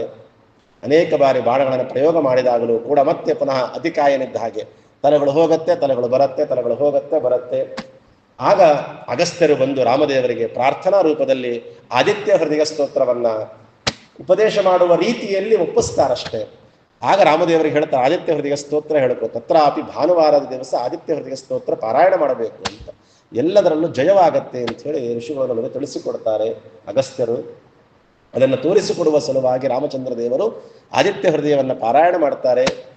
ಸೂರ್ಯವಂಶ ತಿಲಕನಾದಂತಹ ಭಗವಂತನಿಗೆ ಸೂರ್ಯನಿಂದ ಆಗಬೇಕಾದದ್ದೇನೂ ಇಲ್ಲ. ಜಗತ್ತಿನಲ್ಲಿ ಶತ್ರುಗಳ ಸಂಹಾರ ಆಗಬೇಕು ಅಂದ್ರೆ ಆದಿತ್ಯ ವರ್ದಿಗೆ ಪಾರಾಯಣ ಮಾಡ್ರಿ ಅಂತ ತೋರಿಸ್ತಾನೆ ಭಗವಂತ. ಅದಾದ ಮೇಲೆ ತಕ್ಷಣದಲ್ಲೇ ರಾವಣನ ಸಂಹಾರ ಮಾಡಬೇಕು ಅಂತ ದೇವಾನುದೇವತೆಗಳು ಬ್ರಹ್ಮಾದಿ ಎಲ್ಲ ದೇವತೆಗಳು ಪ್ರಾರ್ಥನೆ ಮಾಡ್ತಾರೆ. ತಕ್ಷಣದಲ್ಲೇ ಭಗವಂತ ಅತ್ಯಂತ ಅನಾಯಾಸವಾಗಿ ಕೃತ್ತಾನಿ ತಾನಿ ಪುನರೇವ ಸಮುತ್ಥಿತಾನಿ ದೃಷ್ಟ್ವಾ ವರಾಚ್ಛದ ಧೃತೈರ್ ಹೃದಯಂ ಬಿಭೇದ ಬಾಣೇನ ವಜ್ರ ಸದೃಶೇನ ಸಭಿನ್ನ ಹೃತ್ಕೋ ರಕ್ತಂ ವಮನ್ಯಪತದಾಶು ಮಹಾವಿಮಾನಾತ್. ತಕ್ಷಣದಲ್ಲೇ ರಾಮಚಂದ್ರ ಬಾಣ ಪ್ರಯೋಗವನ್ನ ಮಾಡಿ ರಾಮನನ್ನ ಹೃದಯಕ್ಕೆ ಹೊಡೆದು ತಕ್ಷಣದಲ್ಲೇ ರಾವಣನ ಸಂಹಾರವಾಗುವಂತೆ ಮಾಡ್ತಾನೆ. ರಾವಣ ಸತ್ತ. ಹನುಮನ ನಂಬಿದ ವಿಭೀಷಣ ಗೆದ್ದ, ಹನುಮನ ನಂಬದ ರಾವಣ ಬಿದ್ದ, ಸತ್ತ. ರಾವಣ ಕುಂಭಕರ್ಣರ ಸಂಹಾರವಾಯಿತು. ವಿಭೀಷಣನಿಗೆ ಪಟ್ಟಾಭಿಷೇಕ ಮಾಡ್ತಾನೆ. ಲಂಕಾಪಟ್ಟಣಕ್ಕೆ ವಿಭೀಷಣನೇ ರಾಜನಾಗಿರ್ತಾನೆ. ಮುಂಚೆನೆ ಮಾತು ಕೊಟ್ಟಿರ್ತಾನೆ ರಾಮದೇವರು. ಅದಕ್ಕೆ ಅನುಗುಣವಾದ ರೀತಿ ವಿಭೀಷಣನಿಗೆ ಪಟ್ಟಾಭಿಷೇಕ ಮಾಡ್ತಾರೆ. ಅದಾದ ತಕ್ಷಣನೇ ಕೂಡಲೇ ರಾಮಚಂದ್ರ ಹೇಳ್ತಾನೆ, ವಿಭೀಷಣ ತಂದು ಪುಷ್ಪಕ ವಿಮಾನವನ್ನ ರಾಮದೇವರಿಗೆ ಸಮರ್ಪಣೆ ಮಾಡ್ತಾರೆ. ಸ್ವಾಮಿ, ಇದು ನಿನಗೆ ಸೇರಬೇಕಾದದ್ದು ಅಂತ ಹೇಳ್ತಾರೆ. ಅದಕ್ಕೆ ರಾಮ ಹೇಳ್ತಾನಂತೆ, ಒಳ್ಳೆ ಕೆಲಸ ಮಾಡಿದೆ ಅಂತೇಳಿ ಸೀತಾದೇವಿ ಹತ್ರ ಹೋಗಿ ಸೀತಾದೇವಿಯನ್ನ ಮತ್ತೆ ಪುನಃ ಕೈ ಹಿಡಿದು ಕರ್ಕೊಂಡು ಬಂದು ಪುಷ್ಪಕ ವಿಮಾನದಲ್ಲಿ ಕೂಡಿಸ್ತಾನೆ. ಸ್ವಾಮಿ ಪುಷ್ಪಕ ವಿಮಾನದಲ್ಲಿ ಕೂಡಿಸ್ತಾನೆ. ಅದಾದ ಕೂಡಲೇ ಎಲ್ಲ ಕಪಿಗಳನ್ನು ಕೂಡ ಕರೀತಾನಂತೆ. ಎಲ್ಲ ಕುತ್ಕೊಳ್ರಿ, ಬಂದ್ರಿ ಇಲ್ಲಿ ಅಂತ ಹೇಳ್ತಾನಂತೆ. ಕಪಿಗಳಿಗೆಲ್ಲ ಭಾರಿ ಭಾರಿ ಭಾರಿ ಸಂತೋಷ. ಇದರ ಮಧ್ಯದಲ್ಲಿ ಇನ್ನೊಂದು ಪ್ರಸಂಗ ಇದೆ. ಸೀತಾದೇವಿಯನ್ನ ಅಗ್ನಿಯ ಕುಂಡದಲ್ಲಿ ಅಗ್ನಿ ಪ್ರವೇಶ ಮಾಡುವಂತೆ ಹೇಳ್ತಾರೆ. ಯಾಕೆ ಅನೇಕರು ತಪ್ಪು ತಿಳಿತಾರೆ ಈ ಸಂದರ್ಭದಲ್ಲಿ. ಸೀತಾದೇವಿಯ ಅವಳ ಮೇಲೆ ಅನುಮಾನವನ್ನ ಪಟ್ಟು ಪರಪುರುಷನ ಸ್ಥಾನದಲ್ಲಿದ್ಲು ಅಂತ ಹೇಳಿ ಅಗ್ನಿ ಸಾಕ್ಷಿಯಾಗಿ ಅವಳು ಶುದ್ಧಳು ಅಂತ ಅದಕ್ಕೋಸ್ಕರ ಶುದ್ಧ ಆಗಬೇಕು ಅನ್ನೋ ಕಾರಣಕ್ಕೋಸ್ಕರ ಅಗ್ನಿ ಪ್ರವೇಶ ಮಾಡಿಸಿದ ರಾಮಚಂದ್ರ ಅಂತ ಬಾಯಿಗೆ ಬಂದ ಹಾಗೆ ಏನೇನೇನೇನೇನೋ ಈಗಿನ ಕಾಲದ ಕವಿಗಳು ಅನ್ನುಕೊಂಡಿರುವ ಅನೇಕರು ಈ ರೀತಿಯಾಗಿ ಬರೆದು ಬಿಡ್ತಾರೆ. ಸರ್ವಾತ್ಮನ ಹಾಗೆಲ್ಲ ಸರಿಯಾದ ಜ್ಞಾನ ಇಲ್ಲ ಅಂದ್ರೆ ಇಂತಹ ವ್ಯವಸ್ಥೆ ಆಗುತ್ತೆ. ರಾಮಚಂದ್ರ ಅವಳನ್ನು ಅಗ್ನಿ ಪ್ರವೇಶ ಮಾಡಲಿಕ್ಕೆ ಹೇಳ್ತಾನೆ. ಇದಕ್ಕೆ ಕಾರಣ ಅವಳು ಸೀತಾದೇವಿ ಅಲ್ಲ, ಅವಳು ಸೀತಾಕೃತಿ. ಅವಳು ತನ್ನ ಹೆಂಡತಿ ತನಗೆ ಬೇಕಾಗಿದೆ. ಸೀತಾದೇವಿ ಎಲ್ಲಿ ಹೋಗಿದ್ದಾಳೆ? ಅಗ್ನಿಯ ಮುಖಾಂತರ ಕೈಲಾಸಕ್ಕೆ ಹೋಗಿದ್ದಾಳೆ. ಹಾಗಾಗಿ ಇವಳು ಅಗ್ನಿಯಿಂದಲೇ ಬಂದವಳು. ವೇದವತಿ ಆದಾಗ್ಲು ನೀನು ಹೋಗಮ್ಮ, ಅಗ್ನಿಯಿಂದಲೇ ಮತ್ತೆ ಪುನಃ ನನ್ನ ಹೆಂಡತಿನ ಕಳಸಮ್ಮ ಅನ್ನೋ ಅಭಿಪ್ರಾಯದಲ್ಲಿ ಅಗ್ನಿ ಪ್ರವೇಶ ಮಾಡಿಸಿ ಕೈಲಾಸದಿಂದ ಬರಬೇಕಾದಾಗ ಸೀತಾದೇವಿಯೂ ಬರ್ತಾಳೆ, ಸೀತಾಕೃತಿಯೂ ಬರ್ತಾಳೆ. ಸೀತಾಕೃತಿಗೆ ಅನುಗ್ರಹ ಮಾಡಿ ಮುಂದೆ ಅವಳನ್ನು ಪಾಣಿಗ್ರಹಣ ಮಾಡ್ತೀನಿ ಅಂತ ಹೇಳಿ ಸೀತಾದೇವಿಯ ಮಾತಿಗೆ ಹೋಗೊಟ್ಟು ಆ ವೇದವತಿಯನ್ನೇ ಈ ಕಲಿಯುಗದಲ್ಲಿ 28ನೇ ಕಲಿಯುಗದಲ್ಲಿ ಪದ್ಮಾವತಿ ದೇವಿಗೆ ಆಕಾಶರಾಜನ ಮಗಳಾಗ ಅವಳು ಬರ್ತಾಳೆ. ರಾಮ ಶ್ರೀನಿವಾಸನಾಗಿ ಬಂದು ಅವಳನ್ನು ಪಾಣಿಗ್ರಹಣ ಮಾಡ್ತಾನೆ. ಸೀತಾದೇವಿ ಮೇಲೆ ಅನುಮಾನ ಪಟ್ಟು ಹಾಕ್ತಾನೆ, ಅಗ್ನಿ ಪ್ರವೇಶ ಮಾಡಿಸ್ತಾನೆ. ಸರ್ವಾತ್ಮನ ಹಾಕಿ ತಿಳಿಬಾರದು. ಅನೇಕ ಕಾರಣಗಳಿದೆ, ಸುಮ್ಮನೆ ಒಂದು ಕಾರಣ ಹೇಳಿದ್ದಷ್ಟೇ. ಅದಾದ ಮೇಲೆ ಪುಷ್ಪಕ ವಿಮಾನದಲ್ಲಿ ಎಲ್ಲ ಕಪಿಗಳನ್ನು ಕೂಡಿಸೋಣ ಅಂತ ಹೇಳ್ತಾನೆ ರಾಮಚಂದ್ರ. ವಿಭೀಷಣ ಅಂತಾನೆ, ಸ್ವಾಮಿ ನಿನಗೆ ಸೀತೆಗೋಸ್ಕರ ಇರೋದಿದು. ಅವೆಲ್ಲ ಕೋತಿಗಳು, ಕೋತಿ ಚೇಷ್ಟೆ ಮಾಡ್ತಿರ್ತವೆ. ಬರೋದು ಕುತ್ಕೊಂಡು ವಿಂಡೋ ಸೀಟ್ ಬೇಕು ಅನ್ನೋದು, ಬಾಗಿಲು ಮರೆಯೋದು ಮಾಡೋದು ಇಂಥವೆಲ್ಲ ಮಾಡ್ತಿರ್ತವೆ. ಅವೆಲ್ಲ ಬೇಡ, ನಿಲ್ಪಾಡಿ ನೀನು ಹೋಗು, ಒಂದು ಟ್ರ್ಯಾಕ್ಟರ್ ಮಾಡಿ ಕಳಿಸ್ತೀನಿ ಆ ಕೋತಿಗಳನ್ನ ಅಂತ ಹೇಳ್ತಾರೆ. ಕೋತಿಗಳವು ಅದಕ್ಕೇನು ಗೊತ್ತಾಗ್ತವೆ ಅಂತ ವಿಭೀಷಣ. ರಾಮಚಂದ್ರ ಅಂತಾನೆ, ನನಗೋಸ್ಕರ ಎಷ್ಟೆಲ್ಲ ಕಷ್ಟಪಟ್ಟಿದ್ದಾವೆ ಕೋತಿಗಳು, ಅವಳು ನನ್ನೊಟ್ಟಿಗೆ ಬರಬೇಕು. ಕೆಲಸ ಆದ ತಕ್ಷಣ ಬಿಡೋನಲ್ಲ ರಾಮ, ತಿಳ್ಕೊಳ್ರಿ. ವಿಭೀಷಣ ಅಂತಾನೆ, ಬೇಡ ಸ್ವಾಮಿ. ರಾಮ ಹೇಳ್ತಾ, ನೋಡು ಅವನ್ನ ಪುಷ್ಪಕ ವಿಮಾನದಲ್ಲಾರು ಕೂಡಿಸು, ಇವನ್ನೆಲ್ಲ ನನಗೂ ಒಂದು ಟ್ರ್ಯಾಕ್ಟರ್ ಮಾಡು ಅಂತಂದ. ಬೇಡ ಸ್ವಾಮಿ. ಮತ್ತೆಲ್ಲಾರು ಕಳಿಸ್ತಾನೆ. ಏನು ಕೋತಿಗಳಿಗೆ ಖುಷಿಯೋ ಖುಷಿ. ಪುಷ್ಪಕ ವಿಮಾನದಲ್ಲಿ ಕೂಡ್ಲಿಕ್ಕೆ ಭಾರಿ ಪುಣ್ಯ ಮಾಡಿತ್ತು ಅಂತ ಹೇಳಿ ಮೊದಲೇ ಮಂಗ, ಅದಕ್ಕೆ ಹೆಂಡ ಕುಡಿಸ್ದಂಗೆ ಅಂತಾರಲ್ಲ, ಭಾರಿ ಖುಷಿ ಬೇರೆ. ಕುಣಿದು ಕುಣಿದು ಕುಪ್ಪಳಿಸ್ತಾ ಇದೆ ಅಂತ ಪುಷ್ಪಕ ವಿಮಾನ. ಅದು ತುಂಬೋದೇ ಇಲ್ರಿ ಪುಷ್ಪಕ ವಿಮಾನ, ಸಿಟಿ ಬಸ್ ಇದ್ದಂಗೆ ಅಲ್ಲದು. ನೀವು ಎಷ್ಟು ಜನ ಕೂತ್ರು ಕೂಡಿಸ್ಕೊಳ್ತಾವ. ಅದ್ರ ಇದೇ ಮಹತ್ವನೇ ಅಂಥದ್ದು ಪುಷ್ಪಕ ವಿಮಾನದ್ದು. ಕೂತ್ರು ಬಂದೇ ಬಿಟ್ರು. ಎಲ್ಲರೂ ಇಳಿರಿ ಅನ್ಬಿಟ್ರು. ನೋಡಿದ್ರೆ ಕಿಷ್ಕಿಂಧ ಪಟ್ಟಣ. ಕೋತಿಗಳಿಗೆಲ್ಲ ಬೇಜಾರಾಗೋದು. ಅಯ್ಯೋ ನೀನು ಅಯೋಧ್ಯೆ ಕರ್ಕೊಂಡು ಹೋಗ್ತೀಯ ಅಂತ ನಾವು ಅನ್ಕೊಂಡ್ರೆ ಕಿಷ್ಕಿಂಧ ಎಲ್ಲ ಇಳಿಸ್ಬಿಟ್ಟ, ರಾಮ ಮೋಸ ಮಾಡ್ಬಿಟ್ಟಲ್ಲ ಅಂತ ಬಹಳ ಬೇಜಾರು ಮಾಡ್ಕೊಂತಂತೆ ಕೋತಿಗಳು. ರಾಮ ಹೇಳ್ತಾನಂತೆ, ನಾನಿಲ್ಲಿ ಸ್ಟಾಪ್ ಕೊಟ್ಟಿದ್ದು ನಿಮ್ಮನ್ನ ಇಳಿಸ್ಲಿಕ್ಕಲ್ಲ, ನಿಮ್ಮ ಹೆಂಡತಿ ಮಕ್ಕಳನ್ನು ಕೂಡಿಸ್ಕೊಳ್ರಿ, ಎಲ್ಲಾರು ಒಟ್ಟಿಗೆ ಹೋಗೋಣ ಅಂತ ಹೇಳ್ತಾರಂತೆ. ಫ್ಲೈಟಲ್ಲಿ ಹೋಗ್ಬೇಕಾದ್ರೆ ಹೆಂಡತಿನ ಬಿಟ್ಟವ್ರೆ, ಮನೆಗೆ ಹೋದ್ಮೇಲೆ ಬೈಸ್ಕೊಂತೀರಾ ಮಕ್ಕಳ, ಹೋಗ್ರಿ ಅಂತ ಪಾಪ ಅವತ್ತೇ ಹೇಳ್ಬಿಟ್ಟ ರಾಮಚಂದ್ರ. ಫ್ಲೈಟ್ ಗೀಟಲ್ಲಿ ಹೋಗ್ಬೇಕಾದ್ರೆ ಹೆಂಡತಿ ಮಕ್ಕಳು ಕರ್ಕೊಂಡು ಹೋಗ್ರಿ, ಸುಮ್ಮನೆ ಒಬ್ಬರ ಆಚಾರಗಳು ಇನ್ನೊಬ್ರು ಆಚಾರ ಸಿಕ್ಕರು ಅಂತ ಹೋಗ್ಬಿಟ್ಟಿರ ಆಮೇಲೆ ಅಂತ. ಅಂತೂ ಕೂಡ ಕಪಿಗಳೆಲ್ಲ ಭಾರಿ ಖುಷಿಯಾಗಿ ಎಲ್ಲಾರನ್ನೂ ಕೂಡ ಕರ್ಕೊಂಡು ಹೋಗ್ತಾನೆ. ಮುಂಚೆನೆ ಹನುಮಂತ ದೇವರನ್ನ ಕೊಟ್ಟು ಕಳಿಸಿರ್ತಾನೆ ಭರತನಿಗೆ ವಿಷಯ ತಿಳಿಸುವಂತ. ರಾಮಚಂದ್ರ, ಸೀತಾದೇವಿಯರು, ಹನುಮಂತ ದೇವರು ಎಲ್ಲರೂ ಕೂಡ ಭರತನೊಟ್ಟಿಗೆ, ಭರತನೂ ಕೂಡ ನಮಸ್ಕಾರವನ್ನು ಮಾಡಿ, ಪಾದುಕಾ ಪಟ್ಟಾಭಿಷೇಕ ಆಗಿತ್ತು ಸ್ವಾಮಿ, ಆಗಲೇ ರಾಮರಾಜ್ಯವಾಗಿತ್ತು, ನೀನೇ ಬಂದು ಪಟ್ಟಾಭಿಷಿಕ್ತನಾದ್ರೆ ಇಂತಹ ರಾಜ್ಯ ಎಲ್ಲಿ ತಾನೇ ಇರ್ಲಿಕ್ಕೆ ಸಾಧ್ಯ, ವೈಕುಂಠವೇ ಆಗತ್ತೆ ಅಂತ ಪ್ರಾರ್ಥನೆ ಮಾಡಿಕೊಂಡು ತಕ್ಷಣದಲ್ಲಿ ರಾಮಚಂದ್ರ ತನ್ನ ಪರಿವಾರ ಸೀತಾದೇವಿಯೊಡನೆ, ಹನುಮಂತ ದೇವರೊಡನೆ, ಭರತ, ಶತ್ರುಘ್ನ, ಲಕ್ಷ್ಮಣ ಎಲ್ಲರನ್ನೂ ಕೂಡ ಕರೆಕೊಂಡು ಅಯೋಧ್ಯ ನಗರವನ್ನು ಪ್ರವೇಶ ಮಾಡಿ ಭಗವಂತ ಪಟ್ಟಾಭಿಷಿಕ್ತನಾಗ್ತಾನೆ ಅಂತ ಹೇಳಿ ವಾಲ್ಮೀಕಿ ಋಷಿಗಳು ಬಹಳ ಸುಂದರವಾದ ರೀತಿಯಲ್ಲಿ ವರ್ಣನೆಯನ್ನು ಮಾಡ್ತಾರೆ. ಆ ಪಟ್ಟಾಭಿಷೇಕ ಆದಮೇಲೆ ಎಲ್ಲರನ್ನೂ ಕೂಡ ಕುರಿತು ಎಲ್ಲರಿಗೂ ಕೂಡ ಉಡುಗೊರೆ ಕೊಡಬೇಕು, ಅನುಗ್ರಹ ಮಾಡಬೇಕು ಅಂತ ರಾಮಚಂದ್ರ ಯೋಚನೆ ಮಾಡ್ತಾನಂತೆ. ಯಾರ್ಯಾರಿಗೆ ಏನೇನು ಬೇಕು ಕೇಳ್ರಿ ಕೊಡ್ತೀನಿ ಅಂತ ಹೇಳ್ತಾನಂತೆ. ಒಬ್ಬೊಬ್ರಿಗೆ ಒಂದೊಂದು ಕೆಲಸ ಕೊಟ್ಟಂತೆ, ಒಬ್ಬೊಬ್ರಿಗೊಂದು ಉಡುಗೊರೆ ಕೊಟ್ಟಂತೆ, ಎಲ್ಲರಿಗೂ ಕೆಲಸ ಹೇಳದ್ನಂತೆ. ಆದ್ರೆ ಹನುಮಂತ ದೇವರಿಗೆ ಮಾತ್ರ ಕೆಲಸ ಹೇಳಲಿಲ್ಲ ಅಂತ. ಹನುಮಂತ ದೇವರಿಗೆ ಭಾರಿ ಬೇಜಾರಾಗೋಯ್ತು. ಅಲ್ಲ ಸ್ವಾಮಿ, ಎಲ್ಲರಿಗೂ ಕೆಲಸ ಹೇಳ್ದೆ ಏನೇನು ಮಾಡಬೇಕು ಅಂತ ಹೇಳ್ದೆ, ನನಗೇನು ಕೆಲಸನೇ ಹೇಳಿಲ್ವಲ್ಲ ಅಂತ ಹೇಳ್ತಾರಂತೆ. ರಾಮ ಹೇಳ್ತಾನಂತೆ, ಈಗಲೇ ಬೇಕಾದಷ್ಟು ಕೆಲಸ ಮಾಡಿದ್ಯಾ, ಆರಾಮ್ ರೆಸ್ಟ್ ತಗೋಸಾಕಿ, ಇನ್ನೇನು ಮಾಡಬೇಡ. ಇಲ್ಲ ಸ್ವಾಮಿ, ಏನಾರು ಕೆಲಸ ಕೊಡು. ಏನ್ ಕೆಲಸ ಇಲ್ವಾ, ಎಲ್ಲ ಕೆಲಸ ಮುಗಿದೋಗಿದೆ, ಇನ್ನೇನೂ ಕೆಲಸ ಇಲ್ಲ ಅಂತ ಹೇಳ್ತಾರಂತೆ. ಏನಾರು ಕೆಲಸ ಕೊಡ್ಲೇಬೇಕು ಅಂತ ಹನುಮಂತ, ತೃಪ್ತಿನೇ ಇಲ್ಲ ದೇವರ ಸೇವೆಯಲ್ಲಿ ಹನುಮಂತನ ಯೋಚನೆ ಮಾಡಿ. ಆಗ ರಾಮ ಹೇಳ್ತಾರಂತ, ಒಂದು ಕೆಲಸ ಮಾಡಾಗಾದ್ರೆ ದಾನ ಕೊಡ್ಲಿಕ್ಕೆ ಶುರು ಮಾಡ್ತೀನಿ. ಈಗ ದಾನ ಕೊಡ್ಬೇಕಾದಾಗ ನನ್ನ ಕೈ ಬಿಡುವೆ ಇರೋದಿಲ್ಲ. 14 ವರ್ಷ ಸರಿ ನಿದ್ದೆ ಆಗಿಲ್ಲ. ಅವಾಗವಾಗ ನನಗೆ ಆಕಳಿಕೆ ಬರ್ತಿರುತ್ತೆ. ಆಕಳಿಕೆ ಬಂದಾಗ ದೇವರ ಸ್ಮರಣೆ ಮಾಡ್ತಾ ಚುಟಿಕೆ ಹೊಡಿತಾ ದೇವರ ಸ್ಮರಣೆ ಮಾಡಬೇಕು ಅಂತ ನಿಯಮ, ಧರ್ಮಶಾಸ್ತ್ರ. ಹಾಗಾಗಿ ನಾನು ದಾನ ಕೊಡಬೇಕಾದಾಗ ನಂಗೆ ಆಕಳಿಕೆ ಬರುತ್ತಲ್ಲ, ಕೈ ಬಿಡುವಿರಲ್ಲ, ನೀವು ಬಂದು ಚಿಟಿಕೆ ಹೊಡಿಬೇಕು, ರಾಮ ರಾಮ ಅಂತ ಚಿಟಿಕೆ ಹೊಡಿ ಸಾಕು ಅಂತ ಹೇಳ್ತಾರೆ. ಹನುಮಂತ ದೇವರೇ ಅಂತ ಒಳ್ಳೆ ಕೆಲಸ ಕೊಟ್ಟೆ ಅಂತ ಹೇಳಿ ಬಂದು ನಿಂತ್ಕೊಂಡ್ಬಿಟ್ಟಂತ. ರಾಮದೇವ್ರ ಪಕ್ಕ ಬಂದು ನಿಂತ್ಕೊಂಡ್ಬಿಟ್ಟ. ಬಂದು ನಿಂತ್ಕೊಂಡ ತಕ್ಷಣ ರಾಮದೇವ್ರನ್ನ ಆಕಳಿಸ್ತಾನೆ ಇಲ್ಲ, ಮುಂದೆ ಚಿಟಿಕೆ ಹೊಡಿತಾನೆ ಇದ್ದಾನೆ, ಚಿಟಿಕೆ ಹೊಡಿತಾನೆ ಇದ್ದಾನೆ, ಚಿಟಿಕೆ ಹೊಡಿತಾನೆ ಇದ್ದಾನೆ ಹನುಮಂತ. ಮುಂದೋದ್ರೆ ಮುಖ, ಹಿಂದೋದ್ರೆ ಬಾಲ, ಅಡ್ಡಡ್ಡ ಎಲ್ಲಾರ್ಗು ಬರೋರಿಗೆಲ್ಲ ದಾನ ಕೊಡೋ ಬರೋ ವೈದಿಕರಿಗೆ, ಆಚಾರ್ಯಗಳಿಗೆ, ಮುತ್ತೈದೆಯರಿಗೆ ಎಲ್ಲರಿಗೂ ಬರ್ತಾ ಇದ್ದಾರೆ. ಹನುಮಂತ ಅಡ್ಡಡ್ಡ ಬರ್ತಿದ್ದಾನೆ. ಹೋಗೋ ಈ ಕಪಿನಾರ್ ಕಳಿಸೋ ರಾಮ ಅಂತ. ರಾಮ ಹೇಳ್ತಾನಲ್ಲೋ ಮಾರಾಯ, ಆಕಳಿಕೆ ಬಂದಾಗ ಚಿಟಿಕೆ ಹೊಡಿ ಅಂತ ಹೇಳಿದ್ರೆ ಇವಾಗಲೇ ಚಿಟಿಕೆ ಹೊಡ್ಕೊಂಡು ನಿಂತೇಲೋ ಅಂತ ಕೇಳಿದ್ರೆ ಹನುಮಂತ ದೇವರು ಹೇಳ್ತಾರಂತೆ, ಸ್ವಾಮಿ ನೀನ್ ಯಾವಾಗ ಆಕಳಿಸ್ತೀಯೋ, ನಿನ್ನ ರೂಪಿನ ಲೀಲಾ ನೋಡುವ ಜನಕ್ಕೆ ಕಣ್ಣು ಸಾವಿರವಿಲ್ಲ, ನೀನ್ ಅರಿಯೋದಿಲ್ಲ. ನೀನ್ ತಿಳ್ಕೊಳಕ್ಕಾಗತ್ತ ನಾವೇನಾದ್ರು? ಯಾವಾಗ ಏನ್ ಮಾಡ್ತೀಯ ಅಂತ ಯಾರಿಗ್ ಗೊತ್ತಾಗತ್ತೆ? ನೀನ್ ಯಾವಾಗ್ಲೂ ಆಕಳಕ್ಕೆ ಬಂದು ನಾನೆಲ್ಲೋ ದೂರದಲ್ಲಿ ಕೂತಿದ್ರೆ ಓಡ್ ಬಂದು ಚಿಟಕಿ ಹೊಡೆಯಲ್ಲ, ಆಕಳಕ್ಕೆ ಬಾಯಿ ಮುಚ್ಚೆ ಹೋಗಿರುತ್ತೆ. ನೀನ್ ಹೇಳಿದ ಮಾತು ಕೇಳದಿರೋಂಗಾಗ ಹೋಗುತ್ತೆ ನನಗೆ, ನಾನಂತ ತಪ್ಪಿಸ್ಕೊಳ್ಳೋನಲ್ಲ. ಹಾಗಾಗಿ ನೀನ್ ಯಾವಾಗ ಬೇಕಾದ್ರೂ ಚಿಟಕಿ ಹೊಡಿತೀಯೋ ಆಕಳಿಸು, ನಾನಂತೂ ಚಿಟಕಿ ಹೊಡಿತಾನೆ ಇರ್ತೀನಿ ಅಂತ. ಅದಕ್ಕೆ ರಾಮ ಹೇಳ್ತಾರಂತೆ, ಮರಾಯ ಒಂದ್ ಕೆಲಸ ಮಾಡು, ನನಗೆ ಆಕಳಕ್ಕೆ ಬಂದ ನೀನ್ ಚಿಟಕಿ ಹೊಡಿಬೇಡ, ನೀನ್ ಚಿಟಿಕೆ ಹೊಡೆದ ನಾನು ಆಕಳಿಸ್ತೀನಿ, ಓಕೆನಾ ಅಂದಂತ. ಇದಿನ್ನೂ ಡೇಂಜರ್ ಆಯ್ತು. ಯಾಕೆಂದ್ರೆ ಹನುಮಂತ ದೇವರು ಹೋಗಿ ಕುತ್ಕೊಂತಾರೆ, ಒಂದ್ ಕಡೆ ಕುತ್ಕೊಂಡು ರಾಮ ರಾಮ ರಾಮ ಸೀತಾ ರಾಮ ರಾಮ ರಾಮ್ ಚಿಟಿಕೆ ಹೊಡ್ಕೊಂಡು ಕೂತ್ಬಿಟ್ರಂತ. ರಾಮದೇವರು ಬಾಯಿ ತಗೋದವನು ಮುಚ್ಚೇ ಇಲ್ಲ ಇವತ್ತು. ಯಾಕಂದ್ರೆ ಹನುಮಂತ ದೇವರು ನಿಲ್ಸೇ ಇಲ್ಲ ರಾಮದೇವರ ಭಜನೆ ಅಂತ. ತಾತ್ಪರ್ಯ ತನ್ನ ಒಂದೊಂದು ಮಾತಿನಿಂದ, ಕ್ರಿಯೆಯಿಂದ, ಎಲ್ಲದರಿಂದಲೂ ಹನುಮಂತ ದೇವರನ್ನು ಮೊದಲು ಮಾಡಿಕೊಂಡು ಪ್ರತಿಯೊಬ್ಬರಿಗೂ ಸಂತೋಷವನ್ನ ಕೊಡುವುದೇ ರಾಮನ ಕೆಲಸ. ರಾಮ ಅಂದ್ರೆ ಎಲ್ಲರನ್ನ ರಂಜನೆ ಮಾಡ್ತಾನೆ ಅಂತ ನಿಮಗೆ ರಾಮ ಅಂತ ಕರೆಯೋದು. ಇಂಥ ರಾಮನ ಕಥೆ, ರಾಮನ ಮಹಿಮೆ, ರಾಮನ ಸ್ತೋತ್ರ, ರಾಮನ ಗುಣಗಳು ಮುಗಿಯುವಂತಹದ್ದಲ್ಲ. ಆದರೂ ಕೂಡ ಮನೋವಿಶುದ್ಧಿ ಚರಿತಾನುವಾದ ಅನ್ನುವ ಹಾಗೆ ಏನೋ ಒಂದು 4 ಮಾತುಗಳು ರಾಮದೇವರ, ಸೀತಾದೇವಿಯ, ಹನುಮಂತ ದೇವರ ಮೊದಲಾದವರ, ಲಕ್ಷ್ಮಣ ಇವರೇ ಮೊದಲಾದವರ ಮಹನೀಯರ ದೇವಾನುದೇವತೆಗಳ ಮುಖ್ಯ ಪ್ರಾಣದೇವರ ಭಗವಂತನ ಗುಣಗಳನ್ನು ಸ್ಮರಣೆ ಮಾಡೋದೇ ನಿಜವಾದ ನವಮಿಯ ಉತ್ಸವ. ಅದೇ ನಿಜವಾದ ಉತ್ಸವ. ಅಂಥ ಉತ್ಸವವನ್ನ ಜ್ಞಾನ ಕಾರ್ಯದೊಂದಿಗೆ ಮಾಡಲಿಕ್ಕೆ ಇವತ್ತಿನ ದಿವಸ ನಮಗೆ ರಾಯರ ಸನ್ನಿಧಾನದಲ್ಲಿ ಇವರು ಎಲ್ಲರೂ ಕೂಡ, ಮಠದ ಸಿಬ್ಬಂದಿಯವರು, ಹಿರಿಯರವರೆಲ್ಲರೂ ಕೂಡ ನಿತ್ಯ ನಡೆಯುವಂತಹ ಜ್ಞಾನಗಂಗೆಯಲ್ಲೂ ಕೂಡ ನಮಗೂ ಕೂಡ ಒಂದು 7 ದಿನಗಳ ಕಾಲ ರಾಮದೇವರ ಮಹಿಮೆಯನ್ನ ಅನುವಾದ ಮಾಡಬೇಕು ಅಂತ ಒಂದು ಅವಕಾಶ ಮಾಡಿಕೊಟ್ಟಿದ್ದಾರೆ.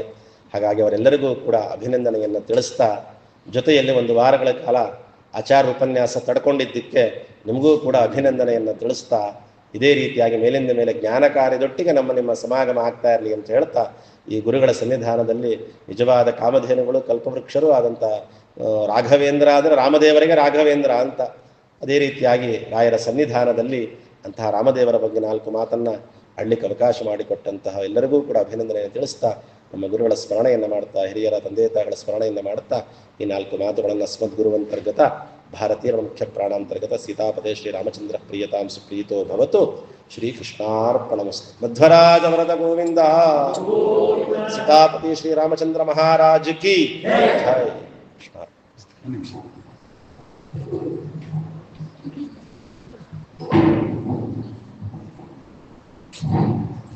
ಶ್ರೀ ವೇದವ್ಯಾಸ ರಾಮ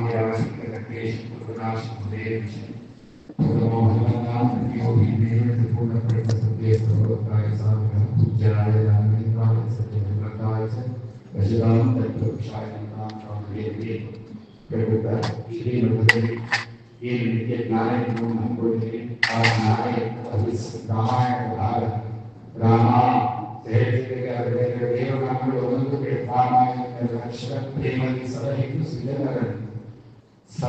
ಸುಜನರನ್ನು ಅನ್ಬೇಕಾದ್ರೆ ಅದಕ್ಕೆ ವಿಶ್ವಕರ್ಗ ತಿಳಿಸ್ಕೊಟ್ಟಿದ್ದಾರೆ. ನಾವೇನಾಗಬೇಕು, ಸುಜನರಾಗಬೇಕು. ಸಲಹೆ ಎರಡು ತರ, ಒಬ್ಬರ ಹೆಸರು ಎರಡು ಇರ್ತದೆ.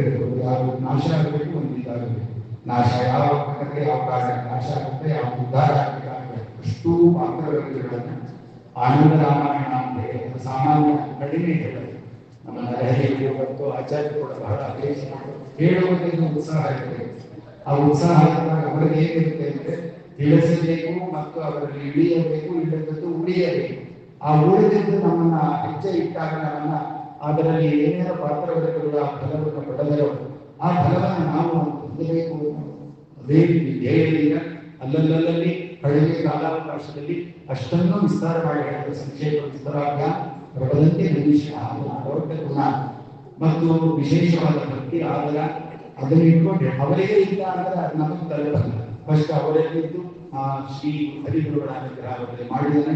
ಅದನ್ನ ಯಥಾವತ್ತಾಗಿ ಪ್ರೀತಿಯಿಂದ ತಿಳಿಸ್ಕೊಟ್ಟಿದ್ದಾರೆ.